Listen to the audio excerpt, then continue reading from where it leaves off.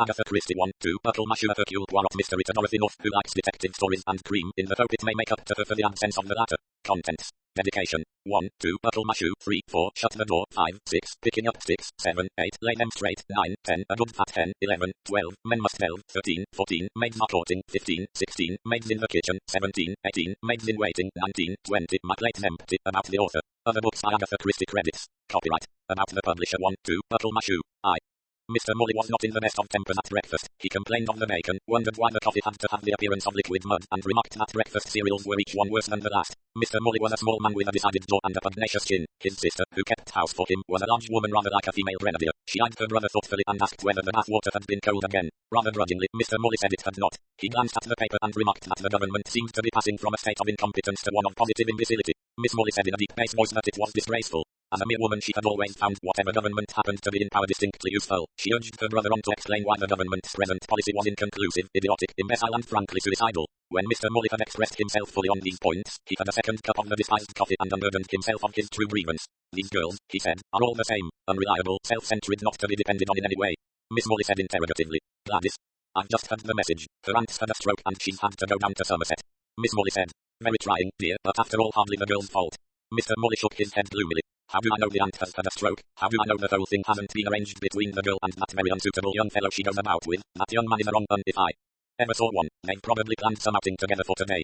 Oh, no, dear, I don't think Gladys would do a thing like that. You know, you've always found her very conscientious. Yes, yes. An intelligent girl and really keen on her work, you said. Yes, yes, Georgina, but that was before this undesirable young man came along. She's been quite different lately, quite different, absent-minded, upset-nervy. The grenadier produced a deep sigh. She said, after all, Henry, girls do fall in love. It can't be helped. Mr. Morley snapped. She oughtn't to let it affect her efficiency as my secretary, and today, in particular, I'm extremely busy. Several very important patients. It is most trying. I'm sure it must be extremely vexing. Henry, how is the new boy shaping, by the way? Henry Morley said gloomily. He's the worst I've had yet. Can't get a single name right and has the most uncouth manners. If he doesn't improve I shall sack him and try again. I don't know what's the good of our education nowadays. It seems to turn out a collection of nitwits who can't understand a single thing you say to them, let alone remember it. He glanced at his watch.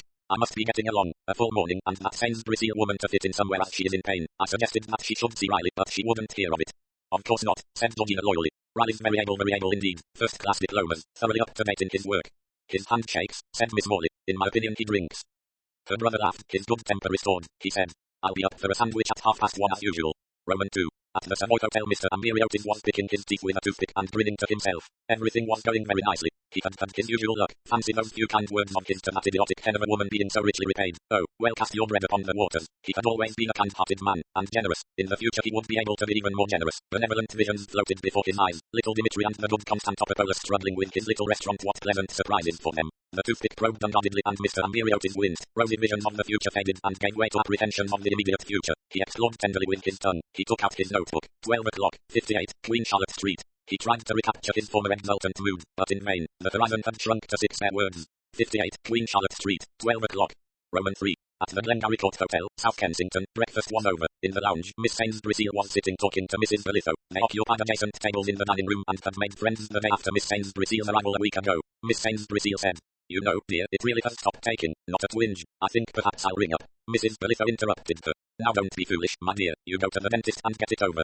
Mrs. Belitho was a tall, commanding female with a deep voice. Miss Sainsbury Seal was a woman of 40-odd with indecisively bleached hair rolled up in untidy curls. Her clothes were shapeless and rather artistic, and her pince-nez were always dropping off. She was a great talker, she said now wistfully. But really, you know, it doesn't take at all.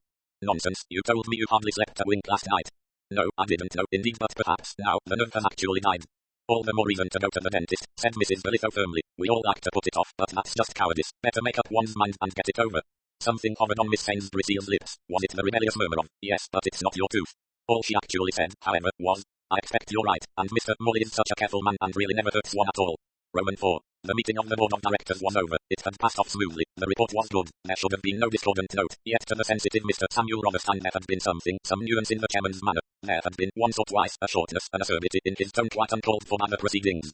Some secret worry, perhaps, but somehow Rotherstein could not connect a secret worry with Alistair Blunt. He was such an unemotional man. He was so very normal, so essentially British. There was, of course, always liver. Mr. Rotherstein's liver gave him a bit of trouble from time to time, but he'd never known Alistair to complain of his liver. Alistair's health was as sound as his brain and his grasp of finance. It was not annoying heartiness, just quite well-being. And yet there was something once or twice the chairman's hand had wandered to his face. He had sat supporting his chin, not his normal attitude, and once or twice he had seemed actually eyes distrait. They came out of the boardroom and passed down the stairs. Rotherstein said, "Can't give you a lift, I suppose?"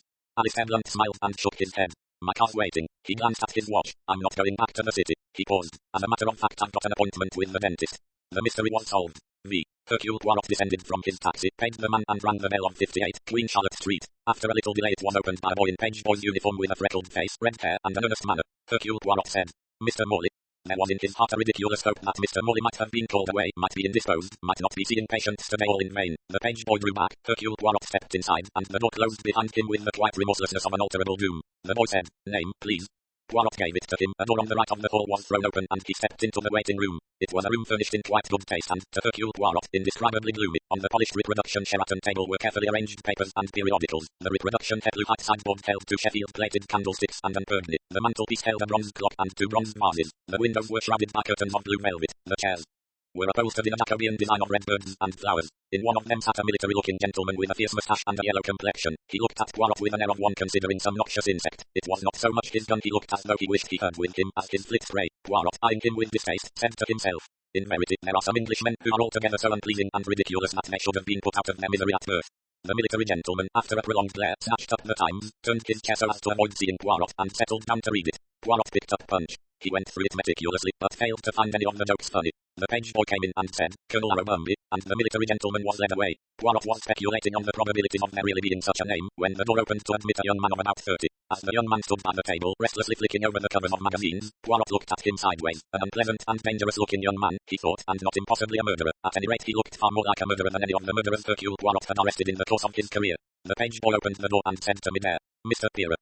Rightly construing this as a summons to himself, Poirot rose. The boy led him to the back of the hall and round the corner to a small lift in which he took him up to the second floor. Here he led him along a passage, opened a door which led into a little anteroom, tapped at a second door, and without waiting for a reply opened it and stood back for Poirot to enter. Poirot entered to a sound of running water and came round the back of the door to discover Mr. Morley washing his hands with professional gusto at a basin on the wall. There are certain humiliating moments in the lives of the greatest of men. It has been said that no man is a hero to his valet. To that may be added that few men are heroes to themselves at the moment of visiting their dentist. Hercule Poirot was morbidly conscious of this fact. He was a man who was accustomed to have a good opinion of himself. He was Hercule Poirot, superior in most ways to other men, but in this moment he was unable to feel superior in any way whatever. His morale was down to zero. He was just that ordinary, craven figure, a man afraid of the dentist's chair. Mr. Morley had finished his professional ablutions. He was speaking now in his encouraging professional manner. "Hardly as warm as it should be, is it, for the time of year?"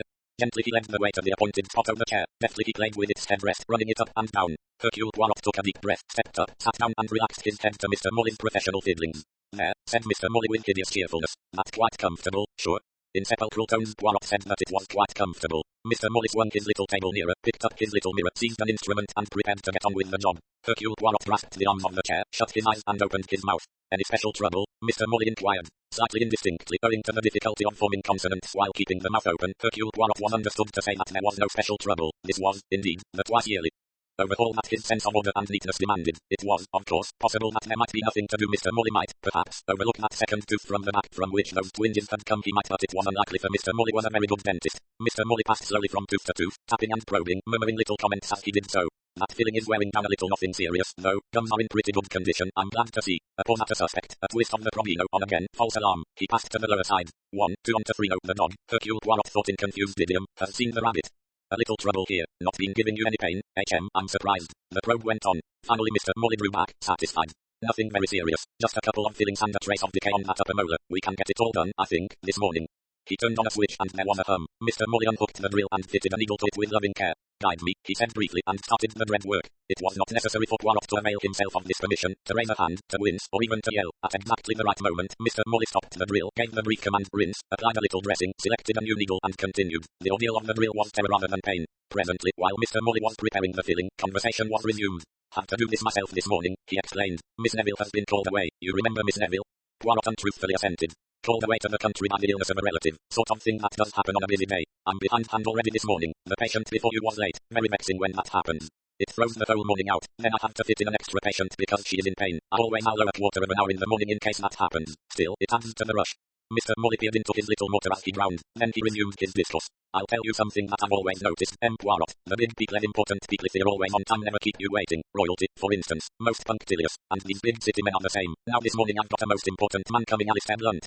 Mr. Morley spoke the name in a voice of triumph. Poirot, prohibited from speech by several rolls of cotton wool and a glass tube that gurgled under his tongue, made an indeterminate noise. Alistair Blunt. Those were the names that thrilled nowadays. Not dukes, not earls, not prime ministers. No, plain Mr. Alistair Blunt. A man whose face was almost unknown to the general public. A man who only figured in an occasional quiet paragraph. Not a spectacular person. Just a quiet nondescript Englishman who was the head of the greatest banking firm in England. A man of vast wealth. A man who said yes and no to governments. A man who lived a quiet, unobtrusive life and never appeared on a public platform or made speeches. Yet a man in whose hands lay supreme power. Mr. Morley's voice still held a reverent tone as he stood over Poirot ramming the filling comb. Always comes to his appointments absolutely on time. Often sends his car away and walks back to his office. Nice, quiet, unassuming fellow. Fond of golf and keen on his garden. You'd never dream he could buy up half Europe. Just like you and me. A momentary resentment rose in Poirot at this offhand coupling of names. Mr. Morley was a good dentist, yes, but there were other good dentists in London. There was only one Hercule Poirot. Rinse, please, said Mr. Morley. It's the answer, you know, to their Hitlers and Mussolinis and all the rest of them, went on Mr. Morley. As he proceeded to tooth number 2, we don't make a fuss over here. Look how democratic our king and queen are. Of course, a Frenchman like you, accustomed to the Republican idea. I am a rather rebellion. Chut, said Mr. Morley sadly. We must have the cavity completely dry. He puffed hot air relentlessly on it. Then he went on. I didn't realize you were a Belgian. Very interesting. Very fine man, King Leopold, so I've always heard. I'm a great believer in the tradition of royalty myself. The training is good, you know. Look at the remarkable way they remember names and faces. All the result of training, so of course some people have a natural aptitude for that sort of thing. I, myself, for instance, I don't remember names, but it's remarkable the way I never forget a face. One of my patients the other day, for instance, I've seen that patient before. The name meant nothing to me, but I said to myself at once, now where have I met you before? I've not remembered yet, but it will come back to me, I'm sure of it. Just another rinse, please. The rinse accomplished, Mr. Morley peered critically into his patient's mouth. Well, I think that seems all right. Just close very gently, quite comfortable. You don't feel the filling at all. Open again, please. No, that seems quite all right. Hercule Poirot descended, a free man. Well, goodbye, M. Poirot. Not detected any criminals in my house, I hope. Poirot said with a smile. Before I came up, everyone looked to me like a criminal. Now, perhaps, it will be different. Ah, yes, a great deal of difference between before and after. All the same, we dentists aren't such devils now as we used to be. Shall I ring for the lift for you? No, I will walk down. As you like, a lift is just by the stairs. Poirot went out. He heard the tap start to run as he closed the door behind him. He walked down the 2 flights of stairs. As he came to the last bend, he saw the Anglo-Indian colonel being shown out. Not at all a bad-looking man, Poirot reflected mellowly. Probably a fine shot who had killed many a tiger. A useful man, a regular outpost of empire. He went into the waiting room to fetch his hat and stick which he had left there. The restless young man was still there, somewhat to Poirot's surprise. Another patient, a man, was reading the field. Poirot studied the young man in his newborn spirit of kindliness. He still looked very fierce, as though he wanted to do a murder but not really a murderer, thought Poirot kindly. Doubtless, presently, this young man would come tripping down the stairs, his ordeal over, happy and smiling and wishing no ill to anyone. The page boy entered and said firmly and distinctly, Mr. Blunt. The man at the table laid down the field and got up. A man of middle height, of middle age, neither fat nor thin, well-dressed, quiet. He went out after the boy. One of the richest and most powerful men in England, but he still had to go to the dentist just like anybody else, and no doubt felt just the same as anybody else about it. These reflections passing through his mind, Hercule Poirot picked up his hat and stick and went to the door. He glanced back as he did so, and the startled thought went through his mind that that young man must have very bad toothache indeed. In the hall, Poirot paused before the mirror to adjust his moustaches, slightly disarranged as the result of Mr. Morley's ministrations. He had just completed their arrangement to his satisfaction when the lift came down again and the page boy emerged from the back of the hall whistling discordantly. He broke off abruptly at the sight of Poirot, and came to open the front door for him. A taxi had just drawn up before the house and a foot was protruding from it. Poirot surveyed the foot with gallant interest. A neat ankle, quite a good quality stocking, not a bad foot, but he didn't like the shoe. A brand new patent leather shoe with a large gleaming buckle. He shook his head. Not chic, very provincial. The lady got out of the taxi, but in doing so she caught her other foot in the door and the buckle was wrenched off. It fell tinkling onto the pavement. Gallantly, Poirot sprang forward and picked it up, restoring it with a bow. Alas, nearer 50 than 40. Pince-nez, untidy yellow grey hair and becoming clothes, those depressing art greens. She thanked him, dropping her pince-nez, then her handbag. Poirot, polite if no longer gallant, picked them up for her. She went up the steps of 58, Queen Charlotte Street, and Poirot interrupted the taxi driver's disgusted contemplation of a meagre tip. You are free, Kane? The taxi driver said gloomily. Oh, I'm free. So am I, said Hercule Poirot, free of care. He saw the taximan's air of deep suspicion. No, my friend, I'm not drunk. It is that I have been to the dentist and I need not go again for 6 months. It is a beautiful thought. 3, 4, shut the door.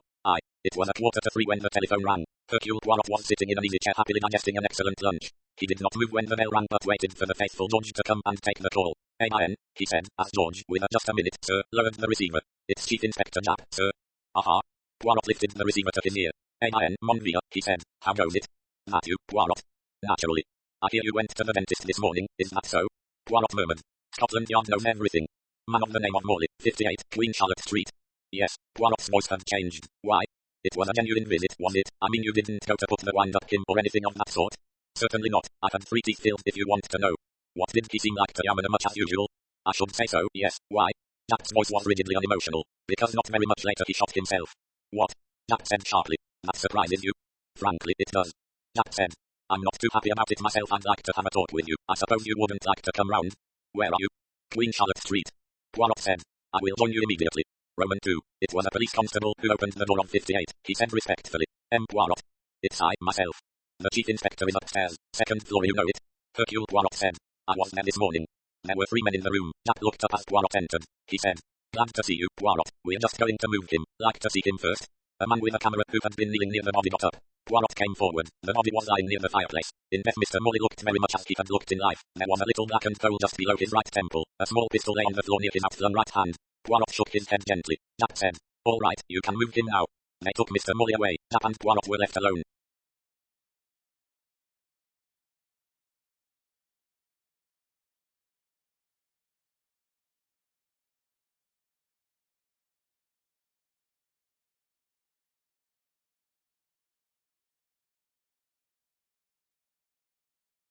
Jack said. We're through all the routine, fingerprints, etc.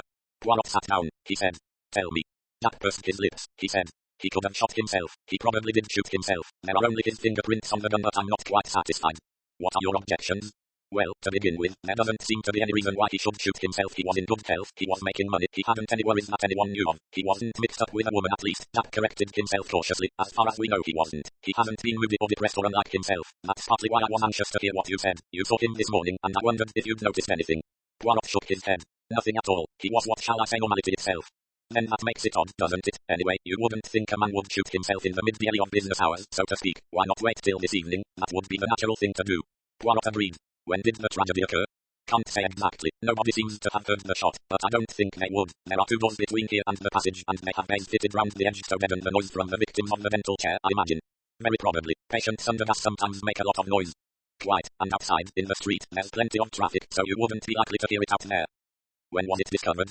Round about 1:30 with the page boy, Alfred Biggs, not a very bright specimen, by all accounts. It seems that Molly's 12:30 patient kicked up a bit of a row being kept waiting. About 1:10 the boy came up and knocked. There was no answer and apparently he didn't dare come in. He'd got in a few rows already from Molly and he was nervous of doing the wrong thing. He went down again and the patient walked out in a huff at 1:15. I don't blame her. She'd been kept waiting 3/4 of an hour and she wanted her lunch. Who was she? Jack grinned. According to the boy she was Miss Shirty, but from the appointment book her name was Kirby. What system was there for showing up patients? When Molly was ready for his next patient, he pressed that buzzer over there and the boy then showed the patient up. And Molly pressed the buzzer last. At 5 minutes past 12, and the boy showed up the patient who was waiting, Mr. Ambiriotis, Savoy Hotel, according to the appointment book. A faint smile came to Poirot's lips. He murmured, I wonder what our page boy made of that name. A pretty hash, I should say. We'll ask him presently if we feel like a laugh. Poirot said. And at what time did this Mr. Ambiriotis leave? The boy didn't show him out, so he doesn't know a good many patients just go down the stairs without ringing for the lift and let themselves out. Poirot nodded. Jack went on. But I rang up the Savoy Hotel. Mr. Ambiriotis was quite precise. He said he looked at his watch as he closed the front door and it was then 25 minutes past 12. He could tell you nothing of importance.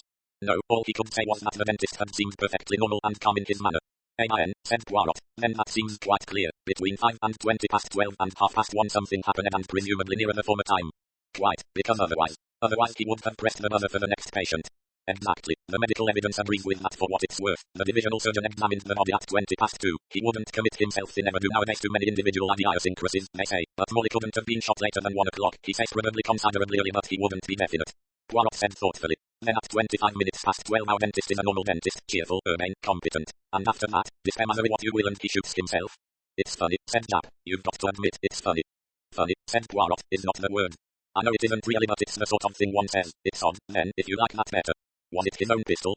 No, it wasn't. He hadn't got a pistol, never had one. According to his sister there wasn't such a thing in the house. There isn't in most houses. Of course he might have bought it if he'd made up his mind to do away with himself. If so, we'll soon know about it. Poirot asked. Is there anything else that worries you? Jack rubbed his nose. Well, there was the way he was lying. I wouldn't say a man couldn't fall like that, but it wasn't quite right somehow. And there was just a trace or two on the carpet as though something had been dragged along it. That, then, is decidedly suggestive. Yes, unless it was that dratted boy. I'm a feeling that he may have tried to move Molly when he found him. He denies it, of course, but then he was scared. He's that kind of young ass. The kind that's always putting their foot in it and getting cursed, and so they come to lie about things almost automatically. Poirot looked thoughtfully round the room. At the wash basin on the wall behind the door, at the tall filing cabinet on the other side of the door, at the dental chair and surrounding apparatus near the window, then along to the fireplace and back to where the body lay. There was a second door in the wall near the fireplace. Jack had followed his glance. Just a small office through there. He flung open the door. It was as he had said, a small room, with a desk, a table with a spirit lamp, and tea apparatus and some chairs. There was no other door. This is where his secretary worked, explained Jack. Miss Neville, it seems she's away today. His eyes met Poirot's. The latter said. He told me, I remember, that again might be a point against suicide. You mean she was got out of the way? Jack paused. He said. If it wasn't suicide, he was murdered. But why? That solution seems almost as unlikely as the other. He seems to have been a quiet, inoffensive sort of chap, who would want to murder him. Poirot said. Who could have murdered him?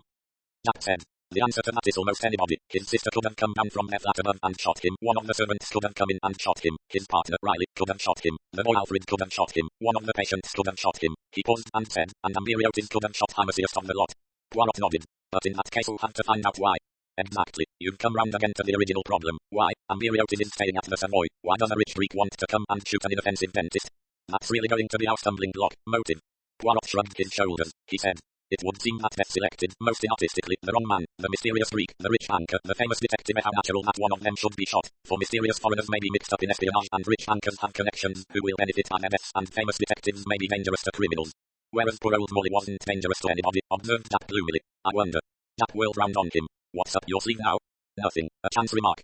He repeated to Jack those few casual words of Mr. Molly's about recognizing faces, and his mention of a patient. Jack looked doubtful. It's possible, I suppose, but it's a bit far-fetched. It might have been someone who wanted their identity.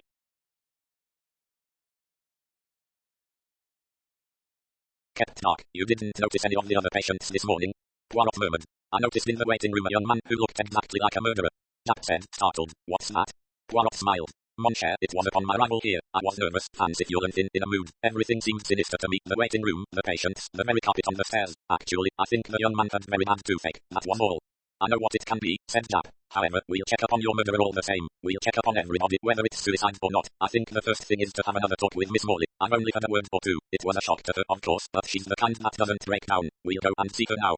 Roman 3. Tall and grim, Georgina Morley listened to what the two men had said and answered their questions. She said with emphasis. It's incredible to me, quite incredible that my brother should have committed suicide.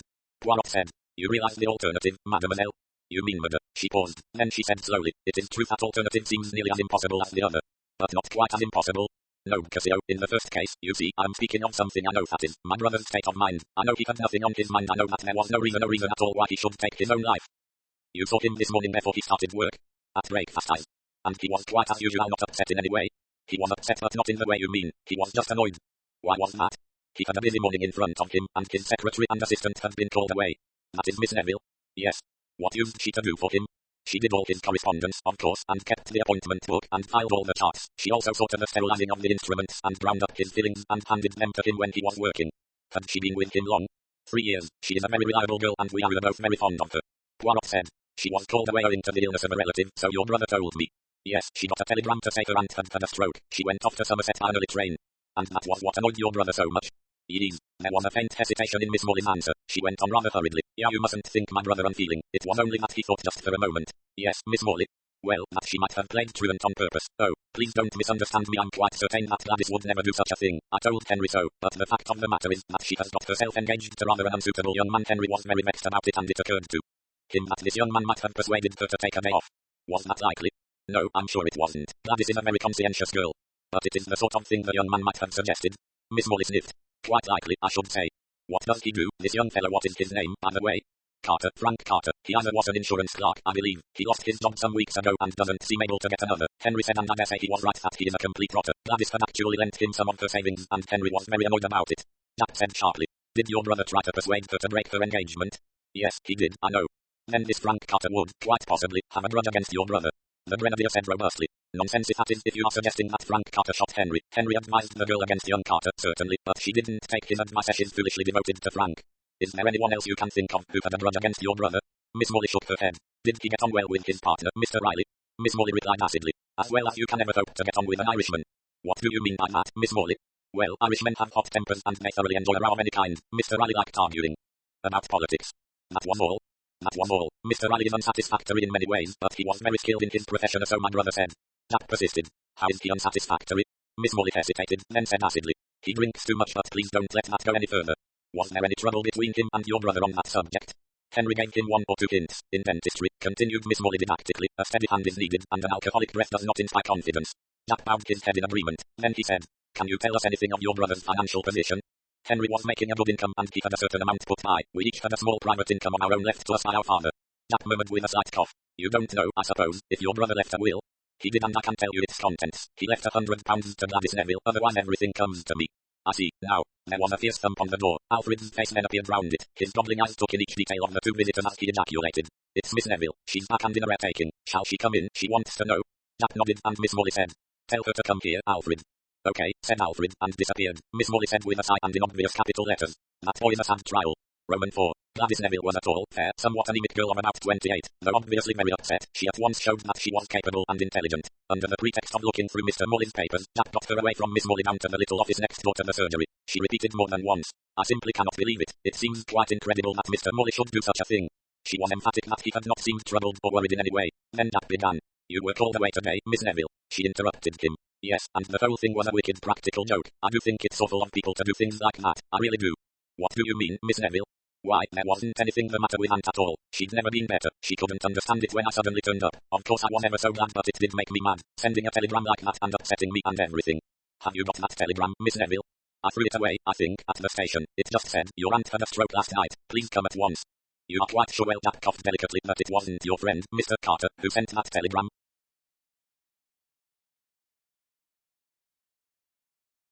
Frank, whatever for? Oh, I see, you mean a put-up job between us? No, indeed, Inspector, neither of us would do such a thing.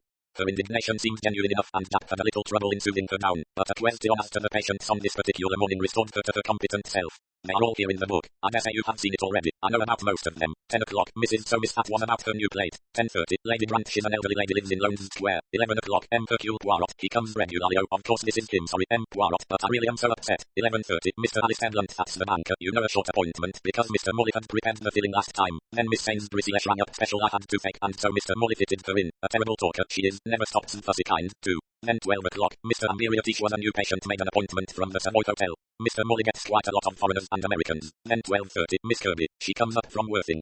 Poirot asked. There was here when I arrived a tall military gentleman. Who would he be? One of Mr. Raleigh's patients, I expect. I'll just get his list for you, shall I? Thank you, Miss Neville. She was absent only a few minutes. She returned with a similar book to that of Mr. Molly. She read out. 10 o'clock, Betty Heath, that's a little girl of 9. 11 o'clock, Colonel Abercrombie. Abercrombie, murmured Poirot. C-A-T-A. 11:30, Mr. Howard Rakes. 12 o'clock, Mr. Barnes. That was all the patients this morning. Mr. Riley isn't so booked up as Mr. Morley, of course.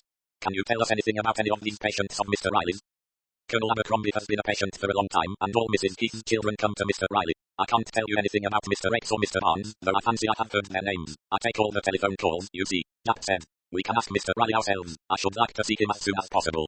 Miss Neville went out. Jack said to Poirot. All old patients of Mr. Molly except Ambiriotis. I'm going to have an interesting talk with Mr. Ambiriotis presently. He's the last person, as it stands, to see Molly alive, and we've got to make quite sure that when he last saw him, Molly was alive.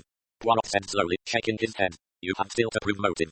I know, that's what is going to be the teaser, but we may have something about Ambiriotis at the yard. He added sharply, you're very thoughtful, Poirot. I was wondering about something. What was it? Poirot said with a faint smile. Why, Chief Inspector Japp? Eh? I said, why, Chief Inspector Japp, an officer of your eminence is he usually called into a case of suicide? As a matter of fact, I happened to be nearby at the time, at Lavenhams in Wigmore Street. Rather an ingenious system of frauds they had there. They telephoned me to come on here. But why did they telephone you? Oh, that's simple enough. Alistair Blunt, as soon as the divisional inspector heard he'd been here. This morning, he got onto the yard. Mr. Blunt is the kind of person we take care of in this country. You mean that there are people who would like him out of the way?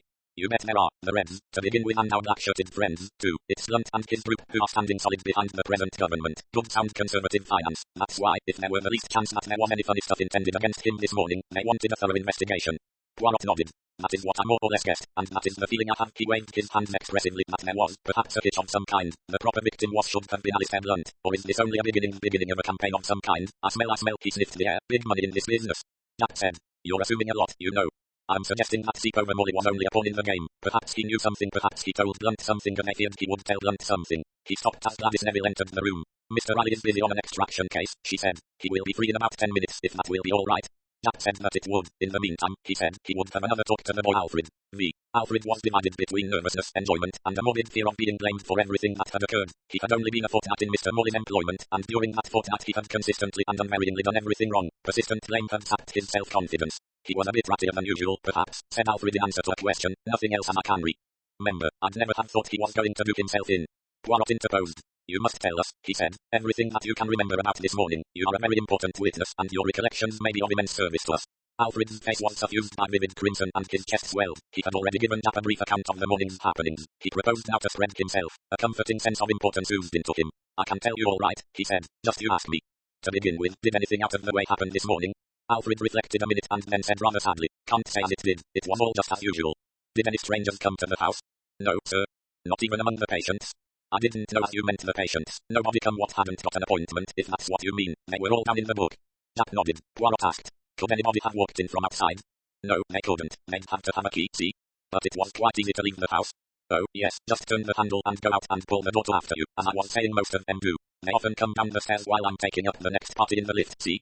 I see. Now just tell us who came first this morning and so on. Describe them if you can't remember their names. Alfred reflected a minute, then he said, lady with a little girl, that was for Mr. Riley and Mrs. Soper. Some such name for Mr. Morley. Poirot said. Quite right, go on. Then another elderly lady bit of a toff she was coming a Daimler. As she went out a tall military gent come in, and just after him, you came. He nodded to Poirot. Right. Then the American gent came. Jack said sharply. American? Yes, sir, young fellow. He was American all right, you could tell by his voice. Come early, he did. His appointment wasn't till 11:30 and what's more he didn't keep it either. Jack said sharply. What's that? Not him. Come in for him when Mr. Riley's buzzer went at 11:30 a bit later it was, as a matter of fact, might have been 20 to 12 in he wasn't there, must have funked it and gone away, he added with a knowledgeable air, they do sometimes. Poirot said. Then he must have gone out soon after me. That's right, sir, you went out after I'd taken up a top what come in a rolls, cool it was a lovely car, Mr. Blunt 11:30, then I come down and let you out, and a lady in, Miss Sunbury Seal or something like that and then well, as a matter of fact I just nipped down to the kitchen to get my lemonses, and when I was down there the buzzer went Mr. Riley's buzzer so I come up and, as I say, the American gentleman had hooked it. I went and told Mr. Riley and he swore a bit, as is his way. Poirot said.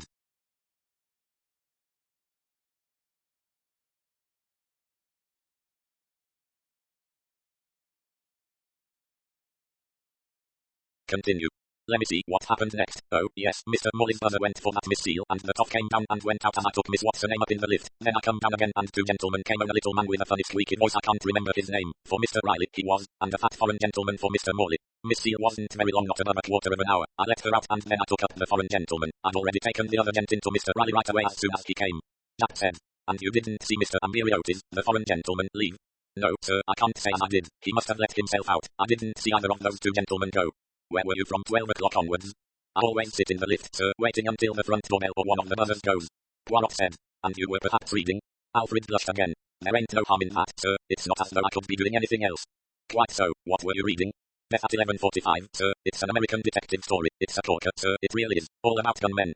Poirot smiled faintly. He said. Would you hear the front door closed from where you were? You mean anyone going out? I don't think I should, sir. What I mean is, I shouldn't notice it. You see, the lift is right at the back of the hall and a little round the corner. The bell rings just behind it, and the buzzers too. You can't miss them. Poirot nodded and Jack asked. What happened next? Alfred frowned in a supreme effort of memory. Only the last lady, Miss Shirty. I waited for Mr. Morley's buzzer to go, but nothing happened, and at 1 o'clock the lady who was waiting, she got rather ratty. It did not occur to you to go up before and see if Mr. Morley was ready? Alfred shook his head very positively. Not me, sir, I wouldn't have dreamed of it. For all I knew the last gentleman was still up there. I'd got to wait for the buzzer. Of course, if I'd known that Mr. Morley had done himself in. Alfred shook his head with morbid relish. Poirot asked. Did the buzzer usually go before the patient came down, or the other way about? Depends. Usually the patient would come down the stairs and then the buzzer would go. If they rang for the lift, that buzzer would go perhaps as I was bringing them down, but it wasn't fixed in any way. Sometimes Mr. Morley would be a few minutes before he rang for the next patient. If he was in a hurry, he'd ring as soon as they were out of the room. I see. Poirot paused and then went on. Were you surprised at Mr. Morley's suicide, Alfred? Not all of a heap, I was. He hadn't no call to go doing himself in as far as I can see. Oh, Alfred's eyes grew large and round. Who wasn't murdered, was he? Poirot cut in before Jack could speak. Supposing he were, would it surprise you less? Well, I don't know, sir, I'm sure. I can't see who'd want to murder Mr. Morley. He was a very ordinary gentleman, sir. Was he really murdered, sir? Poirot said gravely. We have to take every possibility into account. That is why I told you you would be a very important witness and that you must try and recollect everything that happened this morning. He stressed the words and Alfred frowned with a prodigious effort of memory. I can't think of anything else, sir. I can't indeed. Alfred's tone was rueful. Very good, Alfred. And you are quite sure no one except patients came to the house this morning? No stranger did, sir. That Miss Neville's young man came round and in a rare taking not to find her here. Jack said sharply. When was that? Some time after 12 it was. When I told him Miss Neville was away for the day, he seemed very put out and he said he'd wait and see Mr. Morley. I told him Mr. Morley was busy right up to lunchtime, but he said, never mind, he'd wait. Poirot asked. And did he wait? A startled look came into Alfred's eyes. He said. I never thought of that. He went into the waiting room, but he wasn't there later. He must have got tired of waiting and thought he'd come back another time. When Alfred had gone out of the room, Jack said sharply. Do you think it wise to suggest murder to that lad? Poirot shrugged his shoulders. I think sois. Anything suggestive that he may have seen or heard will come back to him under the stimulus, and he will be keenly alert to everything that goes on here. All the same, we don't want it to get about too soon. Mon cher, it will not. Alfred reads detective stories. Alfred is enamored of crime. Whatever Alfred lets slip will be put down to Alfred's morbid criminal imagination. Well, perhaps you are right, Poirot. Now we've got to hear what Riley has to say. Mr. Riley's surgery and office were on the first floor. They were as spacious as the ones above but had less light in them and were not quite so richly appointed. Mr. Molly's partner was a tall, dark young man with a plume of hair that fell untidily over his forehead. He had an attractive voice and a very shrewd eye. We're hoping, Mr. Riley, said Jack after introducing himself, that you can throw some light on this matter. You're wrong then, because I can't, replied the other. I'd say this that Henry Molly was the last person to go taking his own life. I might have done it but he wouldn't. Why might you have done it? Asked Poirot. Because I've oceans of worries, replied the other. Money troubles, for one. I've never yet been able to suit my expenditure to my income, but Molly was a careful man. You'll find no debts nor money troubles, I'm sure of that. Love affairs, suggested Jack. Is it Molly you mean? He had no joy of living at all, right under his sister's thumb he was, poor man. Jack went on to ask Riley details about the patients he had seen that morning. Oh, I fancy they're all square and above board. Little Betty Keith, she's a nice child. I've had the whole family one after another. Colonel Abercrombie's an old patient, too. What about Mr. Howard Rakes? Asked Jack. Riley grinned broadly. The one who walked out on me. He's never been to me before. I know nothing about him. He rang up. And particularly asked for an appointment this morning. Where did he ring up from? Holborn Palace Hotel. He's an American, I fancy. So Alfred said. Alfred should know, said Mr. Riley. He's a film fan, our Alfred. And your other patient? Barnes, a funny precise little man, retired civil servant, lives out Ealing Way. Jack paused a minute and then said. What can you tell us about Miss Neville? Mr. Riley raised his eyebrows. The beautiful blonde secretary, nothing doing, old boy. Her relations with old Molly were perfectly pure, I'm sure of it. I never suggested they weren't, said Jack, reddening slightly. My fault, said Riley. Excuse my filthy mind, won't you? I thought it might be an attempt on your part to cherche la femme. Excuse me for speaking your language, he added parenthetically to Poirot. Beautiful accent, haven't I? It comes of being educated by nuns. Jack disapproved of this flippancy. He asked. Do you know anything about the young man she is engaged to? His name is Carter, I understand. Frank Carter. Molly didn't think much of him, said Riley. He tried to get Neville to turn him down. That might have annoyed Carter. Probably annoyed him frightfully, agreed Mr. Riley cheerfully. He paused and then added.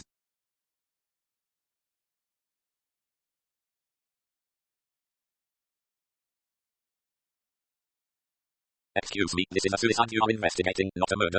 Jack said sharply. If it were a murder, would you have anything to suggest? Not I. I'd like it to be Georgina, one of those grim females with temperance on the brain, but I'm afraid Georgina is full of moral rectitude. Of course I could easily have nipped upstairs and shot the old boy myself, but I didn't. In fact, I can't imagine anyone wanting to kill Molly, but then I can't conceive of his killing himself. He added in a different voice. As a matter of fact, I'm very sorry about it. You mustn't judge by my manner. That's just nervousness, you know. I was fond of old Molly and I shall miss him. Roman 7. Jack put down the telephone receiver. His face, as he turned to Poirot, was rather grim. He said, Mr. Ambiriotis isn't feeling very well, would rather not see anyone this afternoon. He's going to see me. He's not going to give me the slip either. I've got a man at the Savoy ready to trail him if he tries to make a getaway. Poirot said thoughtfully. You think Ambiriotis shot Molly? I don't know, but he was the last person to see Molly alive, and he was a new patient. According to his story, he left Molly alive and well at 25 minutes past 12. That may be true or it may not. If Molly was alright, then we've got to reconstruct what happened next. There was still 5 minutes to go before his next appointment. Did someone come in and see him during that 5 minutes? Carter, say, O'Reilly, what happened? Depend upon it, by 12:30 or 5 and 20 to 1 at the LATSD, Molly was dead, otherwise he'd either have sounded his brother or else sent down word to Miss Kirby. That he couldn't see her. No, either he was killed or else somebody told him something which upset the whole tenor of his mind and he took his own life. He paused. I'm going to have a word with every patient he saw this morning. There's just the possibility that he may have said something to one of them that will put us on the right track. He glanced at his watch. Mr. Alistair Blunt said he could give me a few minutes at 4:15. We'll go to him first. His house is on Chelsea Embankment. Then we might take the Sainsbury Seal woman on our way to Ambiriotis. I'd prefer to know all we can before tackling our Greek friend. After that, I'd like a word or two with the American who, according to you, looked like murder. Hercule Poirot shook his head. Not murder to fake. All the same, we'll see this Mr. Rakes. His conduct was queer to say the least of it, and we'll check up on Miss Neville's telegram and on her aunt and on her young man. In fact, we'll check up on everything and everybody. Roman 8. Alistair Blunt had never loomed large in the public eye, possibly because he was himself a very quiet and retiring man, possibly because for many years he had functioned as a prince consort rather than as a king. Rebecca Sansiverato, Neanderthal, came to London a disillusioned woman of 45. On either side she came of the royalty of wealth. Her mother was an heiress of the European family of Protestants. Her father was the head of the great American banking house of Arnholt. Rebecca Arnholt, owing to the calamitous deaths of two brothers and a cousin in an air accident, was sole heiress to immense wealth. She married a European aristocrat with a famous name, Prince Felipe di Sansiverato. 3 years later she obtained a divorce and custody of the child of the marriage, having spent 2 years of wretchedness with a well-bred scoundrel whose conduct was notorious. A few years later her child died. Embittered by her sufferings, Rebecca Untold turned her undoubted brains to the business of finance and aptitude for it ran in her blood. She associated herself with her father in banking. After his death she continued to be a powerful figure in the financial world with her immense holdings. She came to London and a junior partner of the London house was sent to Claridge's to see her with various documents. 6 months later the world was electrified to hear that Rebecca Sansiverato was marrying Alistair Blunt, a man nearly 20 years younger than herself. There were the usual jeers and smiles. Rebecca, her friends said, was really an incurable fool where men were concerned. First Sansiverato knew this young man. Of course he was only marrying her for her money. She was in for a second disaster, but to everyone's surprise the marriage was a success. The people who prophesied that Alistair Blunt would spend her money on other women were wrong. He remained quietly devoted to his wife, even after her death. 10 years later, when as inheritor of her vast wealth he might have been supposed to cut loose, he did not marry again. He lived the same quiet and simple life. His genius for finance had been no less than his wife's. His judgments and dealings were sound, his integrity above question. He dominated the vast untold and Rothschild interests by his sheer ability. He went very little into society, had a house in Kent and one in Norfolk where he spent weekends not with gay parties, but with a few quite stodgy friends. He was fond of golf and played moderately well. He was interested in his garden. This was the man towards whom Chief Inspector Japp and Hercule Poirot were bouncing along in a somewhat elderly taxi. The Gothic house was a well-known feature on Chelsea Embankment. Inside it was luxurious with an expensive simplicity. It was not very modern but it was eminently comfortable. Alistair Blunt did not keep them waiting. He came to them almost at once. Chief Inspector Japp.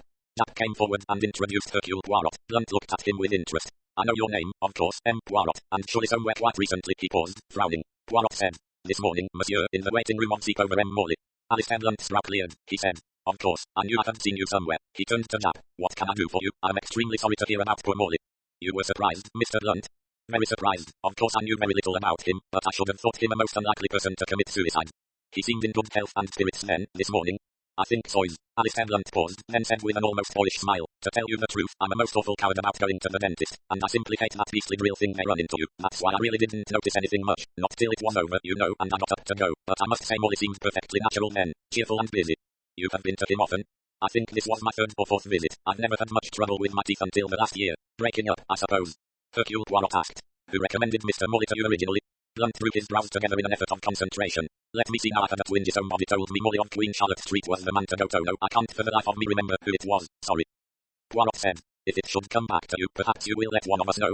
Alistair Blunt looked at him curiously. He said. I will certainly. Why, does it matter? I have an idea, said Poirot, that it might matter very much. They were going down the steps of the house when a car drew up in front of it. It was a car of sporting build, one of those cars from which it is necessary to wriggle from under the wheel in sections. The young woman who did so appeared to consist chiefly of arms and legs. She had finally dislodged herself as the men turned to walk down the street. The girl stood on the pavement looking after them. Then, suddenly and vigorously, she ejaculated, Hi.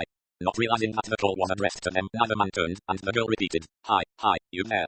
They stopped and looked round inquiringly. The girl walked towards them. The impression of arms and legs remained. She was tall, thin, and her face had an intelligence and aliveness that redeemed its lack of actual beauty. She was dark with a deeply tanned skin. She was addressing Poirot. I know who you are, the detective man, Hercule Poirot. Her voice was warm and deep, with a trace of American accent. Poirot said, At your service, mademoiselle. Her eyes went on to his companion. Poirot said, Chief Inspector Japp.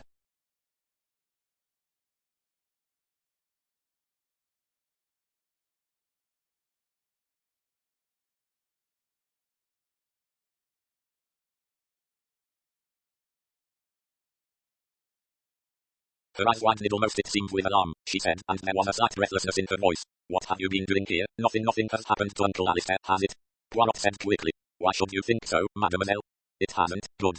Jack took up Poirot's question. Why should you think anything had happened to Mr. Blunt, miss? He paused inquiringly. The girl said mechanically. Oliver, Jane Oliver. Then she gave a slight and rather unconvincing laugh. Sleuths on the doorstep rather suggest bombs in the attic, don't they?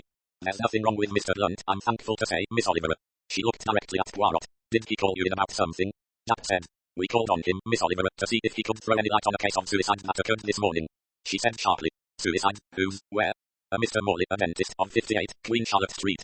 Oh, said Jane Oliver blankly. Oh, she started ahead of her, frowning. Then she said unexpectedly. Oh, but that's absurd. And turning on her heel she left them abruptly and without ceremony, running up the steps of the Gothic house and letting herself in with a key. Well, said Jack, staring after her, that's an extraordinary thing to say. Interesting, observed Poirot mildly. Jack pulled himself together, glanced at his watch and hailed an approaching taxi. We'll have time to take the Sainsbury Seal on our way to the Savoy. Roman 9. Miss Sainsbury Seal was in the dimly lit lounge of the Glengarry Court Hotel having tea. She was flustered by the appearance of a police officer in plain clothes, but her excitement was of a pleasurable nature, he observed. Poirot noticed, with sorrow, that she had not yet sewn the buckle on her shoe. Really, officer, fluted Miss Sainsbury Seal, glancing round, I really don't know where we could go to be private. So difficult just tea time, but perhaps you would care for some tea and your friend. Not for me, madam, said Jack. This is M. Hercule Poirot. Really? Said Miss Sainsbury Seal. Then perhaps you're sure you won't either of you have tea? No. Well, perhaps we might try the drawing room, though that's very often full. Oh, I see. There is a corner over there in the recess. The people are just leaving. Shall we go there? She led the way to the comparative seclusion of a sofa and 2 chairs in an alcove. Poirot and Jack followed her, the former picking up a scarf and a handkerchief that Miss Sainsbury Seal had shed en route. He restored them to her. Oh, thank you, so careless of me. Now please, Inspector. No, Chief Inspector, isn't it? To ask me anything you like. So distressing, the whole business. Poor man, I suppose he had something on his mind. Such worrying times we live in. Did he seem to you worried, Miss Sainsbury Seal? Well, Miss Sainsbury Seal reflected, and finally said unwillingly. I can't really say, you know, that he did, but then perhaps I shouldn't notice not under the circumstances. I'm afraid I'm rather a coward, you know. Miss Sainsbury Seal tittered a little and patted her bird's nest-like curls. Can you tell us who else was in the waiting room while you were there? Now let me see, there was just one young man there when I went in. I think he was in pain because he was muttering to himself and looking quite wild and turning over the leaves of a magazine just anyhow. And then suddenly he jumped up and went out. Really acute toothache he must have had. You don't know whether he left the house when he went out of the room? I don't know at all. I imagined he just felt he couldn't wait any longer and must see the dentist, but it couldn't have been Mr. Morley he was going to because the boy came in and took me up to Mr. Morley only a few minutes later. Did you go into the waiting room again on your way out? No, because, you see, I'd already put on my hat and straightened my hair up in Mr. Morley's room. Some people, went on Miss Sainsbury Seal, warming to the subject, take off their hats downstairs in the waiting room, but I never do. A most distressing thing happened to a friend of mine who did that. It was a new hat and she put it very carefully on a chair, and when she came down, would you believe it, a child had sat on it and squashed it flat. Ruined. Absolutely ruined. A catastrophe, said Poirot politely. I blame the mother entirely, said Miss Sainsbury Seal judicially. Mothers should keep an eye on their children. The little dears do not mean any harm, but they have to be watched. Jack said. Then this young man with toothache was the only other patient you noticed at 58 Queen Charlotte Street. A gentleman came down the stairs and went out just as I went up to Mr. Morley. Oh, and I remember a very peculiar-looking foreigner came out of the house just as I arrived. Jack coughed. Poirot said with dignity. That was I, madam. Oh dear, Miss Sainsbury Seal peered at him. So it was. Do forgive me so short-sighted and very dark here, isn't it? She tailed off into incoherences. And really, you know, I flatter myself that I have a very good memory for faces, but the light here is dim, isn't it? Do forgive my most unfortunate mistake. They soothed the lady down, and Jack asked. You are quite sure Mr. Morley didn't say anything such as for instance that he was expecting a painful interview this morning, anything of that kind? No, indeed, I'm sure he didn't. He didn't mention a patient by the name of Amberiotis. No, he really said nothing except, I mean, the things that dentists have to say. Through Poirot's mind there ran quickly. Rinse, open a little wider, please, now close gently.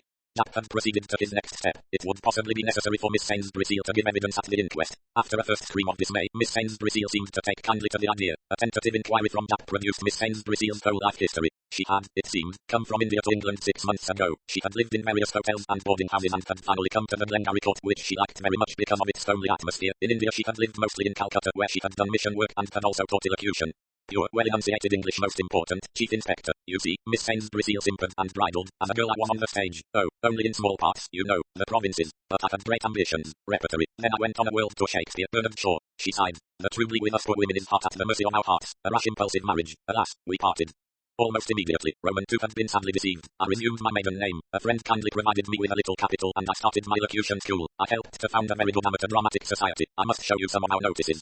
Chief Inspector Jack knew the dangers of that. He escaped, Miss Sainsbury Seal's last words being, and if, by any chance, my name should be in the papers as a witness at the inquest, I mean you will be sure that it is spelt right. Mabel Sainsbury Seal, Mabel spelt M-A-B-E-L-E, and Seal-S-E-A-L-E, and, of course, if they did care to mention that I appeared in As You Like It at the Oxford Repertory Theatre. Of course, Chief Inspector Jack fairly fled. In the taxi, he sighed and wiped his forehead. If it's ever necessary, we ought to be able to check up on her all right, he observed, unless it was all Lisbeth that I don't believe. Poirot shook his head. Liars, he said, are neither so circumstantial nor so inconsequential. Jack went on. I was afraid she'd give at the inquest most middle-aged spinsters nod at her having been an actress AC counts for her being eager. Bit of limelight for her. Poirot said. Do you really want her at the inquest? Probably not, it depends. He paused and then said, I'm more than ever convinced, Poirot, this wasn't suicide. And the motive? Can I speak for the moment? Suppose Morley once seduced Amberiotis' daughter. Poirot was silent. He tried to visualize Mr. Morley in the role of seducer to a luscious-eyed Greek maiden, but failed lamentably. He reminded Jack that Mr. Raleigh had said his partner had no joy of living. Jack said vaguely, oh well, you never know what may happen on a cruise, and he added with satisfaction, we shall know better where we stand when we've talked to this fellow. They paid off the taxi and entered the Savoy. Jack asked for Mr. Amberiotis. The clerk looked at them rather oddly. He said, Mr. Amberiotis, I'm sorry, sir, I'm afraid you can't see him. Oh, yes, I can, my lad, Jack said grimly. He drew the other a little aside and showed him his credentials. The clerk said, you don't understand, sir, Mr. Amberiotis died half an hour ago. To Hercule Poirot it was as though a door had gently but firmly shut. 5, 6, picking up sticks. 24 hours later Jack rang Poirot up. His tone was bitter. Wash out, the whole thing. What do you mean, my friend? Morley committed suicide all right, we've got the motive. What was it? I've just heard the doctor's report on Amberiotin's death. I won't give you the official jargon, but in plain English he died as a result of an overdose of adrenaline and Novocaine. It acted on his heart, I understand, and he collapsed. When the wretched devil said he was feeling bad yesterday afternoon, he was just speaking the truth. Well, there you are. Adrenaline and procaine is the stuff dentists inject into your dumb local anesthetic. Molly made an error, injected an overdose, and then after Amberiotin left, he realized what he had done, couldn't face the music, and shot himself. With a pistol he was not known to possess, queried Poirot. He may have possessed it all the same. Relations don't know everything. You'd be surprised sometimes, the things they don't know. That is true, yes. Jack said. Well, there you are. It's a perfectly logical explanation of the whole thing.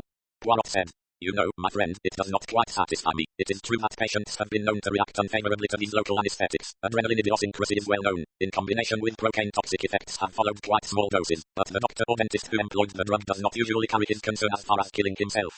Yes, but you're talking of cases where the employment of the anesthetic was normal. In that case no particular blame attaches to the surgeon concerned. It is the idiosyncrasy of the patient that has caused death. But in this case it's pretty clear that there was a definite overdose. They haven't got the exact amount yet. These quantitative analyses seem to take a month of Sundays, but it was definitely more than the normal dose. That means that Molly must have made a mistake. Even then, said Poirot, it was a mistake. It would not be a criminal matter. No, but it wouldn't do him any good in his profession. In fact, it would pretty well ruin him. Nobody's going to go to a dentist who's likely to shoot lethal doses of poison into you just because he happens to be a bit absent-minded. It was a curious thing to do, I admit. These things happen. They happen to doctors, they happen to chemists careful and reliable for years, and then on moments in attention and the mischief's done and the poor devils are for it. Molly was a sensitive man. In the case of a doctor, there's usually a chemist or a dispenser to share the blame at a showl. Do it all together. In this case Molly was solely responsible. Poirot demurred. Would he not have left some message behind him, saying what he had done, and that he could not face the consequences, something of that kind, just a word for his sister? No, as I see it, he suddenly realized what had happened and just lost his nerve and took the quickest way out. Poirot did not answer. Jack said. I know you, old boy. Once you've got your teeth into a case of murder, you like it to be a case of murder. I admit I'm responsible for setting you on the track this time. Well, I made a mistake. I admit it freely. Poirot said. I still think, you know, that there might be another explanation. Plenty of other explanations, I dare say. I've thought of them, but they're all too fantastic. Let's say that Amberiotin shot Molly, went home, was filled with remorse and committed suicide, using some stuff he'd pinched from Molly's surgery. If you think that's likely, I think it's damned unlikely. We've got a record of Amberiotin at the Yard. Quite interesting. Started as a little hotel keeper in Greece, then he mixed himself up in politics. He's done espionage work in Germany and in France and made very pretty little sums of money, but he wasn't getting rich quick enough that way, and he's believed to have done a spot or two of blackmail. Not a nice man, our Mr. Amberiotin. He was out in India last year and is believed to have bled one of the native princes rather freely. The difficult thing has been to prove anything against him. Slippery as an eel. There is another possibility. He might have been blackmailing Molly over something or other. Molly, having a golden opportunity, plugged an overdose of adrenaline and Novocaine into him, hoping that the verdict will be an unfortunate accident, adrenaline idiosyncrasy, something of that sort. Then, after the man's gone away, Molly gets a fit of remorse and does himself in. That's possible. Of course, but I can't somehow see Molly as a deliberate murderer. No, I'm pretty sure it was what I first said, a genuine mistake, made on a morning when he was overworked. We'll have to leave it at that, Poirot. I've talked to the AC and he's quite clear on it. I see, said Poirot with a sigh. I see. Jack said kindly. I know what you feel, old boy, but you can't have a nice juicy murder every time. So long. All I can say by way of apology is the old phrase, sorry you have been troubled. He rang off. Roman 2. Hercule Poirot sat at his handsome modern desk. He liked modern furniture. Its squareness and solidity were more agreeable to him than the soft contours of antique models. In front of him was a square sheet of paper with neat headings and comments. Against some of them were queer remarks. First came Amberiotin, espionage, in England for that purpose, was in India last year, during period of riots and unrest, could be a communist agent. There was a space, and then the next heading, Frank Carter, Molly thought him unsatisfactory, was discharged from his employment recently. Why? After that came a name with merely a question mark, Howard Rakes. Next came a sentence in inverted commas. But that's absurd. Hercule Poirot's head was poised interrogatively. Outside the window a bird was carrying a twig to build its nest. Hercule Poirot looked rather like a bird as he sat there with his egg-shaped head cocked to one side. He made another entry a little farther down. Mr. Barnes. He paused and then wrote, Molly's office, mark on carpet, possibilities. He considered that last entry for some time. Then he got up, called for his hat and stick and went out. Roman 3. 3/4 of an hour later Hercule Poirot came out of the underground station at Ealing Broadway, and 5 minutes after that he had reached his destination, No. 88, Castle Gardens Road. It was a small semi-detached house, and the neatness of the front garden drew an admiring nod from Hercule Poirot. Admirably symmetrical, he murmured to himself. Mr. Barnes was at home, and Poirot was shown into a small, precise dining room, and here presently Mr. Barnes came to him. Mr. Barnes was a small man with twinkling eyes and a nearly bald head. He peeked over the top of his glasses at his visitor, while in his left hand he twirled the card that Poirot had given the maid. He said in a small, prim, almost falsetto voice, Well, Poirot, I'm honored, I'm sure. You must excuse my calling upon you in this informal manner, said Poirot punctiliously. Much the best way, said Mr. Barnes, and the time is admirable, too. 7:15 very sound time at this period of the year for catching anyone at home. He waved his hand. Sit down, Poirot. I've no doubt we've got a good deal to talk about. 58, Queen Charlotte Street, I suppose. Poirot said.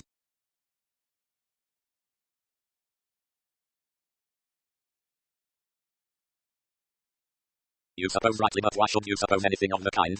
My dear sir, said Mr. Barnes, I've been retired from the Home Office for some time now, but I've not gone quite rusty yet. If there's any hush-hush business, it's far better not to use the police. Draw attention onto it all. Poirot said, I will ask yet another question. Why should you suppose this is a hush-hush business? Isn't it? Asked the other. Well, if it isn't, in my opinion it ought to be. He leant forward and tapped with his pince-nez on the arm of the chair. In Secret Service work it's never the little fry you want, it's the big bugs at the top, but to get them you've got to be careful not to alarm the little fry. It seems to me, Mr. Barnes, that you know more than I do, said Hercule Poirot. Don't know anything at all, replied the other, just put two and two together. One of those two being Amberiotis, said Mr. Barnes promptly. You forget I sat opposite him in the waiting room for a minute or two. He didn't know me. I was always an insignificant chap. Not a bad thing sometimes, but I knew him all right and I could guess what he was up to over here. Which was? Mr. Barnes twinkled more than ever. We're very tiresome people in this country. We're conservative, you know, conservative to the backbone. We grumble a lot, but we don't really want to smash our democratic government and try newfangled experiments. That's what's so heartbreaking to the wretched foreign agitator who's working full-time and over. The whole trouble is from their point of view that we really are, as a country, comparatively solvent. Hardly any other country in Europe is at the moment. To upset England really upset it, you've got to play hell with its finance if that's what it comes to. And you can't play hell with its finance when you've got men like Alistair Blunt at the helm. Mr. Barnes paused and then went on. Blunt is the kind of man who in private life would always pay his bills and live within his income, whether he'd got 2 pence a year or several million makes no difference. He is that type of fellow, and he just simply thinks that there's no reason why a country shouldn't be the same. No costly experiments, no frenzied expenditure on possible utopias. That's why he paused. That's why certain people have made up their minds that Blunt must go. Ah, said Poirot. Mr. Barnes nodded. Yes, he said, I know what I'm talking about. Quite nice people, some of them. Long-haired, earnest-eyed, and full of ideals of a better world. Others not so nice, rather nasty in fact. Furtive little rats with beards and foreign accents. And another lot again of the big bully type. But they've all got the same idea. Blunt must go. He tilted his chair gently back and forward again. Sweep away the old order, the Tories, the Conservatives, the diehards, the hard-headed suspicious mucinous men, that's the idea. Perhaps these people are right, I don't know, but I know one thing, you've got to have something to put in place of the old order, something that will work, not just something that sounds all right. Well, we needn't go into that. We are dealing with concrete facts, not abstract theories. Take away the props and the building will come down. Blunt is one of the props of things as they are. He leaned forward. They're out after Blunt all right, that I know, and it's my opinion that yesterday morning they nearly got him. I may be wrong, but it's been tried before. The method, I mean. He paused and then quietly, circumspectly, he mentioned 3 names. An unusually able Chancellor of the Exchequer, a progressive and far-sighted manufacturer, and a hopeful young politician who had captured the public fancy. The first had died on the operating table, the second had succumbed to an obscure disease which had been recognized too late, the third had been run down by a car and killed. It's very easy, said Mr. Barnes. The anesthetist muffed the giving of the anesthetic well, that does happen. In the second case the symptoms were puzzling. The doctor was just a well-meaning GP, couldn't be expected to recognize them. In the third case, anxious mother was driving car in a hurry to get to her sick child. Sobbed tough jury acquitted her of blame. He paused. All quite natural, and soon forgotten, but I'll just tell you where those 3 people are now. The anesthetist is set up on his own with a first-class research laboratory, no expense spared. That GP has retired from practice. He's got a yacht and a nice little place on the Broads. The mother is giving all her children a first-class education, ponies to ride in the holidays, nice house in the country with a big garden and paddocks. He nodded his head slowly. In every profession and walk of life there is someone who is vulnerable to temptation. The trouble in our case is that Morley wasn't. You think it was like that? Said Hercule Poirot. Mr. Barnes said. I do. It's not easy to get at one of these big men, you know. They're fairly well protected. The cast hunt is risky and doesn't always succeed, but a man is defenseless enough in a dentist's chair. He took off his pince-nez, polished them and put them on again. He said, that's my theory. Morley wouldn't do the job. He knew too much, though, so they had to put him out. They? Asked Poirot. When I say they, I mean the organization that's behind all this. Only one person actually did the job, of course. Which person? Well, I could make a guess, said Mr. Barnes, but it's only a guess and I might be wrong. Poirot said quietly, Riley. Of course, he's the obvious person. I think that probably they never asked Morley to do the job himself. What he was to do was to turn Blunt over to his partner at the last minute. Sudden illness, something of that sort. Riley would have done the actual business and there would have been another regrettable accident, death of a famous anchor, unhappy young dentist in court in such a state of dither and misery that he would have been let down light. He'd have given up dentistry afterwards and settled down somewhere on a nice income of several thousands a year. Mr. Barnes looked across at Poirot. Don't think I'm romancing, he said. These things happen.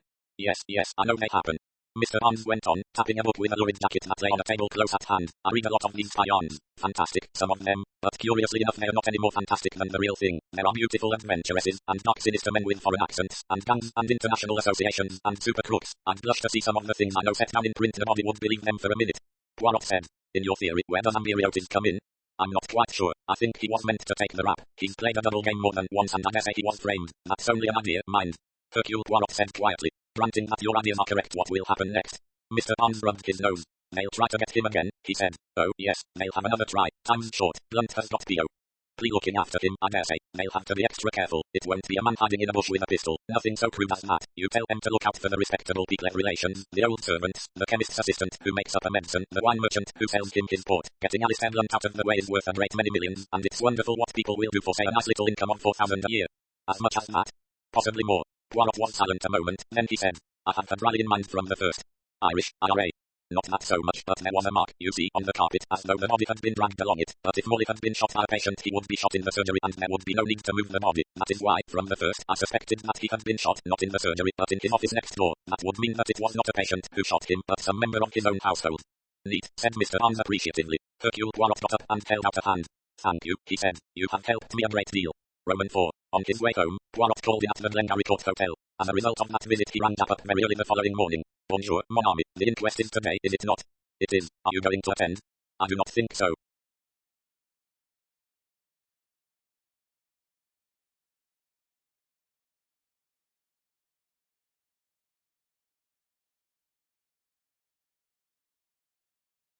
It won't really be worth your while, I expect. Are you calling Miss Sainsbury as a witness? The lovely Mabel Lucy, can't she just spell it plain Mabel? These women get my goat. No, I'm not calling her. There's no need. You have heard nothing from her? No, why should I? Hercule Poirot said. I wondered, that was all. Perhaps it may interest you to learn that Miss Sainsbury walked out of the Glengarry Court Hotel just before dinner the night before last and did not come back. What, she's hooked it? That is a possible explanation. But why should she? She's quite alright, you know, perfectly genuine and above board. I cabled Calcutta about her, that was before I knew the reason for Ambirioti's death, otherwise I shouldn't have both read and I got the reply last night. Everything okay, she's been known there for years, and her whole lazy count of herself is true except that she's slurred over her marriage a bit, married a Hindu student and then found he'd got a few attachments already, so she resumed her maiden name and took to good works. She's hand and glove with the missionaries teaching elocution, and helps in amateur dramatic shows. In fact, what I call a terrible woman but definitely above suspicion of being mixed up in a murder, and now you say she's walked out on us. I can't understand it. He paused a minute and then went on doubtfully. Perhaps she just got fed up with that hotel, I could have easily. Poirot said. Her luggage is still there, she took nothing with her. Jack swore. When did she go? About 6:45. What about the hotel people? They're very upset. Manageress looked quite distraught. Why didn't they report to the police? Because, mon cher, supposing that a lady does happen to stay out for a night, however unlikely it may seem from her appearance, she will be justifiably annoyed by finding on her return that the police have been called in. Mrs. Harrison, the manageress in question, called up various hospitals in case there had been an accident. She was considering notifying the police when I called. My appearance seemed to her like an answer to a prayer. I charged myself with everything and explained that I would enlist the help of a very discreet police officer. The discreet police officer being yours truly, I suppose. You suppose rightly. Jack groaned. All right, I'll meet you at the Glengarry Court Hotel after the inquest. V. Jack grumbled as they were waiting for the manageress. What does the woman want to disappear for? It is curious, you admit. They had no time for more. Mrs. Harrison, proprietor of the Glengarry Court, was with them. Mrs. Harrison was voluble and almost tearful. She was so worried about Miss Sainsbury. What could have happened to her? Rapidly she went over every possibility of disaster. Loss of memory, sudden illness, hemorrhage, run down by an omnibus, robbery and assault. She paused at last for breath, murmuring. Such a nice type of woman, and she seemed so happy and comfortable here. She took them, at Jack's request, up to the chaste bedroom occupied by the missing lady. Everything was neat and orderly. Clothes hung in the wardrobe. Night clothes were folded ready on the bed. In a corner were Miss Sainsbury's two modest suitcases. A row of shoes stood under the dressing table. Some serviceable Oxfords. 2 pairs of rather meretricious black fancy shoes with cut heels and ornament with bows of leather. Some plain black satin evening shoes, practically new, and a pair of moccasins. Poirot noted that the evening shoes were a size smaller than the day ones, a fact that might be put down to cons or to vanity. He wondered whether Miss Sainsbury had found time to sew the second buckle on her shoe before she went out. He hoped so. Slovenliness in dress always annoyed him. Jack was busy looking through some letters in a drawer of the dressing table. Hercule Poirot gingerly pulled open a drawer of the chest of drawers. It was full of underclothing. He shut it again modestly, murmuring that Miss Sainsbury seemed to believe in wearing wool next to the skin, and opened another drawer which contained stockings. Jack said, "Got anything, Poirot?" Poirot said sadly as he handled a pair, 10-inch, cheap shiny silk, price probably £2.11. Jack said, "You're not valuing for probate, old boy. 2 letters here from India, 1 or 2 receipts from charitable organizations, no bills, most estimable character, our Miss Sainsbury seal. But very little taste in dress," said Poirot sadly. Probably thought dress worldly. Jack was noting down an address from an old letter dated 2 months back. "These people may know something about her," he said. "Address up Hampstead Way, sound as though they were fairly intimate." There was nothing more to be gleaned at the Glengarry Court Hotel except the negative fact that Miss Sainsbury had not seemed excited or worried in any way when she went out, and it would appear that she had definitely intended to return, since on passing her friend Mrs. Belitho in the hall, she had called out, "After dinner I will show you that patience I was telling you about." Moreover, it was the custom at the Glengarry Court to give notice in the dining room if you intended to be out for a meal. Miss Sainsbury had not done so, therefore it seemed clear that she had intended returning for dinner, which was served from 7:30 to 8:30. But she had not returned. She had walked out into the Cromwell Road and disappeared. Jack and Poirot called at the address in West Hampstead which had headed the letter found. It was a pleasant house, and the Adams were pleasant people with a large family. They had lived in India for many years and spoke warmly of Miss Sainsbury, but they could not help. They had not seen her lately, not for a month, not in fact since they came back from their Easter holidays. She had been staying then at a hotel near Russell Square. Mrs. Adams gave Poirot the address of it and also the address of some other Anglo-Indian friends of Miss Sainsbury who lived in Streatham. But the two men drew a blank in both places. Miss Sainsbury Seal had stayed at the hotel in question, but they remembered very little about her and nothing that could be of any help. She was a nice quiet lady and had lived abroad. The people in Streatham were no help either. They had not seen Miss Sainsbury Seal since February. There remained the possibility of an accident, but that possibility was dispelled too. No hospital had admitted any casualty answering to the description given. Miss Sainsbury Seal had disappeared into space. VI. On the following morning, Poirot went to the Holborn Palace Hotel and asked for Mr. Howard Rakes. By this time it would hardly have surprised him to hear that Mr. Howard Rakes, too, had stepped out one evening and had never returned. Mr. Howard Rakes, however, was still at the Holborn Palace and was said to be breakfasting. The apparition of Hercule Poirot at the breakfast table seemed to give Mr. Howard Rakes doubtful pleasure. Though not looking so murderous as in Poirot's disordered recollection of him, his scowl was still formidable. Stared at his uninvited guest and said ungraciously, "What the hell? You permit?" Hercule Poirot drew a chair from another table. Mr. Rakes said, "Don't mind me. Sit down and make yourself at home." Poirot smiling availed himself of the permission. Mr. Rakes said ungraciously, "Well, what do you want? Do you remember me at all, Mr. Rakes? Never set eyes on you in my life." "There you are wrong. You sat in the same room with me for at least 5 minutes not more than 3 days ago." "I can't remember everyone I meet at some goddamn party or other." "It was not a party," said Poirot. "It was a dentist's waiting room." Some swift emotion flashed into the young man's eyes and died again at once. His manner changed. It was no longer impatient and casual. It became suddenly wary. He looked across at Poirot and said,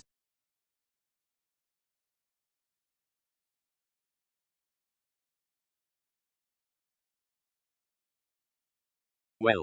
Poirot studied him carefully before replying. He felt, quite positively, that this was indeed a dangerous young man. A lean, hungry face, an aggressive jaw, the eyes of a fanatic. It was a face, though, that women might find attractive. He was untidily, even shabbily dressed, and he ate with a careless voraciousness that was, so the man watching him thought, significant. Poirot summed him up to himself. "It is a wolf with ideas." Rakes said harshly, "What the hell do you mean coming here like this? My visit is disagreeable to you. I don't even know who you are." "I apologize." Dexterously Poirot whipped out his card case. He extracted a card and passed it across the table. Again that emotion that he could not quite define showed upon Mr. Rakes' lean face. It was not fear, it was more aggressive than fear. After it, quite unquestionably, came anger. He tossed the card back. "So that's who you are, is it? I've heard of you." "Most people have," said Hercule Poirot modestly. "You're a private dick, aren't you? The expensive kind. The kind people hire when money is no object, when it's worth paying anything in order to save their miserable skins." "If you do not drink your coffee," said Hercule Poirot, "it will get cold." He spoke kindly and with authority. Rakes stared at him. "Say, just what kind of an insect are you?" "The coffee in this country is very bad anyway," said Poirot. "I'll say it is," agreed Mr. Rakes with fervour. "But if you allow it to get cold it is practically undrinkable." The young man leant forward. "What are you getting at? What's the big idea in coming round here?" Poirot shrugged his shoulders. "I wanted to see you." "Oh yes," said Mr. Rakes skeptically. His eyes narrowed. "If it's the money you're after, you've come to the wrong man. The people I'm in with can't afford to buy what they want. Better go back to the man who pays your salary." Poirot said, sighing. "Nobody has paid me anything in it." "You're telling me," said Mr. Rakes. "It is the truth," said Hercule Poirot. "I'm wasting a good deal of valuable time for no recompense whatsoever, simply, shall we say, to assuage my curiosity." "And I suppose," said Mr. Rakes, "you were just assuaging your curiosity at that darned dentist's the other day." Poirot shook his head. He said, "You seem to overlook the most ordinary reason for being in a dentist's waiting room, which is that one is waiting to have one's teeth attended to." "So that's what you were doing?" Mr. Rake's tone expressed contemptuous unbelief. "Waiting to have your teeth seen to?" "Certainly." "You'll excuse me if I say I don't believe it." "May I ask then, Mr. Rakes, what you were doing there?" Mr. Rakes grinned suddenly. He said, "Got you there. I was waiting to have my teeth seen to also." "You had perhaps the toothache?" "That's right, big boy. But all the same, you went away without having your teeth attended to." "What if I did? That's my business." He paused, then he said, with a quick savagery of tone, "Oh, what the hell's the use of all this slick talking? You were there to look after your big shot. Well, he's all right, isn't he? Nothing happened to your precious Mr. Alistair Blunt. You've nothing on me." Poirot said, "Where did you go when you went so abruptly out of the waiting room?" "Left the house, of course." "Ah." Poirot looked up at the ceiling. "But nobody saw you leave, Mr. Rakes." "Does that matter?" "It might. Somebody died in that house not long afterwards, remember." Rakes said carelessly. "Oh, you mean the dentist fellow?" Poirot's tone was hard as he said, "Yes, I mean the dentist fellow." Rakes stared. He said, "You trying to pin that on me? Is that the game? Well, you can't do it. I've just read the account of the inquest yesterday. The poor devil shot himself because he'd made a mistake with a local anesthetic and one of his patients died." Poirot went on unmoved. "Can you prove that you left the house when you say you did? Is there anyone who can say definitely where you were between 12 and 1? The other's eyes narrowed. "So you are trying to pin it on me. I suppose Blunt put you up to this?" Poirot sighed. He said, "You will pardon me, but it seems an obsession with youth has persistent harping on Mr. Alistair Blunt. I'm not employed by him. I never have been employed by him. I'm concerned, not with his safety, but with the death of a man who did good work in his chosen profession." Rakes shook his head. "Sorry," he said, "I don't believe you. You're Blunt's private dick all right." His face darkened as he leaned across the table. "But you can't save him, you know. He's got to go, and everything he stands for. There's got to be a new old corrupt system of finance has got to go as cursed net of bankers all over the world like a spider's web. They've got to be swept away. I've nothing against Blunt personally, but he's the type of man I hate. He's mediocre and smug. He's the sort you can't move unless you use dynamite." He's the sort of man who says you can't disrupt the foundations of civilization, can't you? No, let him wait and see. He's an obstruction in the way of progress and he's got to be removed. There's no room in the world today for men like blunt men who hark back to the past, men who want to live as their fathers lived or even as their grandfathers lived. You've got a lot of them here in England, crusted old die-hard superless, worn-out symbols of a decayed era, and, my God, they've got to go. There's got to be a new world. Do you get me? New world, see? Poirot sighed and rose. He said, I see, Mr. Raikes, that you are an idealist. What if I am? Too much of an idealist to care about the death of a dentist. Mr. Raikes said scornfully. What does the death of one miserable dentist matter? Hercule Poirot said. It does not matter to you, it matters to me. That is the difference between us. Roman 7. Poirot arrived home to be informed by George that a lady was waiting to see him. She is at home a little nervous, sir, said George. Since the lady had given no name, Poirot was at liberty to guess. He guessed wrong, for the young woman who rose agitatedly from the sofa as he entered was the late Mr. Molly's secretary, Miss Gladys Neville. Oh, dear, Poirot, I'm so sorry to worry you like this, and really I don't know how I have the courage to come. I'm afraid you'll think it very bold of me, and I'm sure I don't want to take up your time. I know what time means to a busy professional man, but really I have been so unhappy, only I dare say you will think it all a waste of time. Profiting by long experience of the English people, Poirot suggested a cup of tea. Miss Neville breaked on was all that could be hoped for. Well, really, Poirot, that's very kind of you. Not that it's so very long since breakfast, but one can always do with a cup of tea, can't one? Poirot, who could always do without one, assented mendaciously. George was instructed to this effect, and in a miraculously short time Poirot and his visitor faced each other across a tea tray. I must apologize to you, said Miss Neville, regaining her aplomb under the influence of the beverage. But as a matter of fact, the inquest yesterday upset me a good deal. I'm sure it must have done, said Poirot kindly. There was no question of my giving evidence or anything like that, but I felt somebody ought to go with Miss Morley. Mr. Riley was there, of course, but I meant a woman. Besides, Miss Morley doesn't like Mr. Riley, so I thought it was my duty to go. That was very kind of you, said Poirot encouragingly. Oh, no, I just felt I had to. You see, I have worked for Mr. Morley for quite a number of years now, and the whole thing was a great shock to me, and of course the inquest made it worse. I'm afraid it must have done. Miss Neville leaned forward earnestly. But it's all wrong, Poirot. It really is all wrong. What is wrong, mademoiselle? Well, it just couldn't have happened, not the way they make out giving a patient an overdose in injecting the gum, I mean. You think not? I'm sure about it. Occasionally patients do suffer ill effects, but that is because they are physiologically unfit subjects. Their heart action isn't normal, but I'm sure that an overdose is a very rare thing. You see, practitioners get so into the habit of giving the regulation amount that it is absolutely mechanical. They'd give the right dose automatically. Poirot nodded approvingly. He said, that is what I thought myself, yes. It's so standardized, you see. It's not like a chemist who is making up different amounts the whole time, or multiplying dosage where an error might creep in through inattention, or a doctor who writes a great many different prescriptions. But a dentist isn't like that at all. Poirot asked. You did not ask to be allowed to make these observations in the coroner's court? Gladys Neville shook her head. She twisted her fingers uncertainly. You see, she broke out at last. I was afraid of making things worse. Of course I know that Mr. Morley wouldn't do such a thing, but it might make people think that he had done it deliberately. Poirot nodded. Gladys Neville said. That's why I came to you, Poirot, because we knew it wouldn't be official in any way, but I do think somebody ought to know how unconvincing the whole thing is. Nobody wants to know, said Poirot. She stared at him, puzzled. Poirot said. I should like to know a little more about that telegram you received, summoning you away that day. Honestly, I don't know what to think about that, Poirot. It does seem so queer. You see, it must have been sent by someone who knew all about me and where she lived and everything. Yes, it would seem as though it must have been sent by one of your intimate friends, or by someone who lived in the house and knew all about you. None of my friends would do such a thing, Poirot. You have no ideas yourself on the subject. The girl hesitated. She said slowly. Just at first, when I realized that Mr. Morley had shot himself, I wondered if he could possibly have sent it. You mean out of consideration for you, to get you out of the way? The girl nodded. But that really seemed a fantastic idea, even if he had got the idea of suicide in his mind that morning. It's really very odd. Frank, my friend, you know, was quite absurd at first about it. He accused me of wanting to go off for the day with somebody else, as though I would do such a thing. Is there somebody else? No, of course there isn't, but Frank has been so different lately, so moody and suspicious. Really, you know, it was losing his job and not being able to get another. Just hanging about is so bad for a man. I've been very worried about Frank. He was upset, was he not, to find you had gone away that day? Yes, you see, he came round to tell me he had got a new job, a marvellous job, £10 a week, and he couldn't wait. He wanted me to know right away, and I think he wanted Mr. Morley to know, too, because he'd been very hurt at the way Mr. Morley didn't appreciate him, and he suspected Mr. Morley of trying to influence me against him. Which was true, was it not? Well, yes, it was, in a way. Of course, Frank has lost a good many jobs, and he hasn't been, perhaps, what most people would call very steady, but it will be different now. I think one can do so much by influence, don't you, Poirot? If a man feels a woman expects a lot of him, he tries to live up to her ideal of him. Poirot sighed, but he did not argue. He had heard many hundreds of women produce that same argument, with the same blind belief in the redeeming power of a woman's love. Once in 1,000 times, he supposed, cynically, it might be true. He merely said, I should like to meet this friend of yours. I'd love to have you meet him, Poirot, but just at present Sunday is his only free day. He's away in the country all the week, you see. On the new job. What is the job, by the way? Well, I don't exactly know, Poirot. Something in the secretarial line, I imagine, or some government department. I know I have to send letters to Frank's London address and they get forwarded. That is a little odd, is it not? Well, I thought so, but Frank says it is often done nowadays. Poirot looked at her for a moment or two without speaking. Then he said deliberately, Tomorrow is Sunday, is it not? Perhaps you would both give me the pleasure of lunching with me at Logan's Corner House. I should like to discuss this sad business with you both. Well, thank you, M. Poirot. Yes, I'm sure we'd like to lunch with you very much. Roman 8. Frank Carter was a fair young man of medium height. His appearance was cheaply smart. He talked readily and fluently. His eyes were set rather close together and they had a way of shifting uneasily from side to side when he was embarrassed. He was inclined to be suspicious and slightly hostile. I'd no idea we were to have the pleasure of lunching with you, M. Poirot. Gladys didn't tell me anything about it. He shot her a rather annoyed glance as he spoke. It was only arranged yesterday, said Poirot, smiling. Miss Neville is very upset by the circumstances of Mr. Molly's death and I wondered if we put our heads together. Frank Carter interrupted him rudely. Molly's death, I'm sick of Molly's death. Why can't you forget him, Gladys? There wasn't anything so wonderful about him that I can see. Oh, Frank, I don't think you ought to say that. Why, he left me £100. I got the letter about it last night. That's all right, admitted Frank grudgingly. But after all, why shouldn't he? He worked you like a nigger and who pocketed all the fat fees. Why, he did.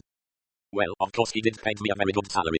Not according to my ideas. You're too humble altogether, Gladys, my girl. You let yourself be put upon, you know. I sized Molly up all right. You know as well as I do that he tried his best to get you to give me the chuck. He didn't understand. He understood all right. The man's dead now, otherwise I can tell you I'd have given him a piece of my mind.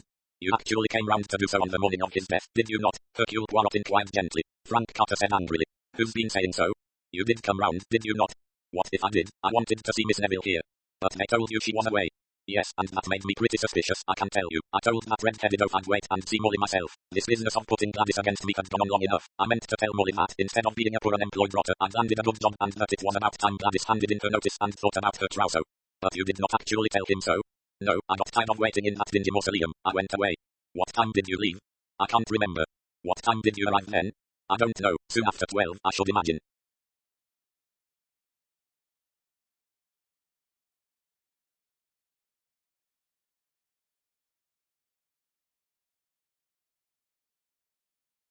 And you stayed half an hour longer or less than half an hour?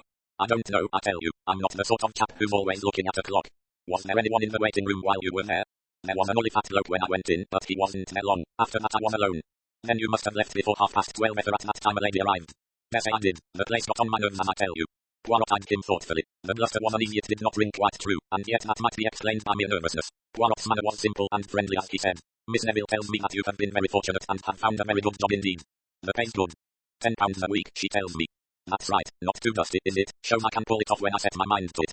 He swaggered a little. Yes, indeed, and the work is not too arduous. Frank Carter said shortly. Not too bad. And interesting. Oh, yes, quite interesting. Talking of jobs, I've always been interested to know how you private detectives go about things. I suppose there's not much of the Sherlock Holmes touch really, mostly divorce nowadays. I do not concern myself with divorce. Really, then I don't see how you live. I manage, my friend, I manage. But you're right at the top of the tree, aren't you, M. Poirot? Put in Gladys Neville. Mr. Molly used to say so. I mean you're the sort of person royalty calls in, or the Home Office or Duchesses. Poirot smiled upon her. You flatter me, he said. Roman 9. Poirot walked home through the deserted streets in a thoughtful frame of mind. When he got in, he rang up Japp. Forgive my troubling you, my friend, but did you ever do anything in the matter of tracing that telegram that was sent to Gladys Neville? Still harping on the subject, yes, we did. As a matter of fact, there was a telegram and rather clever hand lives at Richbourne in Somerset. The telegram was handed in at Richbourne, you know, the London suburb. Hercule Poirot said appreciatively. That was clever, that was clever. If the recipient happened to glance at where the telegram was handed in, the word would look sufficiently like Richbourne to carry conviction. He paused. Do you know what I think, Japp? Well, there are signs of brains in this business. Hercule Poirot wants it to be murder, so it's got to be murder. How do you explain that telegram? Coincidence. Someone was hoaxing the girl. Why should they? Oh, my goodness, Poirot, why do people do things? Practical jokes, hoaxes, misplaced sense of who? That's all. And somebody felt like being funny just on the day that Molly was going to make a mistake over an injection.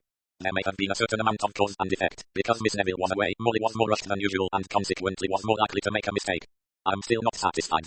I dare say, but don't you see where your view is leading you? If anybody got Neville out of the way, it was probably Molly himself, making his killing of Ambiriotis deliberate and not an accident. Poirot was silent. Japp said. You see? Poirot said. Ambiriotis might have been killed in some other way. Not he. Nobody came to see him at the Savoy. He lunched up in his room, and the doctors say the stuff was definitely injected, not taken by mouth, it wasn't in the stomach. So there you are. It's a clear case. That is what we are meant to think. The AC is satisfied anyway. And he is satisfied with the disappearing lady. The case of the vanishing seal, no, I can tell you, we're still working on that. That woman's got to be somewhere. You just can't walk out into the street and disappear. She seems to have done so. For the moment, but she must be somewhere, alive or dead, and I don't think she is dead. Why not? Because we'd have found her body by now. Oh, my Japp, do bodies always come to light so soon? I suppose you're hinting that she's been murdered now and that we'll find her in a quarry cut up in little pieces like Mrs. Bruxton. After all, mon ami, you do have missing persons who are not found. Very seldom, old boy. Lots of women disappear, yes, but we usually find them, alright. 9 times out of 10 it's a case of good old sex. They're somewhere with a man, but I don't think it could be that with our Mabel, do you? One never knows, said Poirot cautiously, but I do not think it likely, so you are sure of finding her? We'll find her all right. We're publishing a description of her to the press and we're hoping in the BBC. Ah, said Poirot, I fancy that may bring developments. Don't worry, old boy, we'll find your missing beauty for your woolen underwear and all. He ran off. George entered the room with his usual noiseless tread. He set down on a little table a steaming pot of chocolate and some sugar biscuits. Will there be anything else, sir? I'm in great perplexity of mind, Georges. Indeed, sir, I'm sorry to hear it. Hercule Poirot poured himself out some chocolate and turned his cup thoughtfully. George stood deferentially waiting, recognizing the signs. There were moments when Hercule Poirot discussed his cases with his valet. He always said that he found George's comments singularly helpful. You are aware, no doubt, Georges, of the death of my dentist. Mr. Morley, sir, yes, sir, very distressing, sir, he shot himself, I understand. That is the general understanding. If he did not shoot himself, he was murdered. Yes, sir. The question is, if he was murdered, who murdered him? Quite so, sir. There are only a certain number of people, Georges, who could have murdered him. That is to say the people who were actually in, or could have been in, the house at the time. Quite so, sir. Those people are a cook and housemaid, amiable domestics, and highly unlikely to do anything of the kind. A devoted sister, also highly unlikely, but who does inherit her brother's money such as it was, and one can never entirely neglect the financial aspect. An able and efficient partner, no motive known. A somewhat bone-headed page boy addicted to cheap crime stories. And lastly, a Greek gentleman of somewhat doubtful antecedents. George coughed. These foreigners, sir. Exactly, I agree perfectly. The Greek gentleman is decidedly indicated. But you see, Georges, the Greek gentleman also died, and apparently it was Mr. Morley who killed him, whether by intention or as the result of an unfortunate error we cannot be sure. It might be, sir, that they killed each other. I mean, sir, each gentleman had formed the idea of doing the other gentleman in, though of course each gentleman was unaware of the other gentleman's intention. Hercule Poirot purred approvingly. Very ingenious, Georges. The dentist murders the unfortunate gentleman who sits in the chair, not realizing that the said victim is at that moment meditating exactly at what moment to whip out his pistol. It could, of course, be so, but it seems to me, Georges, extremely unlikely, and we have not come to the end of our list yet. There are still 2 other people who might possibly have been in the house at the given moment. Every patient, before Mr. Ambriotis, was actually seen to leave the house with the exception of one young American gentleman. He left the waiting room at about 20 minutes to 12, but no one actually saw him leave the house. We must therefore count him as a possibility. The other possibility is a certain Mr. Frank Carter, not a patient, who came to the house at a little after 12 with the intention of seeing Mr. Morley. Nobody saw him leave either. Those, my good Georges, are the facts. What do you think of them? At what time was the murder committed, sir? If the murder was committed by Mr. Ambriotis, it was committed at any time between 12 and 5 and 20 past. If by somebody else, it was committed after 25 minutes past 12, as otherwise Mr. Ambriotis would have noticed the corpse. He looked encouragingly at George. Now, my good Georges, what have you to say about the matter? George pondered. He said, It strikes me, sir. Yes, Georges. You will have to find another dentist to attend to your teeth in future, sir. Hercule Poirot said. You surpass yourself, Georges. That aspect of the matter had not as yet occurred to me. Looking gratified, George left the room. Hercule Poirot remained sipping his chocolate and going over the facts he had just outlined. He felt satisfied that they were as he had stated them. Within that circle of persons was the hand that had actually done the deed, no matter whose the inspiration had been. Then his eyebrows shot up as he realized that the list was incomplete. He had left out one name, and no one must be left out, not even the most unlikely person. There had been one other person in the house at the time of the murder. He wrote down, Mr. Barnes. X. George announced. A lady to speak to you on the telephone, sir. A week ago, Poirot had guessed wrongly the identity of a visitor. This time his guess was right. He recognized her voice at once. Hercule Poirot. Speaking. This is Jane Oliver, Mr. Alistair Blunt's niece. Yes, Miss Oliver. Could you come to the Gothic house, please? There is something I feel you ought to know. Certainly. What time would be convenient? At 6:30, please. I will be there. For a moment the autocratic note wavered. Roman 2 hope I'm not interrupting your work. Not at all. I was expecting you to call me. He put down the receiver quickly. He moved away from it smiling. He wondered what excuse Jane Oliver had found for summoning him. On arrival at the Gothic house he was shown straight into the big library overlooking the river. Alistair Blunt was sitting at the writing table playing absent-mindedly with a paper knife. He had the slightly harassed look of a man whose womenfolk have been too much for him. Jane Oliver was standing by the mantelpiece. A plump middle-aged woman was speaking fretfully as Poirot entered, and I really think my feelings should be considered in the matter, Alistair.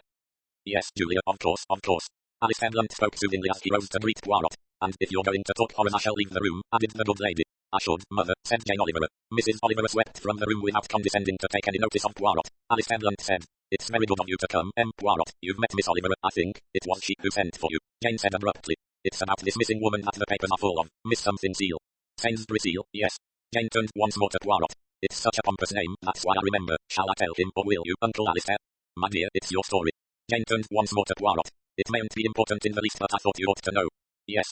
It was the last time Uncle Alistair went to the dentist. I don't mean the other day, I mean about 3 months ago. I went with him to Queen Charlotte Street in the Rolls, and it was to take me on to some friends in Regent's Park and come back for him. We stopped at 58 and Uncle got out, and just as he did, a woman came out of 58, a middle-aged woman with fussy hair and rather arty clothes. She made a beeline for Uncle and said Jane Oliver's voice rose to an affected squeak. "Oh, Mr. Lunt, you don't remember me, I'm sure." Well, of course, I could see by Uncle's face that he didn't remember her in the slightest. Alistair Blunt sighed. "I never do. People are always saying it." He put on his special face, went on Jane. "I know it well, kind of polite and make-believe. It wouldn't deceive a baby," he said in a most unconvincing voice. "Oh here of course," the terrible woman went on. "I was a great friend of your wife's, you know." "They usually say that, too," said Alistair Blunt in a voice of even deeper gloom. He smiled rather ruefully. "It always ends the same way, a subscription to something or other. I got off this time with £5 to a Zen on a mission or something, cheap." Had she really known your wife? Well, her being interested in Zen on a missions made me think that, if so, it would have been in India. We were there about 10 years ago, but, of course, she couldn't have been a great friend or I'd have known about it. Probably met her once at a reception. Jane Oliver said. "I don't believe she'd ever met Aunt Rebecca at all. I think it was just an excuse to speak to you." Alistair Blunt said tolerantly. "Well, that's quite possible." Jane said. "I mean, I think it's queer the way she tried to scrape an acquaintance with you, Uncle." Alistair Blunt said with the same tolerance. "She just wanted a subscription." Poirot said. "She did not try to follow it up in any way." Blunt shook his head. "I never thought of her again. I'd even forgotten her name till Jane spotted it in the paper." Jane said a little unconvincingly. "Well, I thought M. Poirot ought to be told." Poirot said politely. "Thank you, mademoiselle." He added. "I must not keep you, Mr. Blunt. You are a busy man." Jane said quickly. "I'll come down with you." Under his moustaches, Hercule Poirot smiled to himself. On the ground floor, Jane paused abruptly. She said, "Come in here." They went into a small room off the hall. She turned to face him. "What did you mean on the telephone when you said that you had been expecting me to call you?" Poirot smiled. He spread out his hands. "Just that, mademoiselle. I was expecting a call from you and the call came." "You mean that you knew I'd ring up about this Sainsbury Seal woman?" Poirot shook his head. "That was only the pretext. You could have found something else if necessary." Jane said. "Why the hell should I call you up? Why should you deliver this tidbit of information about Miss Sainsbury Seal to me instead of giving it to Scotland Yard? That would have been the natural thing to do." "All right, Mr. Know-all, how much exactly do you know?" "I know that you are interested in me since you heard that I paid a visit to the Holborn Palace Hotel there."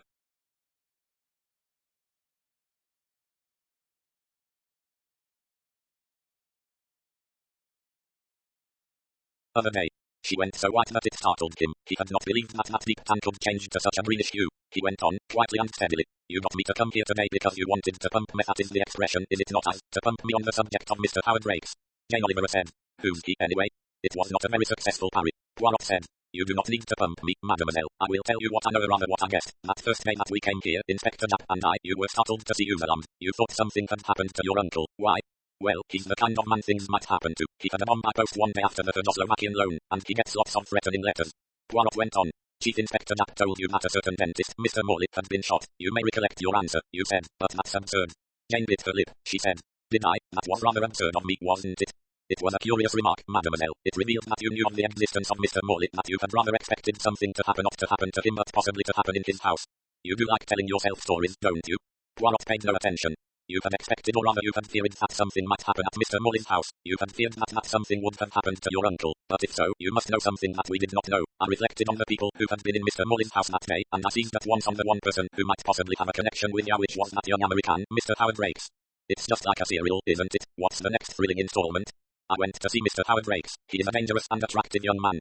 Poirot paused expressively. Jane said meditatively. "He is, isn't he?" She smiled. "All right, you win." I was scared stiff. She leaned forward. "I'm going to tell you things, M. Poirot. You're not the kind one can just string along. I'd rather tell you than have you snooping around finding out. I love that man, Howard Rakes. I'm just crazy about him. My mother brought me over here just to get me away from him. Partly that and partly because she hopes Uncle Alistair might get fond enough of me to leave me his money when he dies." She went on. "Mother is his niece by marriage. Her mother was Rebecca Uncold's sister. He's my great-uncle-in-law. Only he hasn't got any near relatives of his own, so Mother doesn't see why we shouldn't be his residuary legatees. She caddies off him pretty freely too. You see, I'm being frank with you, M. Poirot. That's the kind of people we are. Actually, we've got plenty of money ourselves, an indecent amount according to Howard's ideas, but we're not in Uncle Alistair's class." She paused. She struck with one hand fiercely on the arm of her chair. "How can I make you understand? Everything I've been brought up to believe in, Howard abominates and wants to do away with. And sometimes, you know, I feel like he does. I'm fond of Uncle Alistair, but he gets on my nerves sometimes. He's so steady, so British, so cautious and conservative. I feel sometimes that he and his kind ought to be swept away, that they are blocking progress, that without them we'd get things done." "You are a convert to Mr. Rakes' ideas?" "I am and I'm not. Howard is wilder than most of his crowd. There are people, you know, who agree with Howard up to a point. They would be willing to try things if Uncle Alistair and his crowd would agree. But they never will. They just sit back and shake their heads and say, we could never risk that, and it wouldn't be sound economically, and we've got to consider our responsibility, and look at history. But I think that one mustn't look at history. That's looking back. One must look forward all the time." Poirot said gently. It is an attractive vision. Jane looked at him scornfully. You say that too. Perhaps because I'm old. Now old men have dreams only dreams, you see. He paused and then asked in a matter-of-fact voice. Why did Mr. Howard Rakes make that appointment in Queen Charlotte Street? Because I wanted him to meet Uncle Alistair and I couldn't see otherwise how to manage it. He'd been so bitter about Uncle Alistair, so full of, well, hate really, that I felt if he could only see him, see what a nice kindly unassuming person he was, that he would feel differently. I couldn't arrange a meeting here because of Mother would have spoilt everything. Poirot said. But after having made that arrangement, you were afraid. Her eyes grew wide and dark. She said. Yes, because in Ecosse sometimes Howard gets carried away, he. Hercule Poirot said. He wants to take a shortcut, to exterminate. Jane Oliver cried. Don't. 7, 8, lay them straight. Time went on. It was over a month since Mr. Morley's death and there was still no news of Miss Sainsbury's seal. Jack became increasingly wrathful on the subject. Dash it all, Poirot, the woman's got to be somewhere. Indubitably, mon cher. Either she's dead or alive. If she's dead, where's her body? Say, for instance, she committed suicide. Another suicide? Don't let's get back to that. You still say Morley was murdered. I say it was suicide. You haven't traced the pistol? No, it's a foreign make. That is suggestive, is it not? Not in the way you mean. Morley had been abroad. He went on cruises, he and his sister. Everybody in the British Isles goes on cruises. He may have picked it up abroad. They like to feel life's dangerous. He paused and said. Don't sidetrack me. I was saying that if only if, mind you, that blasted woman committed suicide. If she'd drowned herself, for instance, the body would have come ashore by now. If she was murdered, the same thing. Not if a weight was attached to her body and it was put into the Thames. From a cellar in Limehouse, I suppose. You're talking like a thriller by a lady novelist. I know. I blush when I say these things. And she was done to death by an international gang of crooks, I suppose. Poirot sighed. He said. I have been told lately that there really are such things. Who told you so? Mr. Reginald Barnes of Castle Garden Road, Ealing. Well, he might know, said Jack dubiously. He dealt with aliens when he was at the Home Office. And you do not agree? It isn't my rancho, yes, there are such things, but they're rather futile as a rule. There was a momentary silence as Poirot twirled his moustache. Jack said. We've got 1 or 2 additional bits of information. She came home from India on the same boat as Ambiriotis, but she was second class and he was first, so I don't suppose there's anything in that, although one of the waiters at the Savoy thinks she lunched there with him about a week or so before he died. So there may have been a connection between them. There may be, but I can't feel it's likely. I can't see a missionary lady being mixed up in any funny business. Was Ambiriotis mixed up in any funny business, as you term it? Yes, he was. He was in close touch with some of our Central European friends. Espionage racket. You are sure of that? Yes. Oh, he wasn't doing any of the dirty work himself. We wouldn't have been able to touch him. Organizing and receiving reports, that was his lay. Jack paused and then went on.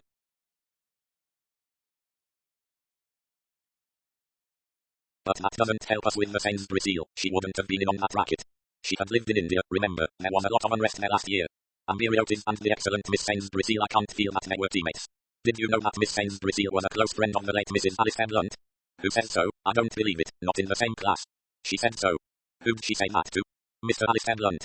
Oh, that sort of thing. He must be used to that lay. Do you mean that Ambiriotis was using her that way? It wouldn't work. Blunt would get rid of her with a subscription. He wouldn't ask her down for a weekend or anything of that kind. He's not so unsophisticated as that. This was so palpably true that Poirot could only agree. After a minute or two, Jack went on with his summing up of the Sainsbury seal situation. I suppose her body might have been lowered into a tank of acid by a mad scientist. That's another solution they're very fond of in books. But take my word for it, these things are all my and Betty Martin. If the woman is dead, her body has just been quietly buried somewhere. But where? Exactly. She disappeared in London. Nobody's got a garden there, not a proper one. A lonely chicken farm, that's what we want. A garden. Poirot's mind flashed suddenly to that neat prim garden in Ealing with its formal beds. How fantastic if a dead woman should be buried there. He told himself not to be absurd. And if she isn't dead, went on Jack, where is she? Over a month now, description published in the press, circulated all over England. And nobody has seen her. Oh yes, practically everybody has seen her. You've no idea how many middle-aged, faded-looking women wearing olive green cardigan suits there are. She's been seen on Yorkshire moors, and in Liverpool hotels, in guest houses in Devon and on the beach at Ramsgate. My men have spent their time patiently investigating all these reports and one and all they've led nowhere, except to getting us in wrong with a number of perfectly respectable middle-aged ladies. Poirot clicked his tongue sympathetically. And yet, went on Jack, she's a real person all right. I mean, sometimes you come across a dummy, so to speak, so me own, who just comes to a place and poses as a Miss Sphinx when all the time there isn't a Miss Sphinx. But this woman's genuine, she's got a past, a background. We know all about her from her childhood upwards. She's led a perfectly normal, reasonable life and suddenly, hey presto vanish. There must be a reason, said Poirot. She didn't shoot Morley, if that's what you mean. Ambiriotis saw him alive after she left and we checked up on her movements after she left Queen Charlotte Street that morning. Poirot said impatiently. I'm not suggesting for a moment that she shot Morley. Of course she did not, but all the same, Jack said. If you are right about Morley, then it's far more likely that he told her something which, although she doesn't suspect it, gives a clue to his murderer. In that case, she might have been deliberately got out of the way. Poirot said. All this involves an organization, some big concern quite out of proportion to the death of a white dentist in Queen Charlotte Street. Don't you believe everything Reginald Barnes tells you? He's a funny old bird, got spies and communists on the brain. Jack got up and Poirot said. Let me know if you have news. When Jack had gone out, Poirot sat frowning down at the table in front of him. He had definitely the feeling of waiting for something. What was it? He remembered how he had sat before, jotting down various unrelated facts and a series of names. A bird had flown past the window with a twig in its mouth. He, too, had been collecting twigs. 5, 6, picking up sticks. He had the sticks, quite a number of them now. They were all there, neatly pigeonholed in his orderly mind, but he had not as yet attempted to set them in order. That was the next step, lay them straight. What was holding him up? He knew the answer. He was waiting for something. Something inevitable, foreordained, the next link in the chain. When it cometh, and then he could go on. Roman 2. It was late evening a week later when the summons came. Jack's voice was brusque over the telephone. Matthew, Poirot, we've found her. You'd better come round. Leopold Mansions, Battersea Park, number 45. A quarter of an hour later a taxi deposited Poirot outside Leopold Mansions. It was a big block of mansion flats looking out over Battersea Park, number 45, one on the second floor. Jack himself opened the door. His face was set in grim lines. Come in, he said. It's not particularly pleasant, but I expect you'll want to see for yourself. Poirot said, but it was hardly a question. Dead. What you might describe as very dead. Poirot cocked his head at a familiar sound coming from a door on his right. That's the porter, said Jack. Being sick in the scullery sink, I had to get him up here to see if he could identify her. He led the way down the passage and Poirot followed him. His nose wrinkled. Not nice, said Jack. But what can you expect? She's been dead well over a month. The room they went into was a small lumber and box room. In the middle of it was a big metal chest of the kind used for storing furs. The lid was open. Poirot stepped forward and looked inside. He saw the foot first, with the shabby shoe on it and the ornate buckle. His first sight of Miss Sainsbury's heel had been, he remembered, a shoe buckle. His gaze travelled up, over the green wool coat and skirt till it reached the head. He made an inarticulate noise. I know, said Jack. It's pretty horrible. The face had been battered out of all recognizable shape. Add to that the natural process of decomposition, and it was no wonder that both men looked a shade pea green as they turned away. Oh well, said Jack. It's all in a day's work, no doubt about it. Ours is a lousy job sometimes. There's a spot of brandy in the other room. You'd better have some. The living room was smartly furnished in an up-to-date style, a good deal of chromium and some large square-looking easy chairs upholstered in a pale fawn geometric fabric. Poirot found the decanter and helped himself to some brandy. As he finished drinking, he said, "It was not pretty, Matt. Now tell me, my friend, all about it." Jack said, "This flat belongs to a Mrs. Albert Chapman. Mrs. Chapman is, I gather, a well-upholstered smart blonde of 40-odd, pays her bills, fond of an occasional game of bridge with her neighbours, but keeps herself to herself more or less. No children. Mr. Chapman is a commercial traveller. Sainsbury's heel came here on the evening of our interview with her, about 7:15, so she probably came straight here from the Glengarry court. She'd been here once before, so the porter says. You see, all perfectly clear and above board this friendly call. The porter took Miss Sainsbury's heel up in the lift to this flat. The last he saw of her was standing on the mat pressing the bell." Poirot commented. "He has taken his time to remember this. He's had gastric trouble, it seems, been away in hospital while another man took on temporarily for him. It wasn't until about a week ago that he happened to notice in an old paper the description of a wanted woman, and he said to his wife, sounds quite like that old cup of tea who came to see Mrs. Chapman on the second floor. She had on a green wool dress and buckles on her shoes, and after about another hour he registered again, believed she had a name, too, something like that. Blimey, it was Miss something or other Seal. After that," continued Jack, "it took him about 4 days to overcome his natural distrust of getting mixed up with the police and come along with his information. We didn't really think it would lead to anything. You've no idea how many of these false alarms we've had. However, I sent Sergeant Meadows along, the bright young fellow. A bit too much of this high-class education, but he can't help that. It's fashionable now. Well, Meadows got a hunch at once that we were onto something at last. For one thing, this Mrs. Chapman hadn't been seen about for over a month. She'd gone away without leaving any address. That was a bit odd. In fact, everything he could learn about Mr. and Mrs. Chapman seemed odd. He found out the porter hadn't seen Miss Sainsbury's leave again. That in itself wasn't unusual. She might easily have come down the stairs and gone out without his seeing her. But then the porter told him that Mrs. Chapman had gone away rather suddenly. There was just a big printed notice outside the door the next morning. No milk. Tell Nellie I'm called away. Nellie was the daily maid who did for her. Mrs. Chapman had gone away suddenly once or twice before, so the girl didn't think it odd, but what was odd was the fact that she hadn't run for the porter to take her luggage down or get her a taxi. Anyway, Meadows decided to get into the flat. We got a search warrant and a passkey from the manager. Found nothing of interest except in the bathroom. There had been some hasty clearing up done there. There was a trace of blood on the linoleum in the corners where it had been missed when the floor was washed over. After that, it was just a question of finding the body. Mrs. Chapman couldn't have left with any luggage with her or the porter would have known. Therefore the body must still be in the flat. We soon spotted that fur chest at, you know, just the place. Keys were in the dressing table drawer. We opened it and there was the missing lady, mistletoe up to date. Poirot asked, "What about Mrs. Chapman?" "What indeed? Who is Sylvia? Her name's Sylvia, by the way. What is she? One thing is certain. Sylvia or Sylvia's friends murdered the lady and put her in the box." Poirot nodded. He asked, "But why was her face battered in? It is not nice, Matt." "I'll say it isn't nice. As to why, well, one can only guess. Sheer vindictiveness, perhaps. Or it may have been with the idea of concealing the woman's identity. But it did not conceal her identity. No, because not only had we got a pretty good description of what Mabel Sainsbury's seal was wearing when she disappeared, but her handbag had been stuffed into the fur box too, and inside the handbag there was actually an old letter addressed to her at her hotel in Russell Square." Poirot sat up. He said, "But that does not make the common sense." "It certainly doesn't. I suppose it was a slip." "Yes, perhaps a slip, but..." He got up. "You have been over the flat?" "Pretty well. There's nothing illuminating. I should like to see Mrs. Chapman's bedroom." "Come along then." The bedroom showed no signs of a hasty departure. It was neat and tidy. The bed had not been slept in, but was turned down ready for the night. There was a thick coating of dust everywhere. Jack said, No fingerprints, so far as we can see. There are some on the kitchen things, but I expect they'll turn out to be the maid's. That means that the whole place was dusted very carefully after the murder. Yes. Poirot's eyes swept slowly round the room. Like the sitting room, it was furnished in the modern style and furnished, so he thought, by someone with a moderate income. The articles in it were expensive but not ultra expensive. They were showy but not first class. The colour scheme was rose pink. He looked into the built-in wardrobe and handled the clothes, smart clothes, but again not of first class quality. His eyes fell to the shoes. They were largely of the sandal variety popular at the moment, some for exaggerated cork soles. He balanced one in his hand, registered the fact that Mrs. Chapman had taken a 5-inch shoe and put it down again. In another cupboard he found a pile of furs, shoved in a heap. Jack said. Came out of the fur chest. Poirot nodded. He was handling a grey squirrel coat. He remarked appreciatively. First-class skins. He went into the bathroom. There was a lavish display of cosmetics. Poirot looked at them with interest. Powder, rouge, vanishing cream, skin food, 2 bottles of hair application. Jack said. Not one of our natural platinum blondes, I gather. Poirot murmured. At 40, mon ami, the hair of most women has begun to go grey, but Mrs. Chapman was not one to yield to nature. She's probably gone head red by now for a change. I wonder. Jack said. There's something worrying you, Poirot. What is it? Poirot said. But yes, I'm worried. I'm very seriously worried. There is here, you see, for me an insoluble problem. Resolutely, he went once more into the box room. He took hold of the shoe on the dead woman's foot. It resisted and came off with difficulty. He examined the buckle. It had been clumsily sewn on by hand. Hercule Poirot sighed. He said. It is that I'm dreaming.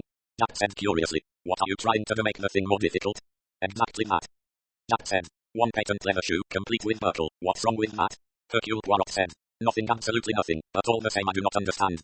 Roman 3. Mrs. Merton of No. 82 Kinleopold Mansions had been designated by the porter as Mrs. Chapman's closest friend in the mansions. It was, therefore, to No. 82 that Jack and Poirot betook themselves next. Mrs. Merton was a loquacious lady, with snapping black eyes and an elaborate coiffure. It needed no pressure to make her talk. She was only too ready to rise to a dramatic situation.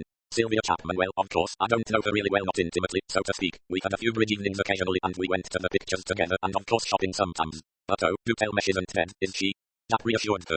Well, I'm sure I'm thankful to hear it, but the postman just now was all agog about a body having been found in one of the flats, but then one really can't believe half one hears, can one? I never do.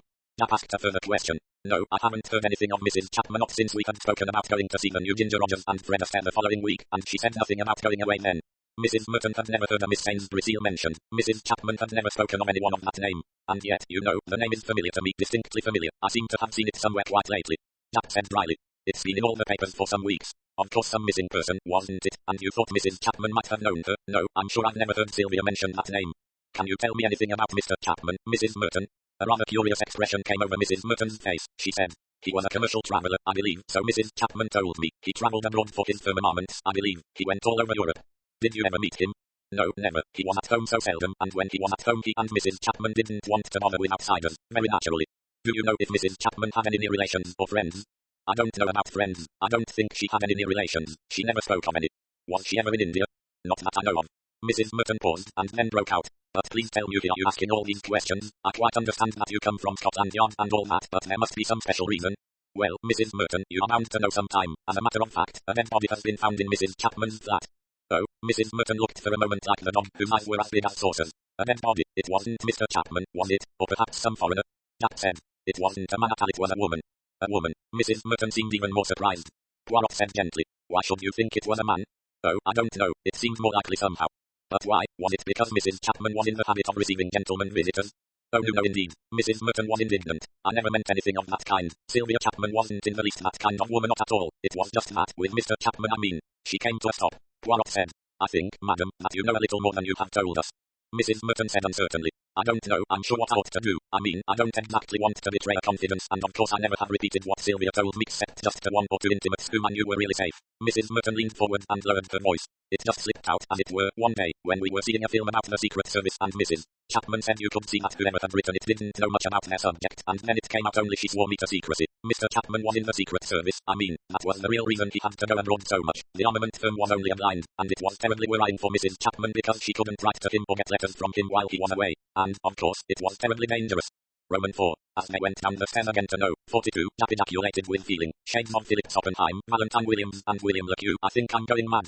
That smart young man, Sergeant Meadows, was waiting for them. He said respectfully. Haven't been able to get anything helpful from the maid, sir. Mrs. Chapman changed maids pretty often, it seems. This one only worked for her for a month or two. She says Mrs. Chapman was a nice lady, fond of the radio and pleasant spoken. Girl was of the opinion the husband was a gay deceiver, but that Mrs. Chapman didn't suspect it. She got letters from abroad sometimes, some from Germany, 2 from America, 1 from Italy and 1 from Russia. The girl's young man collects stamps, and Mrs. Chapman used to give them to her off the letters. Anything among Mrs. Chapman's papers?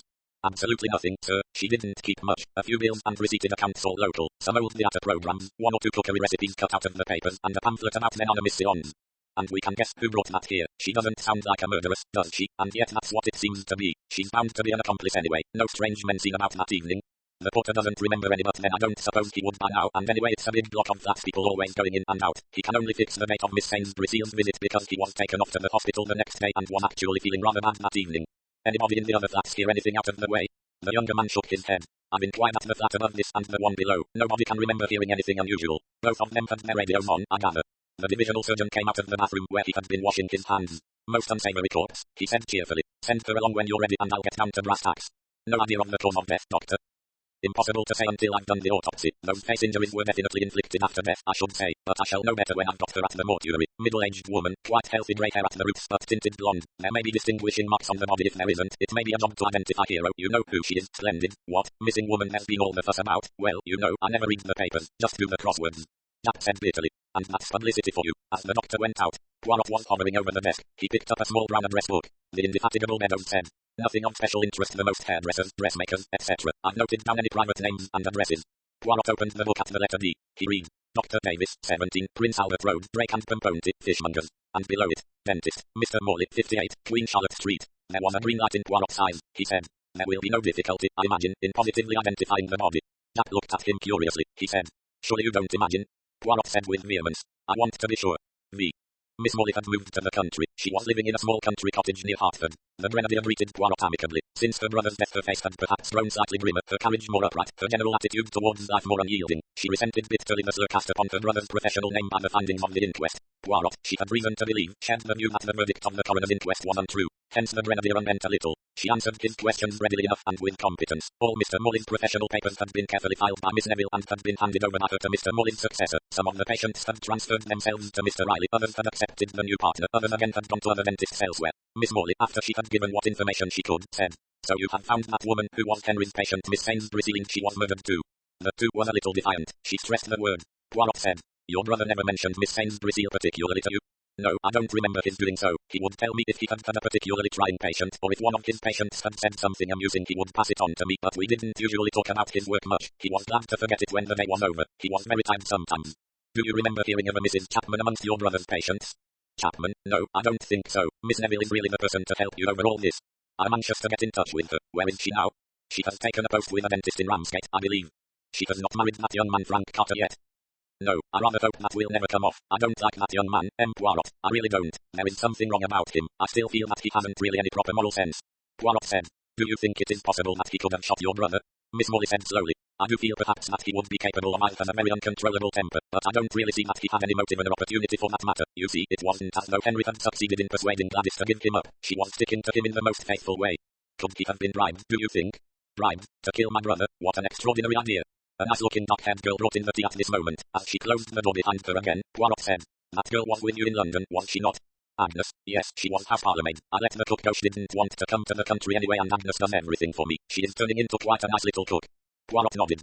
He knew very accurately the domestic arrangements of 58, Queen Charlotte Street. They had been thoroughly gone into at the time of the tragedy. Mr. Morley and his sister had occupied the two top floors of the house and a maisonette. The basement had been shut up altogether except for a narrow passage leading from the area to the backyard, where a wire cage ran up to the top floor with the tradesmen's deliveries and where a speaking tube was installed. Therefore the only entrance to the house was by the front door, which it was Alfred's business to answer. This had enabled the police to be sure that no outsider could have entered the house on that particular morning. Both cook and house parlourmaid had been with the Morleys for some years and boarded Charac.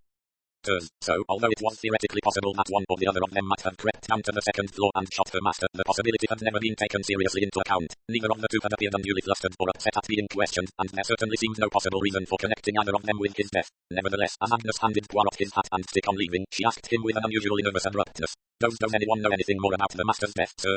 Poirot turned to look at her. He said, Nothing fresh has come to light. They're still quite sure he did shoot himself because he'd made a mistake with that drug. Yes, why do you ask? Agnes pleated her apron. Her face was averted. She said rather indistinctly, Their mistress doesn't think so. And you agree with her, perhaps? Me? Oh, I don't know nothing, sir. I only wanted to be sure. Hercule Poirot said in his most gentle voice. It would be a relief to you to feel beyond any possible doubt that it was suicide. Oh, yes, sir. Agnes agreed quickly. It would indeed. For a special reason, perhaps. Her startled eyes met his. She shrank back a little. Roman 2 don't know anything about it, sir. I only just asked.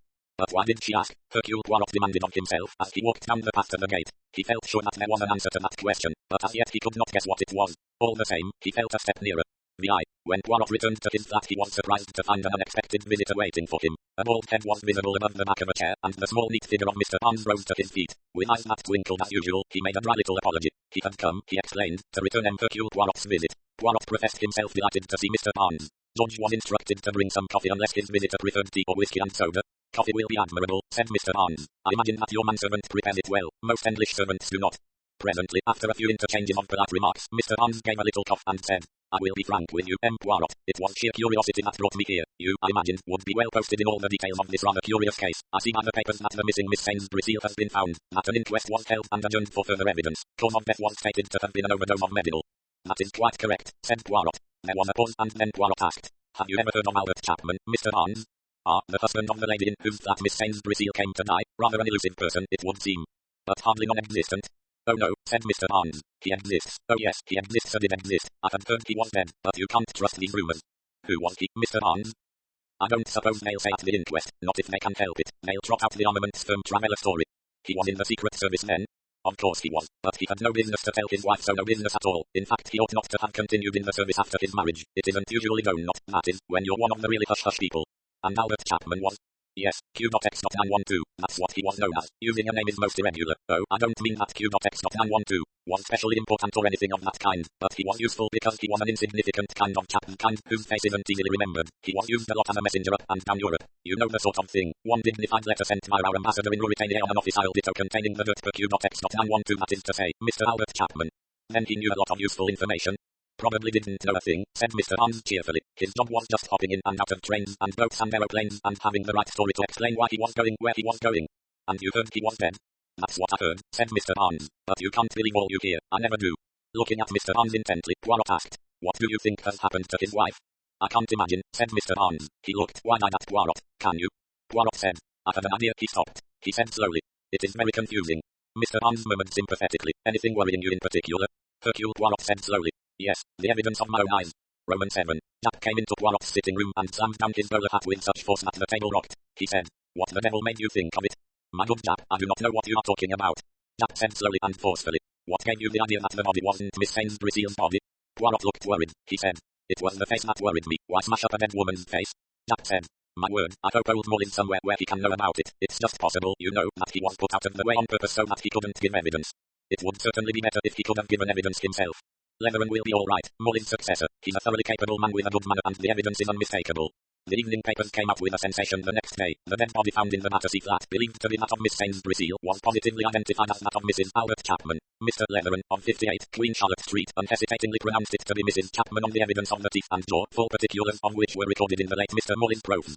Serial chart. Miss Sainsbury Seal's clothes had been found on the body and Miss Sainsbury Seal's handbag with the body, but where was Miss Sainsbury Seal herself? 9, 10, a good fat hen. As they came away from the inquest, Jack said jubilantly to Poirot, a smart piece of work, that gave them a sensation. Poirot nodded. You tumbled to it first, said Jack, but, you know, I wasn't happy about that body myself. After all, you don't go smashing a dead person's face and head about for nothing. It's messy, unpleasant work, and it was pretty plain there must be some reason for it. And there's only one reason there could be to confuse the identity. He added generously, but I shouldn't have tumbled so quickly to the fact that it actually was the other woman.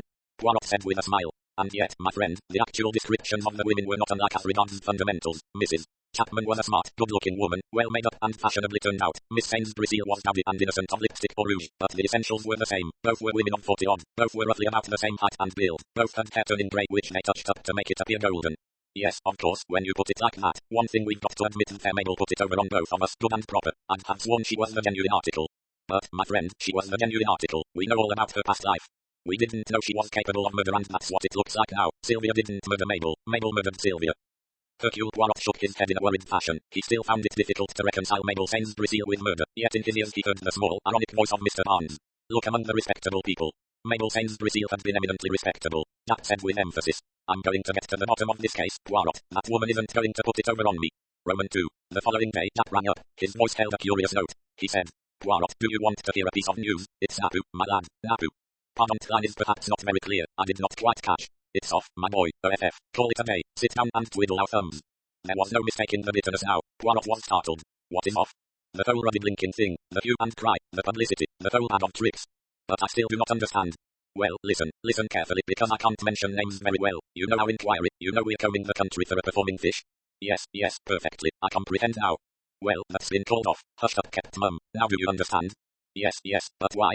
Orders from the ruddy Foreign Office. Is not that very extraordinary? Well, it does happen now and again. Why should they be so forbearing to Miss Stowe the performing fish? They're not, they don't care tuppence about her. It's the publicity if she's brought to trial too much might come out about Mrs. A.T. the corpse. That's the hush-hush side. I can only suppose that the Ruddicus and Mr. A.T. not get me. Yes. That he's somewhere abroad in a ticklish spot and they don't want to queer his pitch. Tika. What did you say? I made, mon ami, an exclamation of annoyance. Oh, that was it. I thought you'd caught cold. Annoyance is right. I could use a stronger word. Letting that dame get away with it makes me see red. Poirot said very softly. She will not get away with it. Our hands are tied, I tell you. Yours maybe, mine are not. Good old Poirot. Then you are going on with it. Mazurito the death. Well, don't let it be your death, old boy. If this business goes on as it has begun, someone will probably send you a poisoned tarantula by post. As he replaced the receiver, Poirot said to himself. Now, why did I use that melodramatic phrasito the death? The rhyment, it is absurd. Roman 3. The letter came by evening post. It was typewritten except for the signature. Dear M. Poirot, it ran. I should be greatly obliged if you would call upon me sometime tomorrow. I may have a commission for you. I suggest 12:30 at my house in Chelsea. If this is inconvenient to you, perhaps you would telephone my secretary. I apologize for giving you such short notice. Yours sincerely, Alistair Blunt. Poirot smoothed out the letter and read it a second time. At that moment the telephone rang. Hercule Poirot occasionally indulged in the fancy that he knew by the ring of his telephone bell what kind of message was impending. On this occasion he was at once quite sure that the call was significant. It was not a wrong number, not one of his friends. He got up and took down the receiver. He said in his polite, foreign voice, "Hello." An impersonal voice said, "What number are you, please?" "This is Whitehall 7272. There was a pause, a click, and then a voice spoke. It was a woman's voice. "M. Poirot." "Yes." "M. Hercule Poirot." "Yes." "M. Poirot, you have either already received or will shortly receive a letter." "Who is speaking?" "It is not necessary that you should know." "Very well, I have received, madam, 8 letters and 3 bills by the evening post." "Then you know which letter I mean. You will be wise, M. Poirot, to refuse the commission you have been offered." "That, madam, is a matter I shall decide myself." The voice said coldly, "I'm warning you, M. Poirot, your interference will no longer be tolerated. Keep out of this business." "And if I do not keep out of it?" "Then we shall take steps to see that your interference is no longer to be feared." "That is a threat, madam." "We are only asking you to be sensible. It is for your own good. You are very magnanimous. You cannot alter the course of events and what has been arranged, so keep out of what doesn't concern you. Do you understand?" "Oh yes, I understand, but I consider that Mr. Morley's death is my concern." The woman's voice said sharply, "Morley's death was only an incident. He interfered with our plans. He was a human being, madam, and he died before his time. He was of no importance." Poirot's voice was dangerous as he said very quietly, "There you are wrong. It was his own fault. He refused to be sensible." "I, too, refused to be sensible." "Then you are a fool." There was a click the other end as the receiver was replaced. Poirot said, "Hello," then put down his receiver in turn. He did not trouble to ask the exchange to trace the number. He was fairly sure that the call had been put through from a public telephone box. What intrigued and puzzled him was the fact that he thought he had heard the voice somewhere before. He racked his brains, trying to bring the elusive memory back. Could it be the voice of Miss Sainsbury Seal? As he remembered it, Mabel Sainsbury Seal's voice had been high-pitched and somewhat affected, with rather overemphasized diction. This voice was not at all like that, and yet perhaps it might be Miss Sainsbury Seal with her voice disguised. After all, she had been an actress in her time. She could alter her voice, probably easily enough. In actual timbre, the voice was not unlike what he remembered. But he was not satisfied with that explanation. No, it was some other person that the voice brought back to him. It was not a voice he knew well, but he was still quite sure that he had heard it once, if not twice, before. Why, he wondered, bother to ring up and threaten him? Could these people actually believe that threats would deter him? Apparently they did. It was poor psychology. Roman 4. There was some sensational news in the morning papers. The Prime Minister had been shot at when leaving 10 Downing Street with a friend yesterday evening. Fortunately the bullet had gone wide. The man, an Indian, had been taken into custody. After reading this, Poirot took a taxi to Scotland Yard where he was shown up to Jack's room. The latter greeted him heartily. "Ah, so the news has brought you along. Have any of the papers mentioned who the friend was with the PM?" "No, who was it?" "Alistair Blunt." "Really?" "And," went on Jack, "we've every reason to believe that the bullet was meant for Blunt and not for the PM. That is, unless the man was an even more thundering bad shot than he is already." "Who did it?" "Some crazy Hindu student, half-baked, as usual, but he was put up to it. It wasn't all his own idea." Jack added, "Quite a sound bit of work getting him. There's usually a small group of people, you know, watching no." 10. When the shot was fired, a young American grabbed hold of a little man with a beard. He held on to him like grim death and yelled to the police that he'd got the man. Meanwhile the Indian was quietly hooking it, but one of our people nabbed him all right. "Who was the American?" asked Poirot curiously. "Young fellow by the name of Rakes." Why, he stopped short, staring at Poirot. "What's the matter?" Poirot said. "Howard Rakes, staying at the Holborn Palace Hotel?" "That's right, Wowdy, of course. I thought the name seemed familiar. He's the patient who ran away that morning when Morley shot himself." He paused. He said slowly, "Rum how that old business keeps cropping up. You've still got your ideas about it, haven't you, Poirot?" Hercule Poirot replied gravely, "Yes, I still have my ideas." V. At the Gothic house, Poirot was received by a secretary, a tall, limp young man with an accomplished social manner. He was pleasantly apologetic. "I'm so sorry, Poirot, and so is Mr. Lunt. He has been called to Downing Street. The result of either incident last night. I rang your flat, but unfortunately you had already left." The young man went on rapidly. "Mr. Lunt commissioned me to ask you if it would be possible for you to spend the weekend with him at his house in Kent, Exham, you know. If so, he would call for you in the car tomorrow evening." Poirot hesitated. The young man said persuasively, "Mr. Lunt is really most anxious to see you." Hercule Poirot bowed his head. He said, "Thank you, I accept." "Oh, that's splendid. Mr. Lunt will be delighted. If he calls for you about a 5:15, we'll not. Oh, good morning, Mrs. Oliver." Jane Oliver's mother had just entered. She was very smartly dressed, with a hat clinging to an eyebrow in the midst of a very soiled coiffure. "Oh, Mr. Selby, did Mr. Lunt give you any instructions about those garden chairs? I meant to talk to him about them last night, because I knew we'd be going down this weekend, and—" Mrs. Oliver took in Poirot and paused. "Do you know Mrs. Oliver, Poirot?" "I have already had the pleasure of meeting Madam." Poirot bowed. Mrs. Oliver said vaguely, "Oh, how do you do? Of course, Mr. Selby, I know that Alistair is a very busy man and that these small domestic matters mayn't seem to him important." "It's quite all right, Mrs. Oliver," said the efficient Mr. Selby. "He told me about it and I rang up Messrs. Devers about them." "Well, now, that's a real load off my mind. Now, Mr. Selby, can you tell me?" Mrs. Oliver clacked on. She was, thought Poirot, rather like a hen, a big, fat hen. Mrs. Oliver, still clacking, moved majestically after her bust towards the door. "And if you're quite sure that there will only be ourselves this weekend," Mr. Selby coughed. Poirot is also coming down for the weekend." Mrs. Oliver stopped. She turned round and surveyed Poirot with visible distaste. "Is that really so?" "Mr. Lunt has been kind enough to invite me," said Poirot. "Well, I wonder if that isn't queer of Alistair. You'll excuse me, Poirot, but Mr. Lunt particularly told me that he wanted a quiet, family weekend." Selby said firmly. "Mr. Lunt is particularly anxious that Poirot should come." "Oh really? He didn't mention it to me." The door opened. Jane stood there. She said impatiently, "Mother, aren't you coming? Our lunch appointment is at 1:15. "I'm coming, Jane. Don't be impatient." "Well, get a move on, for goodness sake. Hello, Poirot." She was suddenly very still, her petulance frozen, her eyes more wary. Mrs. Oliver said in a cold voice, "Poirot is coming down to Exham for the weekend." "Oh, I see." Jane Oliver stood back to let her mother pass her. On the point of following her, she whirled back again. "Poirot." Her voice was imperious. Poirot crossed the room to her. She said in a low voice, "You're coming down to Exham, why?" Poirot shrugged his shoulders. He said, "It is a kind thought of your uncle's." Jane said, "But he can't. No, he can't. When did he ask you?" "Oh, there's no need." "Jane." Her mother was calling from the hall. Jane said in a low, urgent tone, "Stay away, please don't come." She went out. Poirot heard the sounds of altercation, heard Mrs. Oliver's high, complaining, clucking voice. "I really will not tolerate your rudeness, Jane. I shall take steps to see that you do not interfere." The secretary said. "Then at a little before 6 tomorrow, Poirot." Poirot nodded assent mechanically. He was standing like a man who has seen a ghost, but it was his ears, not his eyes, that had given him the shock. Two of the sentences that had drifted in through the open door were almost identical with those he had heard last night through the telephone, and he knew why the voice had been faintly familiar. As he walked out into the sunshine he shook his head blankly. Mrs. Oliver? But it was impossible. It could not have been Mrs. Oliver who had spoken over the phone. That empty-headed society woman, selfish, brainless, grasping, self-centered. What had he called her to himself just now? That good fat hen, say ridicule, said Hercule Poirot. His ears, he decided, must have deceived him, and yet the eye. The rolls called punctually for Poirot at a little before 6. Alistair Lunt and his secretary were the only occupants. Mrs. Oliver and Jane had gone down in another car earlier, it seemed. The drive was uneventful. Lunt talked a little, mostly of his garden and of a recent horticultural show.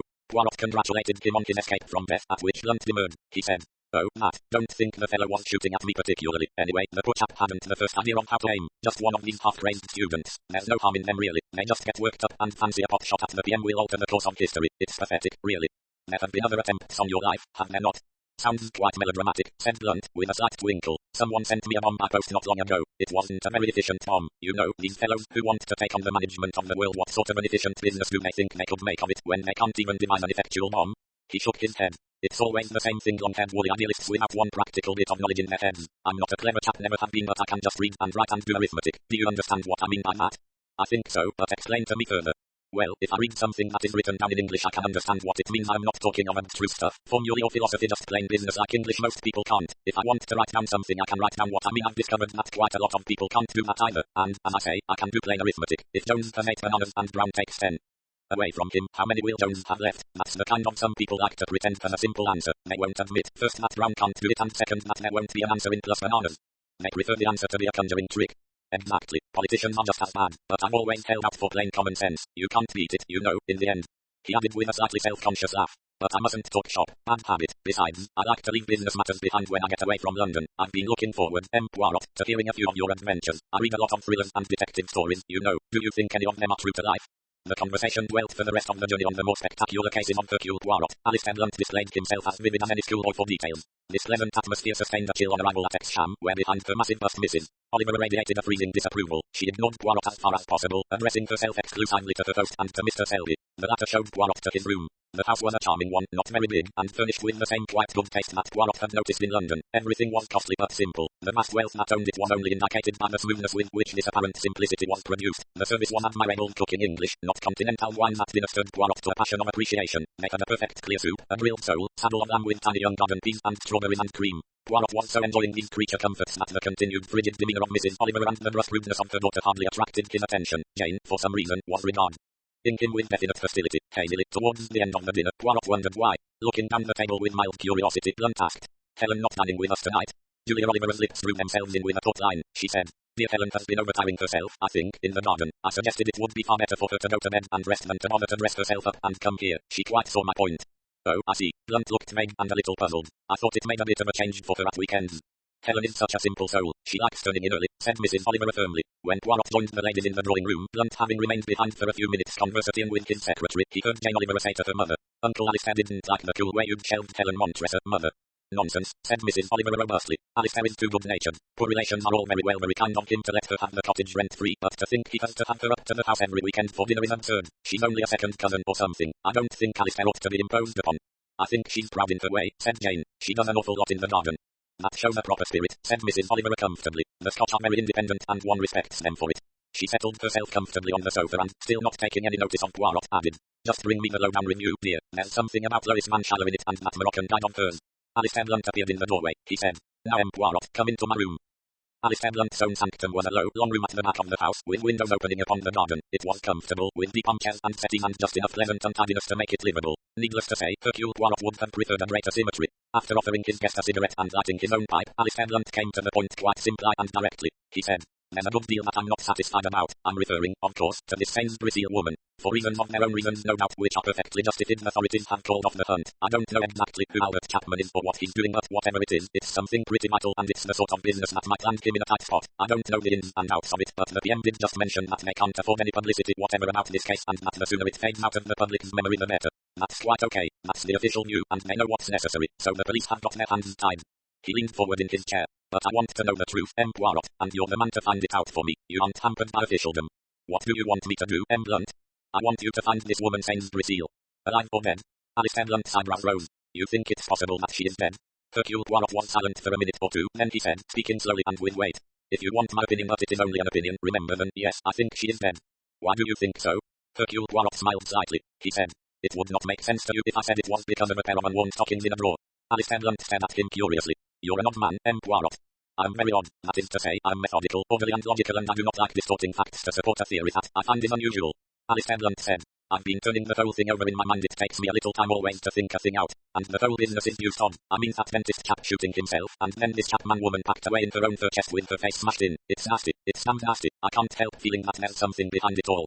Poirot nodded. Blunt said, "And you know, more I think of it, I'm quite sure that woman never knew my wife. It was just a pretext to speak to me. But why? What good did it do her? I mean, a small subscription, and even that was made out to the society, not to her personally. And yet I do feel that it was engineered just meeting me on the steps of the house. It was all so pat, so suspiciously well timed. But why? That's what I keep asking myself with. It is indeed the word with. I do ask myself, and I cannot see it. No, I cannot see it." "You've no ideas at all on the subject?" Poirot waved an exasperated hand. "My ideas are childish in the extreme. I tell myself, it was perhaps a ruse to indicate you to somebody to point you out, but that again is absurd. You are quite a well-known man, and anyway, how much more simply to say, see, that is Herman who entered now by that door." "And anyway," said Blunt, "why should anyone want to point me out?" "Mr. Blunt, think back once more on your time that morning in the dentist's chair. Did nothing that Molly said strike an unusual note? Is there nothing at all that you can remember which might help as a clue?" Alistair Blunt frowned in an effort of memory. Then he shook his head. "I'm sorry, I can't think of anything." "You're quite sure he didn't mention this woman is Miss Sainsbury Seal?" "No." "Or the other woman, Mrs. Chapman?" "No, didn't speak of people at all. We mentioned roses, gardens needing rain, holidays, nothing else." "And no one came into the room while you were there?" "Let me see, no, I don't think so. On other occasions I seem to remember a young woman being there, fair-haired girl, but she wasn't there this time. Oh, another dentist fellow came in. I remember the fellow with an Irish accent." "What did he say or do?" "Just asked Molly some question and went out again. Molly was a bit short with him, I fancy. He was only there a minute or so." "And there is nothing else you can remember? Nothing at all?" "No, he was absolutely normal." Hercule Poirot said thoughtfully. "I, too, found him absolutely normal." There was a long pause. Then Poirot said,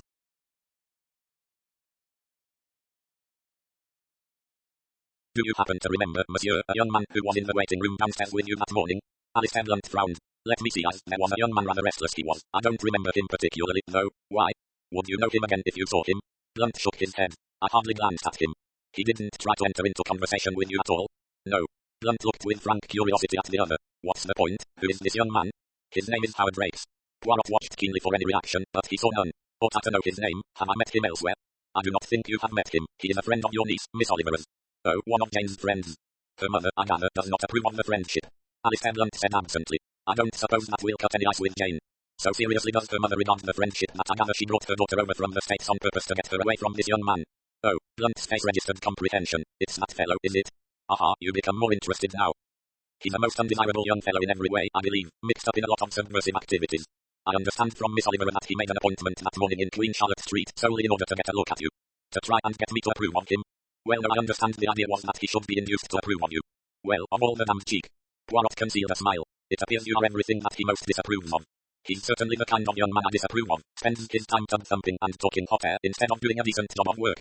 Poirot was silent for a minute, then he said, Will you forgive me if I ask you an impertinent and very personal question? Fire ahead. In the event of your death, what are your testamentary dispositions? Blunt stared. He said sharply, Why do you want to know that? Because it is just possible, he shrugged his shoulders, that it might be relevant to this case. Nonsense. Perhaps, but perhaps not. Alistair Blunt said coldly. I think you are being unduly melodramatic, M. Poirot. Nobody has been trying to murder me or anything like that. A bomb on your breakfast table, a shot in the street. Oh those, any man who deals in the world's finance in a big way is liable to that kind of attention from some crazy fanatic. It might possibly be a case of someone who is not a fanatic and not crazy. Blunt said. What are you driving at? In plain language, I want to know who benefits by your death. Blunt grinned. Chiefly the St. Edward's Hospital, the Cancer Hospital, and the Royal Institute for the Blind. Ah. In addition, I have left a sum of money to my niece by marriage, Mrs. Julia Oliver, an equivalent sum, but in trust, to her daughter, Jane Oliver, and also a substantial provision for my only surviving relative, a second cousin, Helen Montresor, who was left very badly off and who occupies a small cottage on the estate here. He paused and then said, This, M. Poirot, is strictly in confidence. Naturally, monsieur, naturally. Alistair Blunt added sarcastically. I suppose you do not suggest, M. Poirot, that either Julia or Jane Oliver or my cousin Helen Montresor are planning to murder me for my money. I suggest nothing at all. Blunt's slight irritation subsided, he said. And you'll take on that other commission for me? The finding of Miss Sainsbury's seal, yes, I will. Alistair Blunt said heartily. Good man. Roman 7. In leaving the room, Poirot almost cannoned into a tall figure outside the door. He said, I beg your pardon, mademoiselle. Jane Oliver drew apart a little. She said, Do you know what I think of you, M. Poirot? Mademoiselle. She did not give time to finish. The question, indeed, had but a rhetorical value. All that it meant was that Jane Oliver was about to answer it herself. You're a spy, that's what you are. A miserable, low, snooping spy, nosing round and making trouble. I assure you, mademoiselle, I know just what you're after, and I know now just what lies you tell. Why don't you admit it straight out? Well, I'll tell you this, you won't find out anything at all. There's nothing to find out. No one's going to harm a hair on my precious uncle's head. He's safe enough. He'll always be safe. Safe and smug and prosperous and full of platitudes. He's just a stodgy John Bull, that's what he is, without an ounce of imagination or vision. She paused, then, her agreeable, husky voice deepening, she said venomously, I loathe the sight of you bloody little bourgeois detective.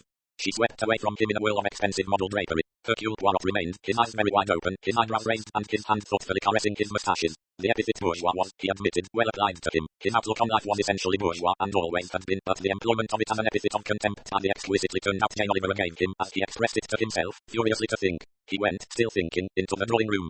Mrs. Oliver was playing patience. She looked up as Poirot entered, surveyed him with the cold look she might have bestowed upon a black beetle, and murmured distantly, Red name on black queen. Chilled, Poirot retreated. He reflected mournfully. Alas, it would seem that nobody loves me. He strolled out of the window into the garden. It was an enchanting evening with a smell of night-scented stocks in the air. Poirot sniffed happily and strolled along a path that ran between two herbaceous borders. He turned a corner and two dimly seen figures sprang apart. It would seem that he had interrupted a pair of lovers. Poirot hastily turned and retraced his steps. Even out here, it would seem, his presence was the trop. He passed Alistair Blunt's window and Alistair Blunt was dictating to Mr. Selby. There seemed definitely only one place for Hercule Poirot. He went up to his bedroom. He pondered for some time on various fantastic aspects of the situation. Had he or had he not made a mistake in believing the voice on the telephone to be that of Mrs. Oliver? Surely the idea was absurd. He recalled the melodramatic revelations of quiet little Mr. Barnes. He speculated on the mysterious whereabouts of Mr. Q.X.912, alias Albert Chapman. He remembered, with a spasm of annoyance, the anxious look in the eyes of the maidservant. Agnes, it was always the same way people would keep things back. Usually quite unimportant things, but until they were cleared out of the way, impossible to pursue a straight path. At the moment the path was anything but straight. And the most unaccountable obstacle in the way of clear thinking and orderly progress was what he described to himself as the contradictory and impossible problem of Miss Sainsbury's seal. For, if the facts that Hercule Poirot had observed were true facts, then nothing whatever made sense. Hercule Poirot said to himself, with astonishment in the thought, Is it possible that I'm growing old? 11, 12, men must delve. After passing a troubled night, Hercule Poirot was up and about early on the next day. The weather was perfect, and he retraced his steps of last night. The herbaceous borders were in full beauty, and though Poirot himself leaned to a more orderly type of flower arrangement, a neat arrangement of beds of scarlet geraniums, such as are seen at Ostend, nevertheless realized that here was the perfection of the English garden spirit. He pursued his way through a rose garden, where the neat layout of the beds delighted him, and through the winding ways of an alpine rock garden, coming at last to the walled kitchen gardens. Here he observed a sturdy woman clad in a tweed coat and skirt, black-browed, with short cropped black hair, who was talking in a slow, emphatic Scots voice to what was evidently the head gardener. The head gardener, Poirot observed, did not appear to be enjoying the conversation. A sarcastic inflection made itself heard in Miss Helen Montresor's voice, and Poirot escaped nimbly down a side path. A gardener who had been, Poirot shrewdly suspected, resting on his spade, began digging with fervour. Poirot approached nearer. The man, a young fellow, dug with ardour, his back to Poirot, who paused to observe him. "Good morning," said Poirot amiably. A muttered "morning, sir," was the response, but the man did not stop working. Poirot was a little surprised. In his experience, a gardener, though anxious to appear zealously at work as you approached, was usually only too willing to pause and pass the time of day when directly addressed. It seemed, he thought, a little unnatural. He stood there for some minutes, watching the toiling figure. Was there, or was there not, something a little familiar about the turn of those shoulders? Or could it be, thought Hercule Poirot, that he was getting into a habit of thinking that both voices and shoulders were familiar when they were really nothing of the kind? Was he, as he had feared last night, growing old? He passed thoughtfully onward out of the walled garden and paused to regard a rising slope of shrubbery outside. Presently, like some fantastic moon, a round object rose gently over the top of the kitchen garden wall. It was the egg-shaped head of Hercule Poirot, and the eyes of Hercule Poirot regarded with a good deal of interest the face of the young gardener, who had now stopped digging and was passing a sleeve across his wet face. "Very curious and very interesting," murmured Hercule Poirot as he discreetly lowered his head once more. He emerged from the shrubbery and brushed off some twigs and leaves that were spoiling the neatness of his apparel. Yes, indeed, very curious and interesting that Frank Carter, who had a secretarial job in the country, should be working as a gardener in the employment of Alistair Blunt. Reflecting on these points, Hercule Poirot heard a gong in the distance and retraced his steps towards the house. On the way there he encountered his host talking to Miss Montresor, who had just emerged from the kitchen garden by the farther door. Her voice rose clear and distinct. "It's very kind of you, Alistair, but I would prefer not to accept any invitations this week while your American relations are with you," Blunt said. "Julia's rather a tactless woman, but she doesn't mean," Miss Montresor said calmly. "In my opinion her manner to me is very insolent, and I will not put up with insolence from American women or any others." Miss Montresor moved away. Poirot came up to find Alistair Blunt looking as sheepish as most men look who are having trouble with their female relations. He said ruefully, "Women really are the devil. Good morning, Poirot. Lovely day, isn't it?" They turned towards the house, and Blunt said with a sigh, "I do miss my wife." In the dining room, he remarked to the redoubtable Julia, "I'm afraid, Julia, you've rather hurt Helen's feelings." Mrs. Oliver said grimly, "The Scotch are always touchy." Alistair Blunt looked unhappy. Hercule Poirot said, "You have a young gardener, I noticed, whom I think you must have taken on recently." "I dare say," said Blunt. "Yes, Burton, my third gardener, left about 3 weeks ago, and we took this fellow on instead." "Do you remember where he came from?"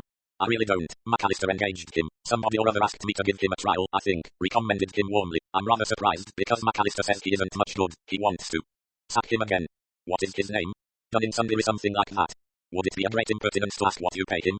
"Not at all. £2.15, I think it is." "Not more?" "Certainly not more, might be a bit less." "Now that," said Poirot, "is very curious." Alistair Blunt looked at him inquiringly, but Jane Oliver, rustling the paper, distracted the conversation. "A lot of people seem to be out for your blood, Uncle Alistair." "Oh, you're reading the debate in the House. That's all right. Only Archerton's always tilting at windmills, and he's got the most crazy ideas on finance. If we let him have his way, England would be bankrupt in a week." Jane said, "Don't you ever want to try anything new?" "Not unless it's an improvement to the old, my dear." "But you'd never think it would be. You'd always say, this would never work without even trying. Experimentalists can do a lot of harm." "Yes, but how can you be satisfied with things as they are, all the waste and the inequality and the unfairness? Something must be done about it." "We get along pretty well in this country, Jane, all things considered." Jane said passionately, "What's needed is a new heaven and a new earth, and you sit there eating kidneys." She got up and went out by the French window into the garden. Alistair looked mildly surprised and a little uncomfortable. He said, "Jane has changed a lot lately. Where does she get all these ideas?" "Take no notice of what Jane says," said Mrs. Oliver. "Jane's a very silly girl. You know what girls are if they go to these queer parties in studios where the young men have funny ties and they come home and talk a lot of nonsense." "Yes, but Jane was always rather a hard-boiled young woman." "It's just a fashion, Alistair. These things are in the air." Alistair Blunt said, "Yes, they're in the air all right." He looked a little worried. Mrs. Oliver arose and Poirot opened the door for her. She swept out frowning to herself. Alistair Blunt said suddenly, "I don't like it, you know. Everybody's talking this sort of stuff, and it doesn't mean anything. It's all hot air. I find myself up against it the whole time. A new heaven and a new earth. What does it mean? They can't tell you themselves. They're just drunk on words." He smiled suddenly, rather ruefully. "I'm one of the last of the old guard, you know." Poirot said curiously, "If you were removed, what would happen?" "Removed? What a way of putting it." His face grew suddenly grave. "I'll tell you, a lot of damned fools would try a lot of very costly experiments, and that would be the end of stability, of common sense, of solvency, in fact, of this England of ours as we know it." Poirot nodded his head. He was essentially in sympathy with the banker. He, too, approved of solvency. And he began to realize with a new meaning just exactly what Alistair Blunt stood for. Mr. Barnes had told him, but he had hardly taken it in then. Quite suddenly, he was afraid. Roman 2. "I've finished my letters," said Blunt, appearing later in the morning. "Now, Poirot, I'm going to show you my garden." The two men went out together and Blunt talked eagerly on his hobby. The rock garden, with its rare alpine plants, was his greatest joy and they spent some time there while Blunt pointed out certain minute and rare species. Hercule Poirot, his feet encased in his best patent leather shoes, listened patiently, shifting his weight tenderly from one foot to the other and wincing slightly as the heat of the sun caused the illusion that his feet were gigantic puddings. His host strolled on, pointing out various plants in the wide border. Bees were humming and from near at hand came the monotonous clicking of a pair of shears trimming a laurel hedge. It was all very drowsy and peaceful. Blunt paused at the end of the border, looking back. The clip of the shears was quite close by, though the clipper was concealed from view. Look at the vista down from here, Poirot. The sweet williams are particularly fine this year. I don't know when I've seen them so good and those are Russell lupins. Marvellous colours. Crack. The shot broke the peace of the morning. Something sang angrily through the air. Alistair Blunt turned bewildered to where a faint thread of smoke was rising from the middle of the laurels. There was a sudden outcry of angry voices. The laurels heaved as two men struggled together. A high-pitched American voice sang out resolutely. I've got you, you damned scoundrel. Drop that gun. Two men struggled out into the open. The young gardener who had dug so industriously that morning was riding in the powerful grip of a man nearly a head taller. Poirot recognized the latter at once. He had already guessed from the voice. Frank Carter snarled. Let go of me. It wasn't me, I tell you. I never did. Howard Rakes said. Oh, no, just shooting at the birds, I suppose. He stopped looking at the newcomers. Mr. Alistair Blunt, this guy here has just taken a pot shot at you. I caught him right in the act. Frank Carter cried out. It's a lie. I was clipping the hedge. I heard a shot and the gun fell right here at my feet. I picked it up, that's only natural, that is, and then this bloke jumped on me. Howard Rakes said grimly. The gun was in your hand and it had just been fired. With a final gesture, he tossed the pistol to Poirot. Let's see what the dick's got to say about it. Lucky I got hold of you in time. I guess there are several more shots in that automatic of yours. Poirot murmured. Precisely. Blunt was frowning angrily. He said sharply. Now then, Dun and Dunleary, what's your name? Hercule Poirot interrupted. He said. This man's name is Frank Carter. Carter turned on him furiously. You've had it in for me all along. You came spying on me that Sunday. I tell you, it's not true. I never shot at him. Hercule Poirot said gently. Then, in that case, who did? He added. There is no one else here but ourselves, you see. Roman 3. Jane Oliver came running along the path, her hair streamlined back behind her. Her eyes were wide with fear. She gasped. Howard? Howard Rakes said lightly. Hello, Jane. I've just been saving your uncle's life. Oh, she stopped. You have? Your arrival certainly seems to have been very opportune. Mr. Dr. Blunt hesitated. This is Howard Rakes, Uncle Alistair. He's a friend of mine. Blunt looked at Rakesh, smiled. Oh, he said. So you are Jane's young man. I must thank you. With a puffing noise as of a steam engine at high pressure, Julia Oliver appeared on the scene. She panted out. I heard a shot. Is Alistair White? She stared blankly at Howard Rakes. You, why, how dare you? Jane said in a massive voice. Howard has just saved Uncle Alistair's life, Mother. What, Roman 2? This man tried to shoot Uncle Alistair and Howard grabbed him and took the pistol away from him. Frank Carter said violently. You're bloody liars, all of you. Mrs. Oliver, her jaw dropping, said blankly. Oh, it took her a minute or two to readjust her poise. She turned first to Blunt. My dear Alistair, how awful. Thank God you're safe. But it must have been a frightful shock. Roman 2 feel quite faint myself. I wonder do you think I could have just a little brandy? Blunt said quickly. Of course. Come back to the house. She took his arm, leaning on it heavily. Blunt looked over his shoulder at Poirot and Howard Rakes. Can you bring that fellow along? He asked. We'll ring up the police and hand him over. Frank Carter opened his mouth, but no words came. He was dead white and his knees were wilting. Howard Rakes hauled him along with an unsympathetic hand. Come on, you, he said. Frank Carter murmured hoarsely and unconvincingly. It's all a lie. Howard Rakes looked at Poirot. You've got precious little to say for yourself for a high-toned sleuth. Why don't you throw your weight about a bit? I'm reflecting, Mr. Rakes. I guess you'll need to reflect. I should say you'll lose your job over this. It isn't thanks to you that Alistair Blunt is still alive at this minute. This is your second good deed of the kind, is it not, Mr. Rakes? What the hell do you mean? It was only yesterday, was it not, that you caught and held the man whom you believed to have shot at Mr. Blunt and the Prime Minister? Howard Rakes said. Yes, I seem to be making a kind of habit of it. But there is a difference, Hercule Poirot pointed out. Yesterday, the man you caught and held was not the man who fired the shot in question. You made a mistake. Frank Carter said sullenly. He's made a mistake now. Quiet, you, said Rakes. Hercule Poirot murmured to himself. I wonder. Roman 4. Dressing for dinner, adjusting his tie to an exact symmetry. Hercule Poirot frowned at his reflection in the mirror. He was dissatisfied, but he would have been at a loss to explain why, for the case, as he owned to himself, was so very clear. Frank Carter had indeed been caught red-handed. It was not as though he had any particular belief in or liking for Frank Carter. Carter, he thought dispassionately, was definitely what the English call a wrong un. He was an unpleasant young bully of the kind that appeals to women so that they are reluctant to believe the worst, however plain the evidence. And Carter's whole story was weak in the extreme. This tale of having been approached by agents of the Secret Service and offered a plummy job to take the post of gardener and report on the conversations and actions of the other gardeners. It was a story that was disproved easily or there was no foundation for it. A particularly weak invention kind of thing, Poirot reflected, that a man like Carter would invent. And on Carter's side, there was nothing at all to be said. He could offer no explanation, except that somebody else must have shot off the revolver. He kept repeating that it was a frame-up. No, there was nothing to be said for Carter except, perhaps, that it seemed an odd coincidence that Howard Rakes should have been present 2 days running at the moment when a bullet had just missed Alistair Blunt. But presumably there wasn't anything in that. Rakes certainly hadn't fired the shot in Downing Street, and his presence down here was fully accounted for, had come down to be near his girl. No, there was nothing definitely improbable in his story. It had turned out, of course, very fortunately for Howard Rakes, when a man has just saved you from a bullet, you cannot forbid him the house. The least you can do is to show friendliness and extend hospitality. Mrs. Oliver didn't like it, obviously, but even she saw that there was nothing to be done about it. Jane's undesirable young man had got his foot in and he meant to keep it there. Poirot watched him speculatively during the evening. He was playing his part with a good deal of astuteness. He did not air any subversive views. He kept off politics. He told amusing stories of his hitchhikes and tramps in wild places. He is no longer the wolf, thought Poirot. No, he has put on the sheep's clothing, but underneath, I wonder.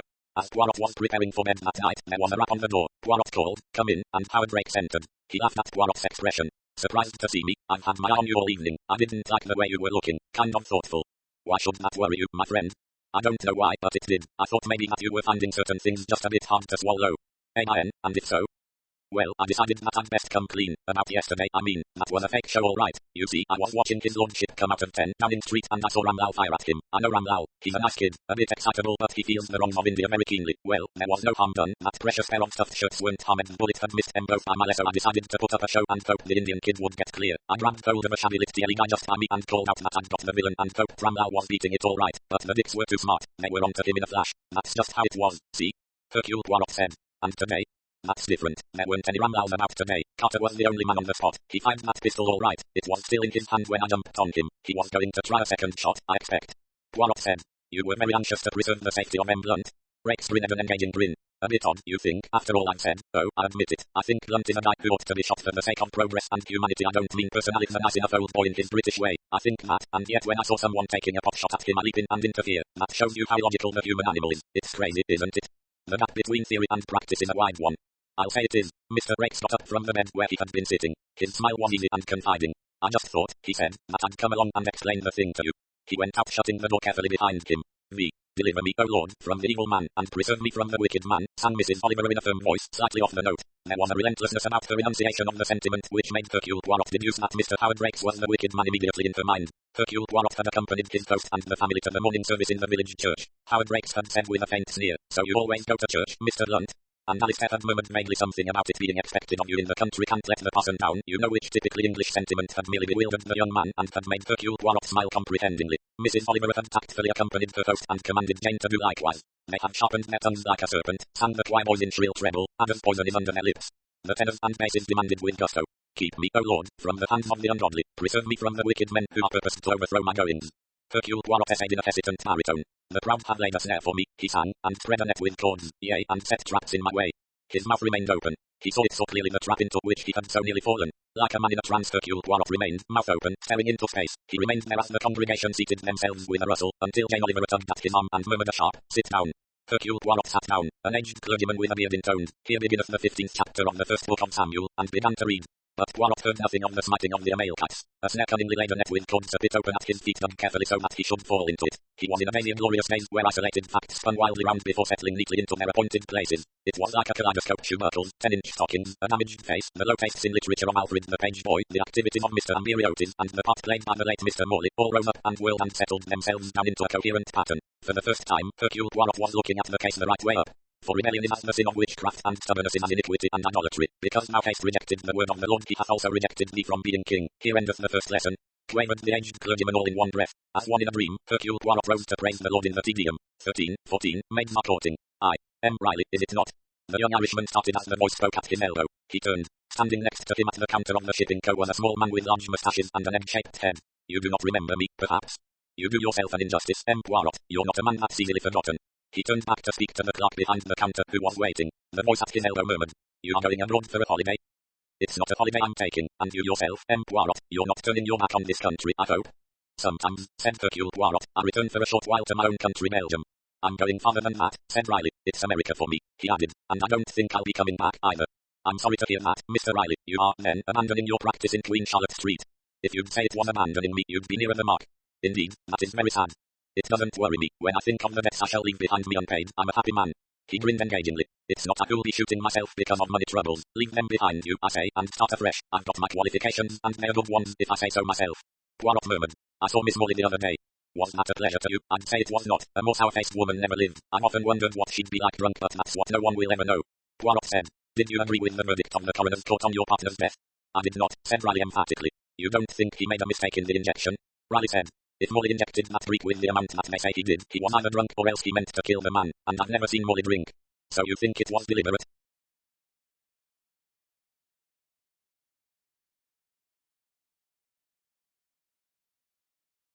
I'd not like to be saying that. It's a grave accusation to be making. Truly now, I don't believe it. There must be some explanation. There must indeed, but I've not thought of it yet.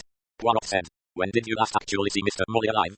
Let me see now. It's a long time after to be asking me a thing like that. It would be the night before about 6:15.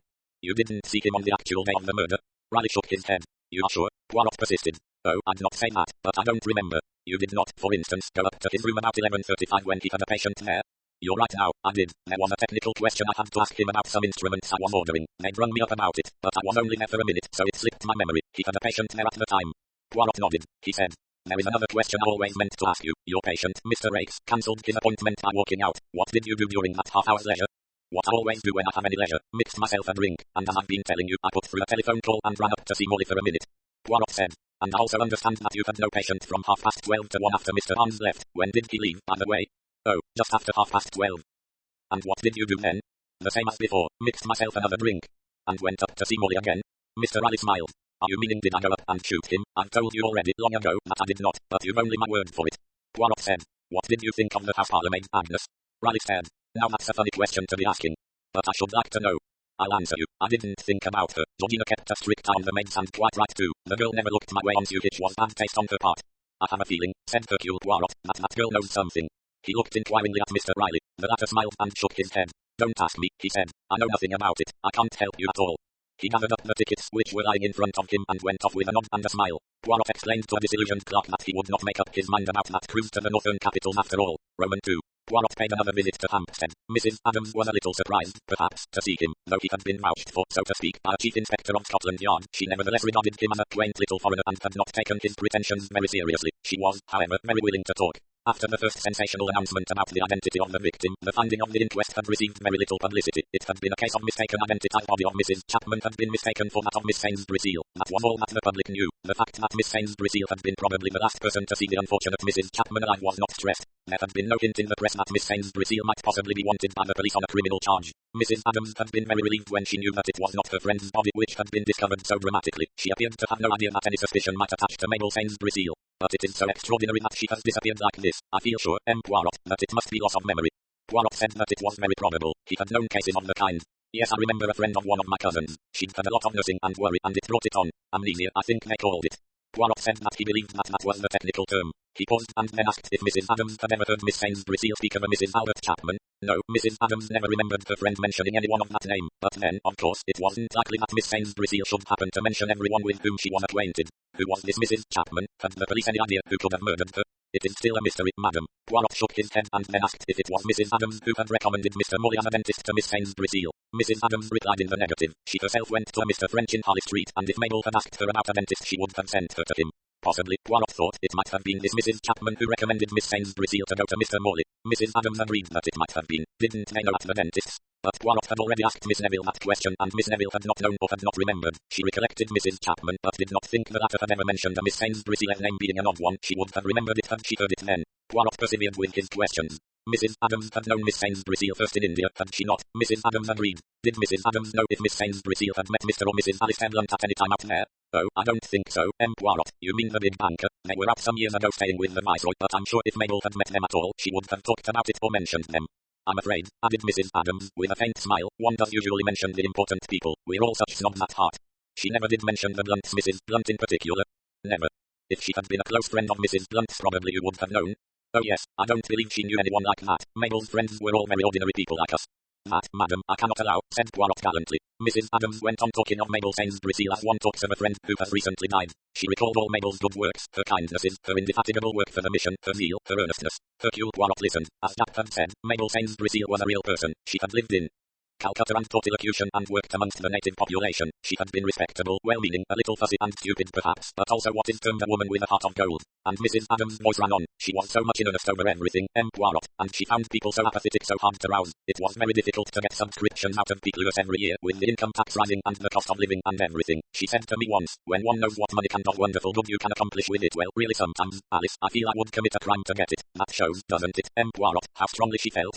She said that, did she? Said Poirot thoughtfully. He asked, casually, when Miss Sainsbury Seal had enunciated this particular statement, and learned that it had been about 3 months ago. He left the house and walked away lost in thought. He was considering the character of Mabel Sainsbury Seal. A nice woman, an earnest and kindly woman, a respectable, decent type of woman. It was amongst that type of person that Mr. Barnes had suggested a potential criminal could be found. She had travelled back on the same boat from India as Mr. Ambiriotis. There seemed reason to believe that she had lunched with him at the Savoy. She had accosted and claimed acquaintance with Alistair Blunt and laid claim to an intimacy with his wife. She had twice visited King Leopold Mansions where, later, a dead body had been found dressed in her clothes and with her handbag conveniently identifying it. A little too convenient, that. She had left the Glengarry Court Hotel suddenly after an interview with the police. Could the theory that Hercule Poirot believed to be true account for and explain all those facts? He thought it could. Roman 3. These meditations had occupied Hercule Poirot on his homeward way until reaching Regent's Park. He decided to traverse a part of the park before taking a taxi on. By experience, he knew to a nicety the moment when his smart patent leather shoes began to press painfully on his feet. It was a lovely summer's day and Poirot looked indulgently on courting nursemaids and nurse-wains, laughing and giggling while their chubby charges profited by nurses' inattention. Dogs barked and romped. Little boys sailed boats. And under nearly every tree was a couple sitting close together. Ah, Eunice, murmured Hercule Poirot, pleasurably affected by the sight. They were chic, these little London girls. They wore their tawdry clothes with an air. Their figures, however, he considered lamentably deficient. Where were the rich curves, the voluptuous lines that had formerly delighted the eye of an admirer? He, Hercule Poirot, remembered women. One woman, in particular, what a sumptuous creature, bird of paradise of Venus. What woman was there amongst these pretty chits nowadays, who could hold a candle to Countess Vera Rossakoff, a genuine Russian aristocrat, an aristocrat to her fingertips, and also, he remembered, a most accomplished thief, one of those natural geniuses. With a sigh, Poirot wrenched his thoughts away from the flamboyant creature of his dreams. It was not only, he noted, the little nursemaids and their like who were being wooed under the trees of Regent's Park. That was a Schiaparelli creation there, under that lime tree, with the young man who bent his head so close to hers, who was pleading so earnestly. One must not yield too soon. He hoped the girl understood that. The pleasure of the chase must be extended as long as possible. His beneficent eye still on them, he became suddenly aware of a familiarity in those two figures. So Jane Oliver had come to Regent's Park to meet the young American revolutionary. His face grew suddenly sad and rather stern. After only a brief hesitation he crossed the grass to them. Sweeping off his hat with a flourish, he said, "Bonjour, mademoiselle." Jane Oliver, he thought, was not entirely displeased to see him. Howard Rakes, on the other hand, was a good deal annoyed at the interruption. He growled, "Oh, so it's you again." "Good afternoon, M. Poirot," said Jane. "How unexpectedly you always pop up, don't you?" "Kind of a jack in the box," said Rakes, still eyeing Poirot with a considerable coldness. "I do not intrude?" Poirot asked anxiously. Jane Oliver said kindly, "Not at all." Howard Rakes said nothing. "It is a pleasant spot you have found here," said Poirot. "It was," said Mr. Rakes. Jane said, "Be quiet, Howard. You need to learn manners." Howard Rakes snorted and asked, "What's the good of manners?" "You'll find they kind of help you along," said Jane. "I haven't got any myself, but that doesn't matter so much. To begin with, I'm rich, and I'm moderately good looking, and I've got a lot of influential friends and none of those unfortunate disabilities they talk about so freely in the advertisements nowadays. I can get along all right without manners." Rakes said, "I'm not in the mood for small talk, Jane. I guess I'll take myself off." He got up, nodded curtly to Poirot and strode away. Jane Oliver stared after him, her chin cupped in her palm. Poirot said with a sigh, "Alas, the proverb is true. When you are courting, two is company, is it not? Three is none." Jane said, "Courting, what a word." "But yes, it is the right word, is it not? For a young man who pays attention to a young lady before asking her hand in marriage, they say, do they not, a courting couple? Your friends seem to say some very funny things." Hercule Poirot chanted softly. 13, 14, maids are courting. See, all around us they are doing it. Jane said sharply, "Yes, I'm just one of the crowd, I suppose." She turned suddenly to Poirot. "I want to apologize to you. I made a mistake the other day. I thought you had wormed your way in and come down to Exham just to spy on Howard, but afterwards Uncle Alistair told me that he had definitely asked you because he wanted you to clear up this business of that missing woman Sainsbury Seal. That's right, isn't it?" "Absolutely. So I'm sorry for what I said to you that evening, but it did look like it, you know. I mean as though you were just following Howard and spying on us both. Even if it were true, mademoiselle, I was an excellent witness to the fact that Mr. Rakes bravely saved your uncle's life by springing on his assailant and preventing him from firing another shot. You've got a funny way of saying things, M. Poirot. I never know whether you're serious or not." Poirot said gravely, "At the moment I'm very serious, Miss Oliver." Jane said with a slight break in her voice, "Why do you look at me like that, as though you were sorry for me?" "Perhaps because I'm sorry, mademoiselle, for the things that I shall have to do so soon." "Well, then don't do them." "Alas, mademoiselle, but I must." She stared at him for a minute or two, then she said, "Have you found that woman?" Poirot said, "Let us say that I know where she is." "Is she dead?" "I have not said so." "She's alive, then?" "I have not said that either." Jane looked at him with irritation. She exclaimed, "Well, she's got to be one or the other, hasn't she? Actually, it's not quite so simple. I believe you just like making things difficult." "It has been said of me," admitted Hercule Poirot. Jane shivered. She said, "Isn't it funny? It's a lovely warm day and yet I suddenly feel cold. Perhaps you had better walk on, mademoiselle." Jane rose to her feet. She stood a minute irresolute. She said abruptly, "Howard wants me to marry him, at once, without letting anyone know. He said it's the only way I'll ever do it, that I'm weak." She broke off. Then with one hand she gripped Poirot's arm with surprising strength. "What shall I do about it, M. Poirot?" "Why ask me to advise you? There are those who are nearer. Mother, she'd scream the house down at the bare idea. Uncle Alistair, he'd be cautious and prosy. Plenty of time, my dear. Got to make quite sure, you know. Bit of an odd fish, that young man of yours. No sense in rushing things." "Your friends?" suggested Poirot. "I haven't got any friends. Only a silly crowd I drink and dance and talk inane catchwords with. Howard's the only real person I've ever come up against." Still we ask me, Miss Oliver? Jane said. Because you've got a queer look on your face as though you were sorry about something, as though you knew something fat that was coming. She stopped. Well, she demanded, what do you say? Hercule Poirot slowly shook his head. Roman 4. When Poirot reached home, George said, Chief Inspector Japp is here, sir. Japp grinned in a rueful way as Poirot came into the room. Here I am, old boy, come round to say, aren't you a marvel? How do you do it? What makes you think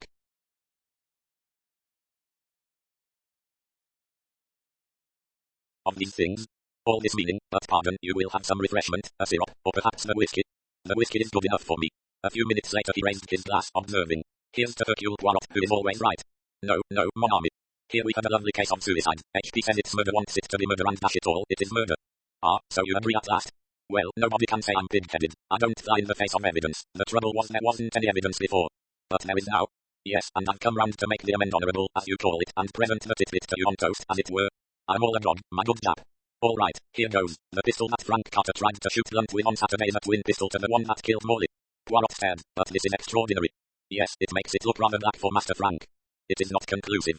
No, but it's enough to make us reconsider the suicide verdict. They're a foreign make of pistol and rather an uncommon one at that. Hercule Poirot stared. His eyebrows looked like crescent moons. He said at last, Frank Carter, no really not.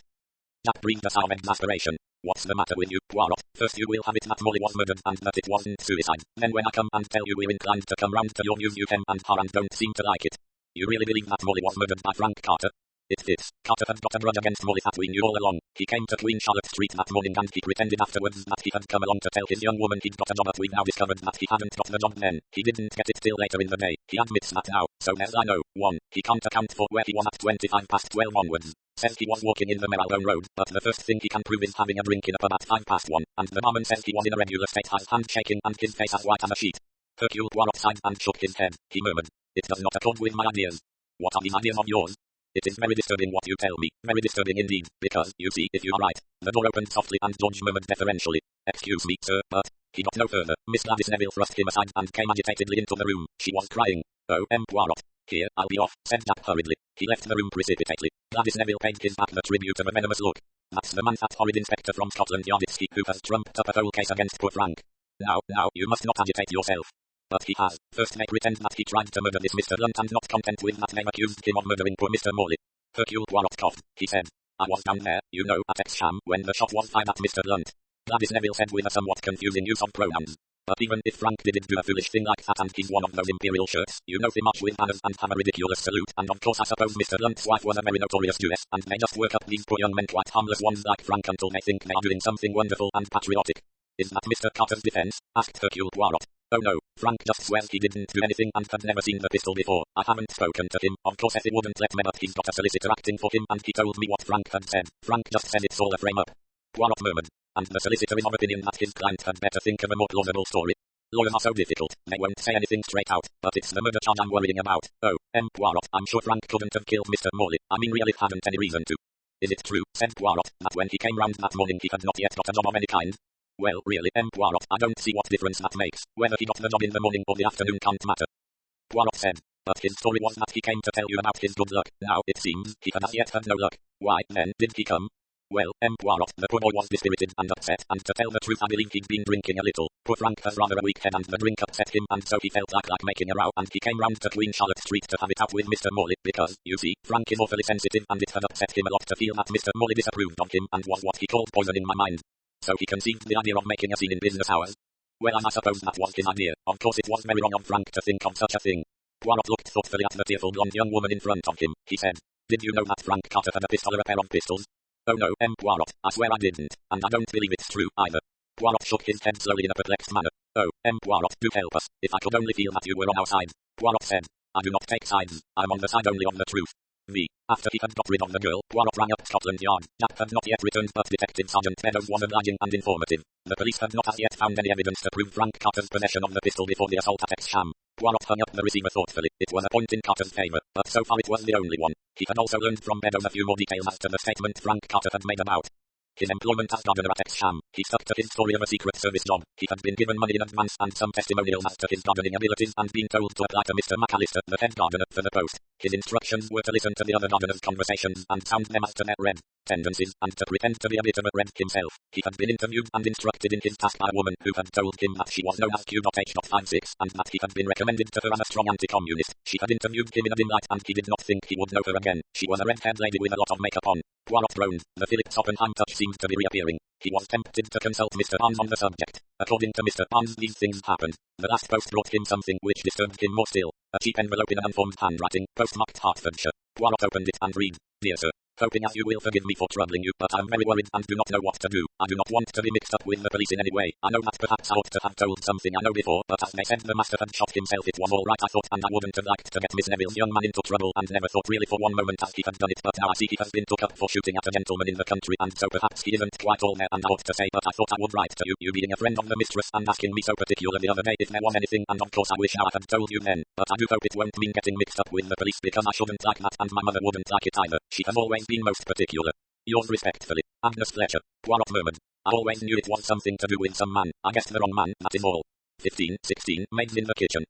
The interview with Agnes Fletcher took place in Hertford, in a somewhat derelict tea shop, for Agnes had been anxious not to tell her story under Miss Molly's critical eye. The first quarter of an hour was taken up listening to exactly how particular Agnes' mother had always been, also how Agnes' father, though a proprietor of licensed premises, had never once had any friction with the police, closing time being strictly observed to the second, and indeed Agnes' father and mother were universally respected and looked up to in Little Darlingham, Gloucestershire, and none of Mrs. Fletcher's family of 6 to having died in infancy had ever occasioned their parents the least anxiety, and if Agnes now were to get mixed up with the police in any way, Mum and Dad would probably die of it, because as she'd been saying, they'd always held their heads high and never had no trouble of any kind with the police. After this had been repeated, da capo, and with various embellishments, several times, Agnes drew a little nearer to the subject of the interview. "I wouldn't like to say anything to Miss Morley, sir, because it might be, you see, that she'd say as how I ought to have said something before, but me and Cook, we talked it over and we didn't see as it was any business of ours, because we'd read quite clear and plain in the paper as how the master had made a mistake in the drug he was giving, and that he'd shot himself and the pistol was in his hands and everything, so it did seem quite clear, didn't it, sir?"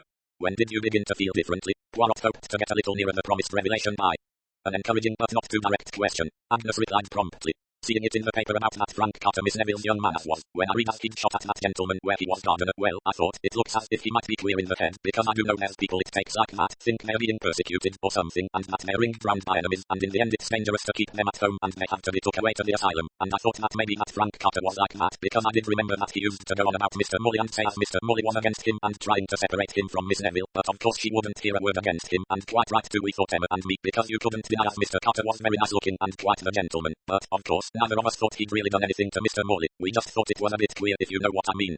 Poirot said patiently. "What was queer?" "It was that morning, sir, the morning Mr. Morley shot himself. I'd been wondering if I'd run down and get the post. The postman had come, but that Alfred hadn't brought up the letters, which he wouldn't do, not unless there was some for Miss Morley or Mr. Morley, but if it was just for Emma and me he wouldn't bother to bring them up till lunchtime. So I went out on the landing and I looked down over the stairs. Miss Morley didn't like us going down to the hall, not during the master's business hours, but I thought maybe I'd see Alfred taking in a patient to the master and I'd call down to him as he came back." Agnes gasped, took a deep breath and went on, "And it was then I saw him, that Frank Carter, I mean. Halfway up the stairs he was stairs, I mean, above the master's floor, and he was standing there waiting and looking down, and I'd come to feel more and more as though there was something queer about it. He seemed to be listening very intent, if you know what I mean." "What time was this?" "It must have been getting on for 12:30, sir, and just as I was thinking, there now, it's Frank Carter, and Miss Neville's away for the day, and won't he be disappointed, and I was wondering if I ought to run down and tell him, because it looked as though that lump of an Alfred had forgot, otherwise I thought he wouldn't have been waiting for her, and just as I was hesitating, Mr. Carter, he seemed to make up his mind, and he slipped down the stairs very quick and went along the passage towards the master's surgery, and I thought to myself, the master won't like that, and I wondered if there was going to be a row, but just then Emma called me, said whatever was I up to, and I went up again, and then, afterwards, I heard the master had shot himself, and, of course, it was so awful it just drove everything out of my head, but later, when that police inspector had gone, I said to Emma, I said, I didn't say anything about Mr. Carter having been up with the master this morning, and she said, was he? And I told her, and she said, well, perhaps I ought to tell, but anyway I said I'd better wait a bit, and she agreed, because neither of us didn't want to get Frank Carter into trouble if we could help, and then, when it came to the inquest and it come out that the master had made that mistake in a drug and really had got the wind up and shot himself, quite natural like, well, then, of course, there was no call to say anything, but reading that piece in the paper 2 days ago, oh, it did give me a turn, and I said to myself, if he's one of those loonies that thinks they're persecuted and goes round shooting people, well, then maybe he did shoot the master after all. Her eyes, anxious and scared, looked hopefully at Hercule Poirot. He put as much reassurance into his voice as he could. You may be sure that you have done absolutely the right thing in telling me, Agnes, he said. Well, I must say, sir, it does take a load off my mind. You see, I've kept saying to myself as perhaps I ought to tell, and then, you see, I thought of getting mixed up with the police and what mother would say. She's always been so particular about us all. Yes, said Hercule Poirot hastily. He felt as much of Agnes' mother as he could stand for one afternoon. Roman 2. Poirot called at Scotland Yard and asked for Japp. When he was taken up to the chief inspector's room, I want to see Carter, said Hercule Poirot. Japp shot him a quick, sideways glance. He said, what's the big idea? You are unwilling? Japp shrugged his shoulders. He said, oh, I shan't make objections. No good if I did. Who's the Home Secretary's little pet? You are. Who's got half the cabinet in his pocket? You have. Hushing up their scandals for them. Poirot's mind flew for a moment to that case that he had named the case of the audience tables. He murmured, not without complacence. It was ingenious, yes, you must admit it. Well imagined, let us say. Nobody but you would ever have thought of such a thing. Sometimes, Poirot, I think you haven't any scruples at all. Poirot's face became suddenly grave. He said, that is not true. Oh, all right, Poirot, I didn't mean it, but you're so pleased sometimes with your damned ingenuity. What do you want to see Carter for? To ask him whether he really murdered Morley? To Jack's surprise, Poirot nodded his head emphatically. Yes, my friend, that is exactly the reason. And I suppose you think he'll tell you if he did? Jack laughed as he spoke, but Hercule Poirot remained grave. He said, he might tell Maze.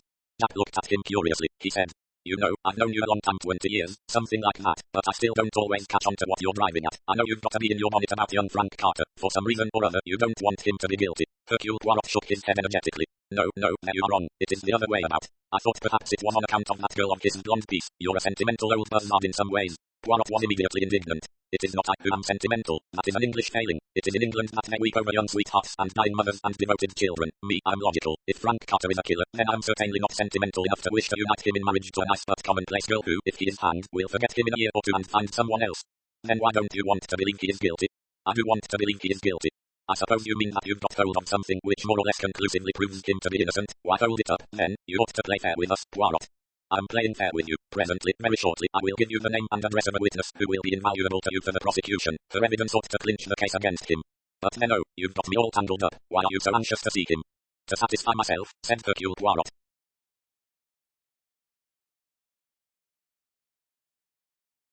And he would say no more. Roman 3. Frank Carter, haggard, white-faced, still feebly inclined to bluster, looked on his unexpected visitor with unconcealed disfavour. He said rudely, so it's you ruddy little foreigner. What do you want? I want to see you and talk to you. Well, you see me all right, but I won't talk, not without my lawyer. That's right, isn't it? You can't go against that. I've got the right to have my solicitor present before I say a word. Certainly you have. You can send for him if you like, but I should prefer that you did not. I dare say, think you're going to trap me into making some damaging admissions, eh? We are quite alone, remember. That's a bit unusual, isn't it? Got your police pals listening in, no doubt.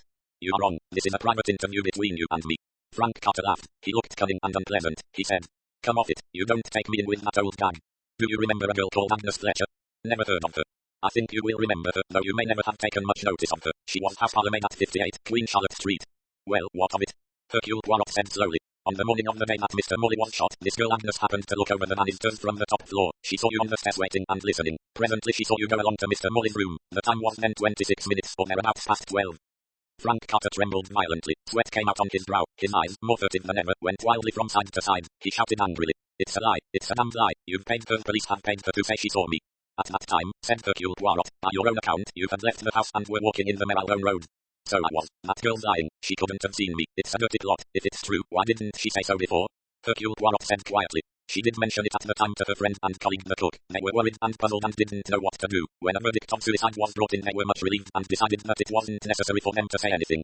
I don't believe a word of it. They're in it together, that's all. A couple of dirty, lying little. He tailed off into furious profanity. Hercule Poirot waited. When Carter's voice at last ceased, Poirot spoke again, still in the same calm, measured voice. Anger and foolish abuse will not help you. These girls are going to tell their story and it is going to be believed, because, you see, they are telling the truth. The girl, Agnes Fletcher, did see you. You were there on the stairs at that time. You had not left the house, and you did go into Mr. Morley's room. He paused and then asked quietly, what happened then? It's a lie, I tell you. Hercule Poirot felt very tired, very old. He did not like Frank Carter. He disliked him very much. In his opinion, Frank Carter was a bully, a liar, a swindler, outraged, and the type of young man the world could well do without. He, Hercule Poirot, had only to stand back and let this young man persist in his lies, and the world would be rid of one of its more unpleasant inhabitants. Hercule Poirot said, I suggest you tell me the truth. He realized the issue very clearly. Frank Carter was stupid, but he wasn't so stupid as not to see that to persist in his denial was his best and safest course. Let him once admit that he had gone into that room at 26 minutes past 12 and he was taking a step into grave danger, for after that any story he told would have a good chance of being considered a lie. Let him persist in his denial, then, if so, Hercule Poirot's duty would be over. Frank Carter would in all probability be hanged for the murder of Henry Morley, and it might be justly hanged. Hercule Poirot had only to get up and go. Frank Carter said again, it's a lie. There was a pause. Hercule Poirot did not get up and go. He would have liked to do so very much. Nevertheless, he remained. He leaned forward. He said, and his voice held all the compelling power of his powerful personality. I'm not lying to you. I ask you to believe me. If you did not kill Molly, your only hope is to tell me the exact truth of what happened that morning. The mean, treacherous face looking at him wavered, became uncertain. Frank Carter pulled at his lip. His eyes went from side to side, terrified, frankly animal eyes. It was touch and go now. Then suddenly, overborne by the strength of the personality confronting him, Frank Carter surrendered. He said hoarsely, all right then, I'll tell you. God curse you if you let me down now. I did go in. I went up the stairs and waited till I could be sure of getting him alone. Waited there, up above Molly's landing. Then a gent came out. And went down. That gent. I was just making up my mind to go, and another gent came out of Molly's room and went down too. I knew I'd got to be quick. I went along and nipped into his room without knocking. I was all set to have it out with him, mucking about, putting my girl against Madame Kim. He stopped. Yes, said Hercule Poirot, and his voice was still urgent, compelling. Carter's voice croaked uncertainly. And he was lying there dead. It's true. I swear it's true. Lying just as they said at the inquest. I couldn't believe it at first. I stooped over him, but he was dead all right. His hand was stone cold, and I saw the bullet hole in his head with a hard black crust of blood round it. At the memory of it, sweat broke out on his forehead again. I saw then I was in a jam. They'd go and say I'd done it. I hadn't touched anything except his hand and the door handle. I wiped that with my handkerchief, both sides, and I went out and I stole downstairs as quickly as I could. There was nobody in the hall, and I let myself out and legged it away as fast as I could. No wonder I felt queer. He paused. His scared eyes went to Poirot. That's the truth. I swear that's the truth. He was dead already. You've got to believe me. Poirot got up. He said, and his voice was tired and sad. I believe you. He moved towards the door. Frank Carter cried out. They'll hang me for a cert if they know I was in there. Poirot said. By telling the truth you have saved yourself from being hanged. I don't see it, they'll say. Poirot interrupted him. Your story has confirmed what I knew to be the truth. You can leave it now to me. He went out. He was not at all happy. Roman 4. He reached Mr. Barnes' house at Ealing at 6:45. He remembered that Mr. Barnes had called that a good time of day. Mr. Barnes was at work in his garden. He said by way of greeting, we need rain, Poirot need it badly. He looked thoughtfully at his guest. He said, you don't look very well, Poirot. Sometimes, said Hercule Poirot, I do not like the things I have to do. Mr. Barnes nodded his head sympathetically. He said, I know. Hercule Poirot looked vaguely round at the neat arrangement of the small beds. He murmured, it is well planned, this garden. Everything is to scale. It is small but exact. Mr. Barnes said, when you have only a small place you've got to make the most of it. You can't afford to make mistakes in the planning. Hercule Poirot nodded. Barnes went on. I see you've got your man. Frank Carter.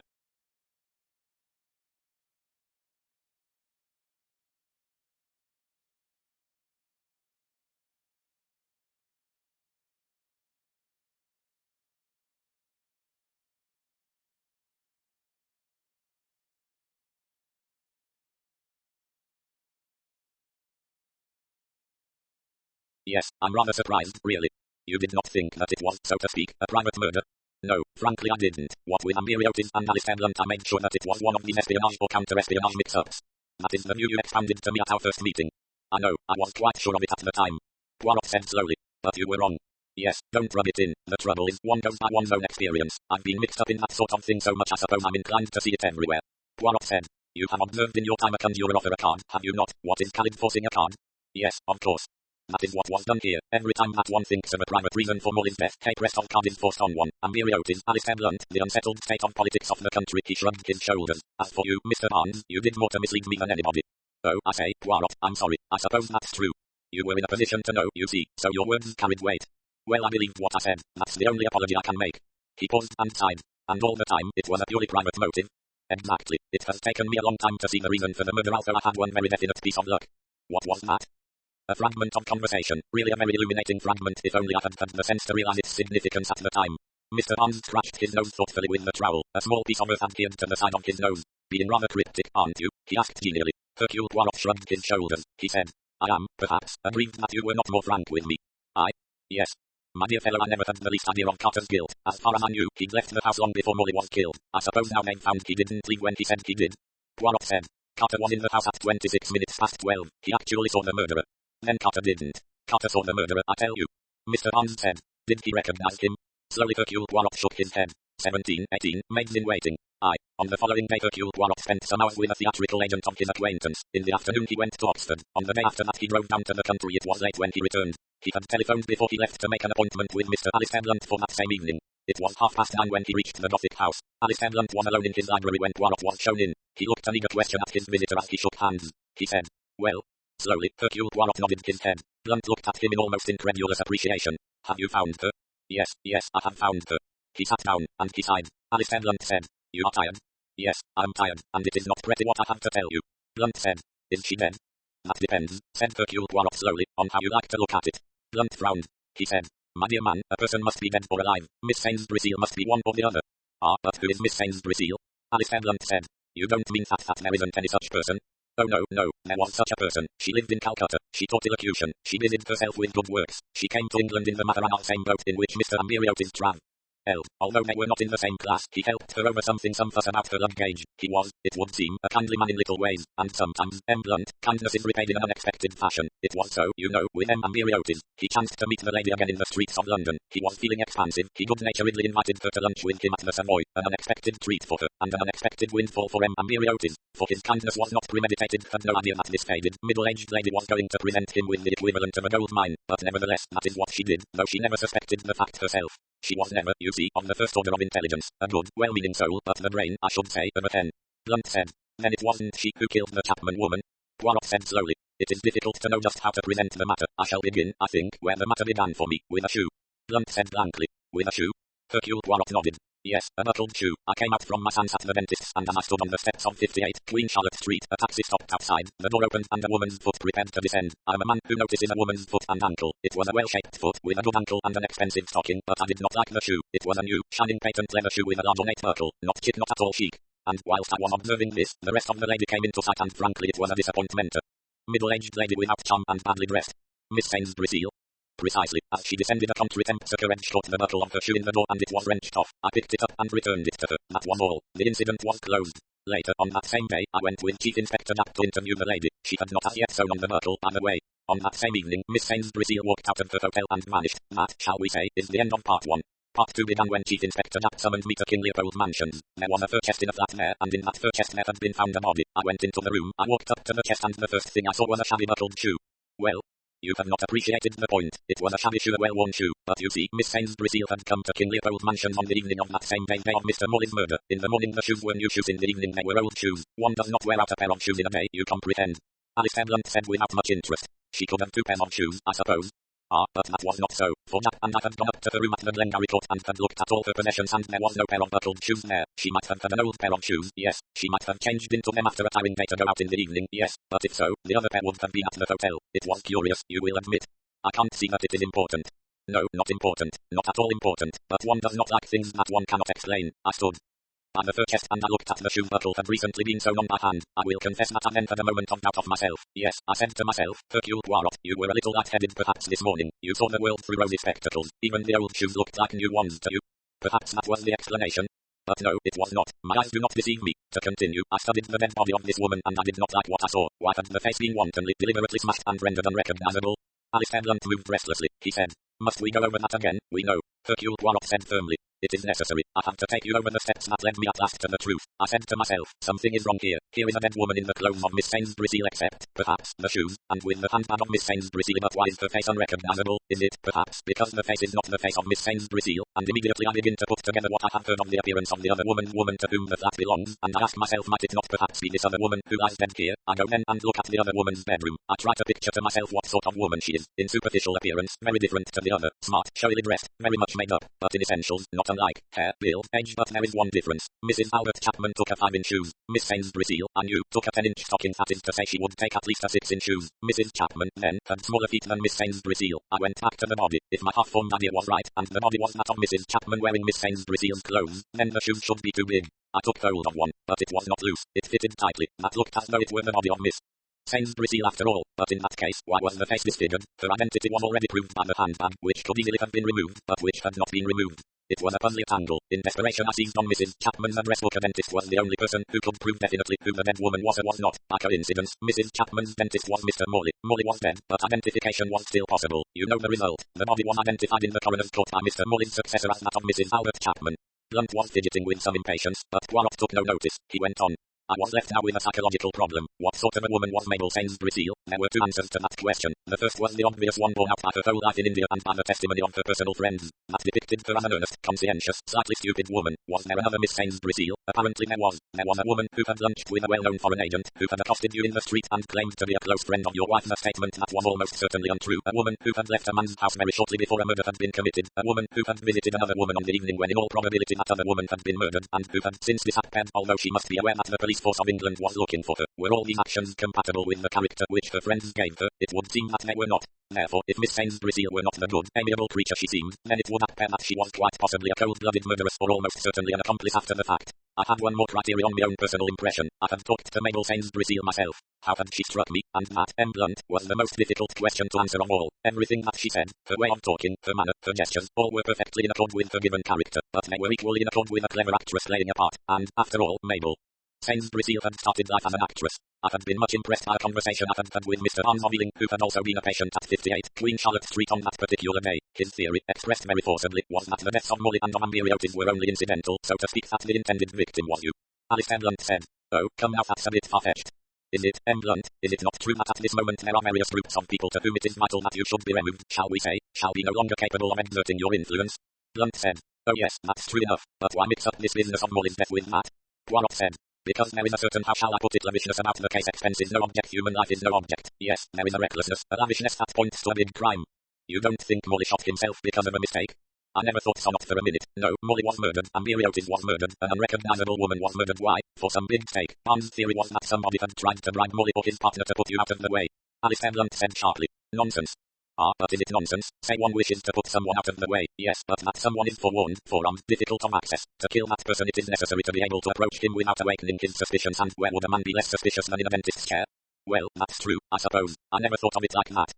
It is true, and once I realized it I had my first vague glimmering of the truth. So you accepted Barnes' theory. Who is Barnes, by the way?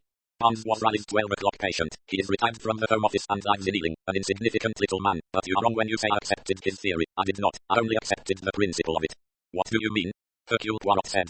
All along, all the way through, I have been led astray, sometimes unwittingly, sometimes deliberately and for a purpose. All along it was presented to me, forced upon me, that this was what you might call a public crime. That is to say, that you, Blunt, were the focus of it all, in your public character. You, the banker, you, the controller of finance, you, the upholder of conservative tradition. But every public character has a private life also. That was my mistake. I forgot the private life. There existed private reasons for killing Molly Frank Carter, for instance. There could also exist private reasons for killing you. You had relations who would inherit money when you died. You had people who loved and hated you as a man, not as a public figure. And so I came to the supreme instance of what I call the forced card, the purported attack upon you by Frank Carter. If that attack was genuine, then it was a political crime. But was there any other explanation? There could be. There was a second man in the shrubbery, the man who rushed up and seized Carter, a man who could easily have fired that shot and then tossed the pistol to Carter's feet so that the latter would almost inevitably pick it up and be found with it in his hand. I considered the problem of Howard Raikes. Raikes had been at Queen Charlotte Street that morning of Molly's death. Raikes was a bitter enemy of all that you stood for and were. Yes, but Raikes was something more. Raikes was the man who might marry your niece, and with you dead, your niece would inherit a very handsome income, even though you had prudently arranged that she could not touch the principal. Was the whole thing, after all, a private crime, a crime for private gain, for private satisfaction? Why had I thought it a public crime? Because, not once, but many times, that idea had been suggested to me, had been forced upon me like a forced card. It was then, when that idea occurred to me, that I had my first glimmering of the truth. I was in church at the time and singing a verse of a psalm. It spoke of a snare laid with cords. A snare, laid for me, yes, it could be, but in that case, who had laid it? There was only one person who could have laid it, and that did not make sense. He did it. Had I been looking at the case upside down? Money no object. Exactly. Reckless disregard of human life. Yes, again, for the stakes for which the guilty person was playing were enormous. But if this new, strange idea of mine were right, it must explain everything. It must explain, for instance, the mystery of the dual nature of Miss Sainsbury Seal. It must solve the riddle of the buckled shoe. And it must answer the question, where is Miss Sainsbury Seal now? And it did all that and more. It showed me that Miss Sainsbury Seal was the beginning and middle and end of the case. No wonder it had seemed to me that there were two Mabel Sainsbury Seals. There were two Mabel Sainsbury Seals. There was the good, stupid, amiable woman who was vouched for so confidently by her friends, and there was the other woman who was mixed up with two murders and who told lies and who vanished mysteriously. Remember, the porter at Kinleopold Mansions said that Miss Sainsbury Seal had been there once before. In my reconstruction of the case, that first time was the only time. She never left Kinleopold Mansions. The other Miss Sainsbury Seal took her place. That other Mabel Sainsbury Seal, dressed in clothes of the same type and wearing a new pair of shoes with buckles because the others were too large for her, went to the Russell Square Hotel at a busy time of day, packed up the dead woman's clothes, paid the bill and left. She went to the Glengarry Court Hotel. None of the real Miss Sainsbury Seal's friends saw her after that time. Remember, she played the part of Mabel Sainsbury Seal there for over a week. She wore Mabel Sainsbury Seal's clothes. She talked in Mabel Sainsbury Seal's voice, but she had to buy a smaller pair of evening shoes, too. And then she vanished, her last appearance being when she was seen re-entering Kinleopold Mansions on the evening of the day Molly was killed. Are you trying to say, demanded Alistair Blunt, that it was Mabel Sainsbury Seal's dead body in that flat, after all? Of course it was. It was a very clever double bluff, and smashed face was meant to raise a question of the woman's identity. But the dental evidence? Ah, now we come to it. It was not the dentist himself who gave evidence. Molly was dead. He couldn't give evidence as to his own work. He would have known who the dead woman was. It was the charts that were put in as evidence, and the charts were faked. Both women were his patients, remember. All that had to be done was to relabel the charts, exchanging the names. Hercule Poirot added. And now you see what I meant when you asked me if the woman was dead, and I replied, that depends. For when you say Miss Sainsbury, which woman do you mean? The woman who disappeared from the Glengarry Court Hotel, or the real Mabel Sainsbury? Alistair Blunt said. I know, M. Poirot, that you have a great reputation, therefore I accept that you must have some grounds for this extraordinary assumption, for it is an assumption, nothing more. But all I can see is the fantastic improbability of the whole thing. You are saying, are you not, that Mabel Sainsbury was deliberately murdered, and that Molly was also murdered to prevent his identifying her dead body. But why? That's what I want to know. Here's this woman, a perfectly harmless, middle-aged woman with plenty of friends and apparently no enemies. Why on earth all this elaborate plot to get rid of her? Why, yes, that is the question. Why, as you say, Mabel Sainsbury was a perfectly harmless creature who wouldn't hurt a fly. Why, then, was she deliberately and brutally murdered? Well, I will tell you what I think. Yes. Hercule Poirot leaned forward. He said, it is my belief that Mabel Sainsbury was murdered because she happened to have too good a memory for faces. What do you mean? Hercule Poirot said. We have separated the dual personality. There is the harmless lady from India, but there is one incident that falls between the two roles. Which Miss Sainsbury was it who spoke to you on the doorstep of Mr. Molly's house? She claimed, you will remember, to be a great friend of your wife's. Now that claim was adjudged by her friends and by the light of ordinary probability to be untrue, so we can say, that was a lie. The real Miss Sainsbury does not tell lies, so it was a lie uttered by the impostor for a purpose of her own. Alistair Blunt nodded. Yes, that reasoning is quite clear, though I still don't know what the purpose was. Poirot said. Pardon, but let us first look at it the other way round. It was the real Miss Sainsbury. She does not tell lies, so the story must be true. I suppose you can look at it that way, but it seems very unlikely. Of course it is unlikely, but taking that second hypothesis as fact, the story is true. Therefore Miss Sainsbury did know your wife. She knew her well, therefore your wife must have been the type of her son Miss Sainsbury would have known well, someone in her own station of life, an Anglo-Indiana missionary, to go back farther still an actress, therefore not Rebecca Arnfold. Now, M. Blunt, do you see what I meant when I talked of a private and a public life? You are the great anchor, but you are also a man who married a rich wife, and before you married her you were only a junior partner in the firm not very long down from Oxford. You comprehend I began to look at the case the right way up. Expense no object, naturally not you. Reckless of human life that, too, since for a long time you have been virtually a dictator, and to a dictator his own life becomes unduly important, and those of others unimportant. Alistair Blunt said. What are you suggesting, M. Poirot? Poirot said quietly. I'm suggesting, M. Blunt, that when you married Rebecca Arnfold, you were married already. That, as led by the vista, not so much of wealth as of power, you suppressed that fact and deliberately committed bigamy. That your real wife acquiesced in the situation. And who was this real wife? Mrs. Albert Chapman was the name she went under at King Leopold Mansion, Sir Handy Spot, not 5 minutes walk from your house on the Chelsea embankment. You borrowed the name of a real secret agent, realizing that it would give support to her hints of a husband engaged in intelligence work. Your scheme succeeded perfectly. No suspicion was ever aroused. Nevertheless, the fact remained, you had never been legally married to Rebecca Arnfold, and you were guilty of bigamy. You never dreamt of danger after so many years. It came out of the blue in the form of a tiresome woman who remembered you after nearly 20 years as her friend's husband. Chance brought her back to this country. Chance let her meet you in Queen Charlotte Street. It was chance that your niece was with you and heard what she said to you. Otherwise I might never have guessed. I told you about that myself, my dear Poirot.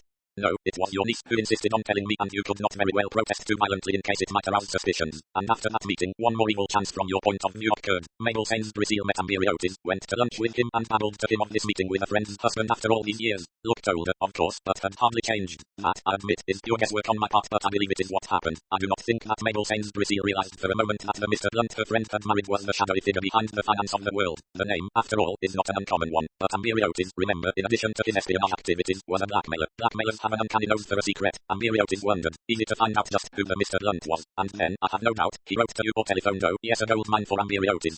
Poirot paused. He went on. There is only one effectual method of dealing with a really efficient and experienced blackmailer. Silence him. It was not a case, as I had erroneously suggested to me, of Blunt must go. It was, on the contrary, Amberiotis must go. But the answer was the same. The easiest way to get at a man is when he is off his guard, and when is a man more off his guard than in the dentist's chair? Poirot paused again. A faint smile came to his lips. He said. The truth about the case was mentioned very early. The page boy, Alfred, was reading a crime story called Death at 11:45. We should have taken that as an omen, for, of course, that is just about the time when Molly was killed. You shot him just as you were leaving. Then you pressed his buzzer, turned on the taps of the wash basin and left the room. You timed it so that you came down the stairs just as Alfred was taking the false Mabel Sainsbury to the lift. You actually opened the front door. Perhaps you passed out, but as the lift doors shut and the lift went up, you slipped inside again and went up the stairs. I know, from my own visits, just what Alfred did when he took up a patient. He knocked on the door, opened it, and stood back to let the patient pass in. Inside the water was running in front. Molly was washing his hands as usual, but Alfred couldn't actually see him. As soon as Alfred had gone down again in the lift, you slipped along into the surgery. Together you and your accomplice lifted the body and carried it into the adjoining office. Then a quick hunt through the files, and the charts of Mrs. Chapman and Miss Sainsbury were cleverly falsified. You put on a white linen coat. Perhaps your wife applied a trace of makeup, but nothing much was needed. It was Amberiotis' first visit to Morley. He had never met you, and your photograph seldom appears in the papers. Besides, why should he have suspicions? A blackmailer does not fear his dentist. Miss Sainsbury goes down and Alfred shows her out. The buzzer goes and Amberiotis is taken up. He finds the dentist washing his hands behind the door in approved fashion. He is conducted to the chair. He indicates the painful tooth. You talk the accustomed patter. You explain it will be best to freeze the gum. The cocaine and adrenaline are there. You inject a big enough dose to kill, and incidentally he will not feel any lack of skill in your dentistry. Completely unsuspicious, Ambriotis leaves. You bring out Molly's body and arrange it on the floor, dragging it slightly on the carpet now that you have to manage it single-handed. You wipe the pistol and put it in his hand, wipe the door handle so that your prints shall not be the last. The instruments you used have all been passed into the sterilizer. You leave the room, go down the stairs and slip out of the front door at a suitable moment. That is your only moment of danger. It should all have passed off so well. 2 people who threatened your safety both dead. A 3rd person also dead, but that, from your point of view, was unavoidable, and also easily explained. Molly's suicide explained by the mistake he had made over Ambriotis. The 2 deaths cancel out one of these regrettable accidents. But alas for you, I'm on the scene. I have doubts. I make objections. All is not going as easily as you hoped. So there must be a second line of defenses. There must be, if necessary, a scapegoat. You have already informed yourself minutely of Molly's household. There is this man, Frank Carter. He will do. So your accomplice arranges that he shall be engaged in a mysterious fashion as gardener. If, later, he tells such a ridiculous story no one will believe it. In due course, the body in the fur chest will come to light. At first it will be thought to be that of Miss Sainsbury Seal, then the dental evidence will be taken. Big sensation. It may seem a needless complication, but it was necessary. You do not want the police force of England to be looking for a missing Mrs. Albert Chapman. No, let Mrs. Chapman be dead and let it be Mabel Sainsbury Seal for whom the police look, since they can never find her. Besides, through your influence, you can arrange to have the case dropped. You did do that, but since it was necessary that you should know just what I was doing, you sent for me and urged me to find the missing woman for you, and you continued, steadily, to force a card upon me. Your accomplice rang me up with a melodramatic warning, say my dear espionage against public aspect. She is a clever actress, this wife of yours, but to disguise one's voice the natural tendency is to imitate another voice. Your wife imitated the intonation of Mrs. Oliver. That puzzled me, I may say, a good deal. Then I was taken down to X-Sham. Final performance was staged. How easy to arrange a loaded pistol amongst laurels so that a man, clipping them, shall unwittingly cause it to go off. The pistol falls at his feet. Startled, he picks it up. What more do you want? He is caught red-handed with a ridiculous story and with a pistol which is a twin to the one with which Molly was shot. And all a snare for the feet of Hercule Poirot. Alistair Blunt stood a little in his chair. His face was brave and a little sad. He said, "Don't misunderstand me, M. Poirot. How much do you guess, and how much do you actually know?" Poirot said, "I have a certificate of the Marietta Registry Office near Oxford of Martin Alistair Blunt and Judge Grant. Frank Carter saw 2 men leave Molly's surgery just after 12:25. The first was a fat man, Ambriotis. The second was, of course, you. Frank Carter did not recognize you. He only saw you from above. How fair of you to mention that." He went into the surgery and found Molly's body. The hands were cold and there was dried blood round the wound. That meant that Molly had been dead some time. Therefore the dentist who attended to Ambriotis could not have been Molly and must have been Molly's murderer. Anything else? Yes, Helen Montresor was arrested this afternoon. Alistair Blunt gave one sharp movement. Then he sat very still. He said, "That rather tears it." Hercule Poirot said, "Yes, the real Helen Montresor, your distant cousin, died in Canada 7 years ago. You suppressed that fact and took advantage of it." A smile came to Alistair Blunt's lips. He spoke naturally and with a kind of boyish enjoyment. "Judge got a kick out of it all, you know. I'd like to make you understand. You're such a clever fellow. I married her without letting my people know. She was acting in repertory at the time. My people were the straight-laced kind, and I was going into the firm. We agreed to keep it dark. She went on acting. Mabel Sainsbury Seal was in the company too. She knew about us. Then she went abroad with a touring company. Judge heard of her once or twice from India. Then she stopped writing. Mabel got mixed up with some Hindu. She was always a stupid, credulous girl. I wish I could make you understand about my meeting with Rebecca and my marriage. Judge understood. The only way I can put it is that it was like royalty. I had the chance of marrying a queen and play in the part of prince consort or even king. I looked on my marriage to Judge as morganatic. I loved her. I didn't want to get rid of her, and the whole thing worked splendidly. I liked Rebecca immensely. She was a woman with a first-class financial brain and mine was just as good. We were good at team work. It was supremely exciting. She was an excellent companion and I think I made her happy. I was genuinely sorry when she died. The queer thing was that Judge and I grew to enjoy the secret thrill of our meetings. We had all sorts of ingenious devices. She was an actress by nature. She had a repertoire of 7 or 8 characters. Mrs. Albert Chapman was only one of them. She was an American widow in Paris. I met her there when I went over on business, and she used to go to Norway with painting things as an artist. I went there for the fishing, and then, later, I passed her off as my cousin, Helen Montresor. It was great fun for us both, and it kept romance alive, I suppose. We could have married officially after Rebecca did, but we didn't want to. Judge would have found it hard to live my official life, and, of course, something from the past might have been raked up, but I think the real reason we went on more or less the same was that we enjoyed the secrecy of it. We should have found open domesticity dull.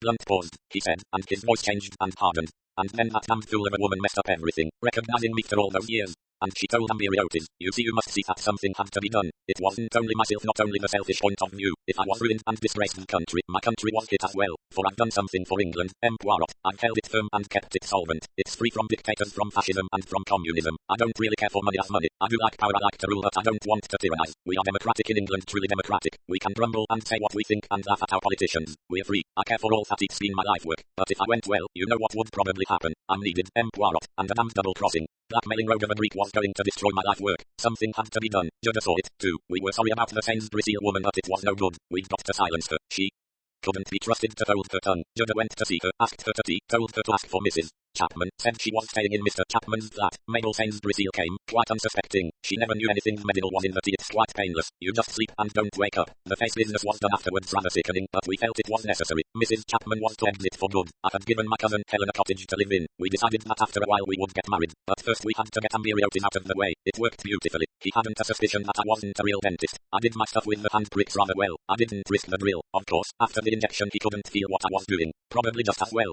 Poirot asked. The pistols? Actually they belonged to a secretary I once had in America. He bought them abroad somewhere. When he left he forgot to take them. There was a pause. Then Alice Headland asked. Is there anything else you want to know? Hercule Poirot said. What about Morley? Alice Headland said simply. I was sorry about Morley. Hercule Poirot said. Yes, I see. There was a long pause. Then Blunt said. Well, Poirot, what about it? Poirot said. Helen Montresor is arrested already. And now it's my turn. That was my meaning, yes. Blunt said gently. But you are not happy about it, eh? No, I'm not at all happy. Alice Headland said. I've killed 3 people, so presumably I ought to be hanged, but you've heard my defense. Which I exactly. That I believe, with all my heart and soul, that I'm necessary to the continued peace and well-being of this country. Hercule Poirot aloud. That may Maze. You agree, don't you? I agree, yes, you stand for all the things that to my mind are important, for sanity and balance and stability and honest dealing. Alice Headland said quietly. Thanks. He added. Well, what about it? You suggest that I tie from the case? Yes. And your wife? I've got a good deal of pull, mistaken identity, that's the line to take. And if I refuse?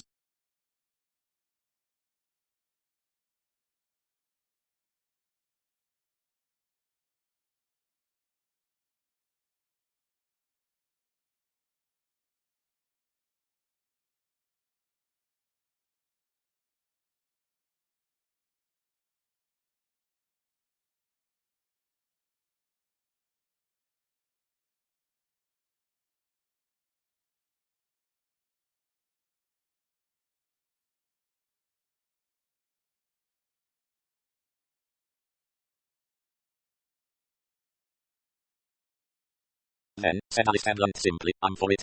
He went on. It's in your hands, Poirot, it's up to you, but I tell you this and it's not just self-preservation I'm needed in the world, and do you know why? Because I'm an honest man, and because I've got common sense and no particular acts of my own to grind.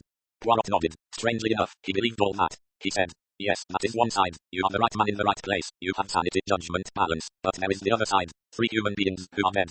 Yes, but think of them, Mabel Sainsbury, you said yourself a woman with the brains of a hen, Amberiotis a crook and a blackmailer. And Morley. I've told you before, I'm sorry about Morley, but after all he was a decent fellow and a good dentist, but there are other dentists. Yes, said Poirot, there are other dentists, and Frank Carter, you would have let him die, too, without regret. Blunt said. I don't waste any pity on him, he's no good, an utter otter. Poirot said. But a human being. Oh well, we're all human beings. Yes, we are all human beings, that is what you have not remembered. You have said that Mabel Sainsbury was a foolish human being and Amberiotis an evil one, and Frank Carter a wastrel and Morley was only a dentist, and there are other dentists, that is where you and I, Blunt, do not see alike, for to me the lives of those 4 people are just as important as your life. You're wrong. No, I'm not wrong. You are a man of great natural honesty and rectitude. You took one step aside and outwardly it has not affected you. Publicly you have continued the same, upright, trustworthy, honest. But within you the love of power grew to overwhelming heights. So you sacrificed 4 human lives and thought them of no account. Don't you realize, Poirot, that the safety and happiness of the whole nation depends on me? I'm not concerned with nations, monsieur. I'm concerned with the lives of private individuals who have the right not to have their lives taken from them. He got up. So that's your answer, said Alice Headland. Hercule Poirot said in a tired voice. Yes, that is my answer. He went to the door and opened it. 2 men came in. Roman 2. Hercule Poirot went down to where a girl was waiting. Jane Oliver, her face white and strained, stood against the mantelpiece. Beside her was Howard Rakes. She said. Well? Poirot said gently. It is all over. Rakes said harshly. What do you mean? Poirot said. Mr. Alice Headland has been arrested for murder. Rakes said. I thought he'd buy you off. Jane said. No, I never thought that. Poirot sighed. He said. The world is yours, the new heaven and the new earth. In your new world, my children, let there be freedom and let there be pity, that is all I ask. 19:20, my plate's empty. Hercule Poirot walked home along the deserted streets. An unobtrusive figure joined him. Well, said Mr. Barnes. Hercule Poirot shrugged his shoulders and spread out his hands. Barnes said. What line did he take? He admitted everything and pleaded justification. He said that this country needed him. So it does, said Mr. Barnes. He added after a minute or two. Don't you think so? Yes, I do. Well, then, we may be wrong, said Hercule Poirot. I never thought of that, said Mr. Barnes. So we may. They walked on for a little way, then Barnes asked curiously. What are you thinking about? Hercule Poirot quoted. Because thou hast rejected the word of the Lord, he hath also rejected thee from being king. HMIC, said Mr. Barnes. So after the Amalecites, yes, you could think of it that way. They walked on a little farther, then Barnes said. I take the tube here. Good night, Poirot. He paused, then said awkwardly. You know there's something I'd like to tell you. Yes, mon ami. Feel I owe it to you. Led you astray unintentionally. Fact of the matter is Albert Chapman, Q.X.912. Yes. I'm Albert Chapman. That's partly why I was interested. I knew, you see, that I'd never had a wife. He hurried away, chuckling. Poirot stood stock still. Then his eyes opened, his eyebrows rose. He said to himself, 1920, my plate's empty, and went home. About the author. Agatha Christie is the most widely published author of all time and in any language, outsold only by the Bible and Shakespeare. Her books have sold more than 1 billion copies in English and another billion in 100 foreign languages. She is the author of 80 crime novels and short story collections, 19 plays, 2 memoirs, and 6 novels written under the name Mary Westmacott. She first tried her hand at detective fiction while working in a hospital dispensary during World War I, creating the now legendary Hercule Poirot with her debut novel The Mysterious Affair at Styles. With The Murder in the Vicarage, published in 1930, she introduced another beloved sleuth, Miss Jane Marple. Additional series characters include the husband and wife crime-fighting team of Tommy and Tuppence Beresford, private investigator Parker Pine, and Scotland Yard detectives Superintendent Battle and Inspector Japp. Many of Christie's novels and short stories were adapted into plays, films, and television series. The Mousetrap, her most famous play of all, opened in 1952 and is the longest-running play in history. Among her best-known film adaptations are Murder on the Orient Express 1974 and Death on the Nile 1978, with Albert Finney and Peter Ustinov playing Hercule Poirot, respectively. On the small screen, Poirot has been most memorably portrayed by David Suchet, and Miss Marple by Joan Hickson, and subsequently Geraldine McEwen and Julia Mackenzie. Christie was first married to Archibald Christie and then to archaeologist Sir Max Mallowan, whom she accompanied on expeditions to countries that would also serve as the settings for many of her novels. In 1971 she achieved one of Britain's highest honours when she was made a Dame of the British Empire. She died in 1976 at the age of 85. Her 120th anniversary was celebrated around the world in 2010. www.agathachristie.com. Visit www.authortracker.com for exclusive information on your favourite HarperCollins authors. The Agatha Christie Collection. The Man in the Brown Suit, The Secret of Chimneys. The Seven Dials Mystery. The Mysterious Mr. Quinn. The Sitaford Mystery. Parker Pine Investigates. Why didn't they ask Evans? Murder is Easy, The Regatta Mystery, and other stories, and then there were none towards zero. Death comes at the end, sparkling cyanide. The Witness for the Prosecution and other stories. Crooked House. Three Blind Mice and other stories. They Came to Baghdad, Destination Unknown. Ordeal by Innocence. Double Sin and other stories. The Pale Horse. Star Over Bethlehem. Poems and Holiday Stories. Endless Night. Passenger to Frankfurt, The Golden Ball and other stories. The Mousetrap and other plays. The Harlequin Set, The Hercule Poirot Mysteries. The Mysterious Affair at Styles. The Murder on the Links. Poirot investigates the murder of Roger Ackroyd, The Big Four. The Mystery of the Blue Train. Peril at End House. Lord Edgware Dies. Murder on the Orient Express. 3-act tragedy. Death in the Clouds. The ABC. Murders. Murder in Mesopotamia. Cards on the Table. Murder in the Muse. Dumb Witness. Death on the Nile. Appointment with Death. Hercule Poirot's Christmas. Sad Cyprus. 1, 2. Buckle My Shoe. Evil Under the Sun. 5 Little Pigs. The Hollow. The Labours of Hercules.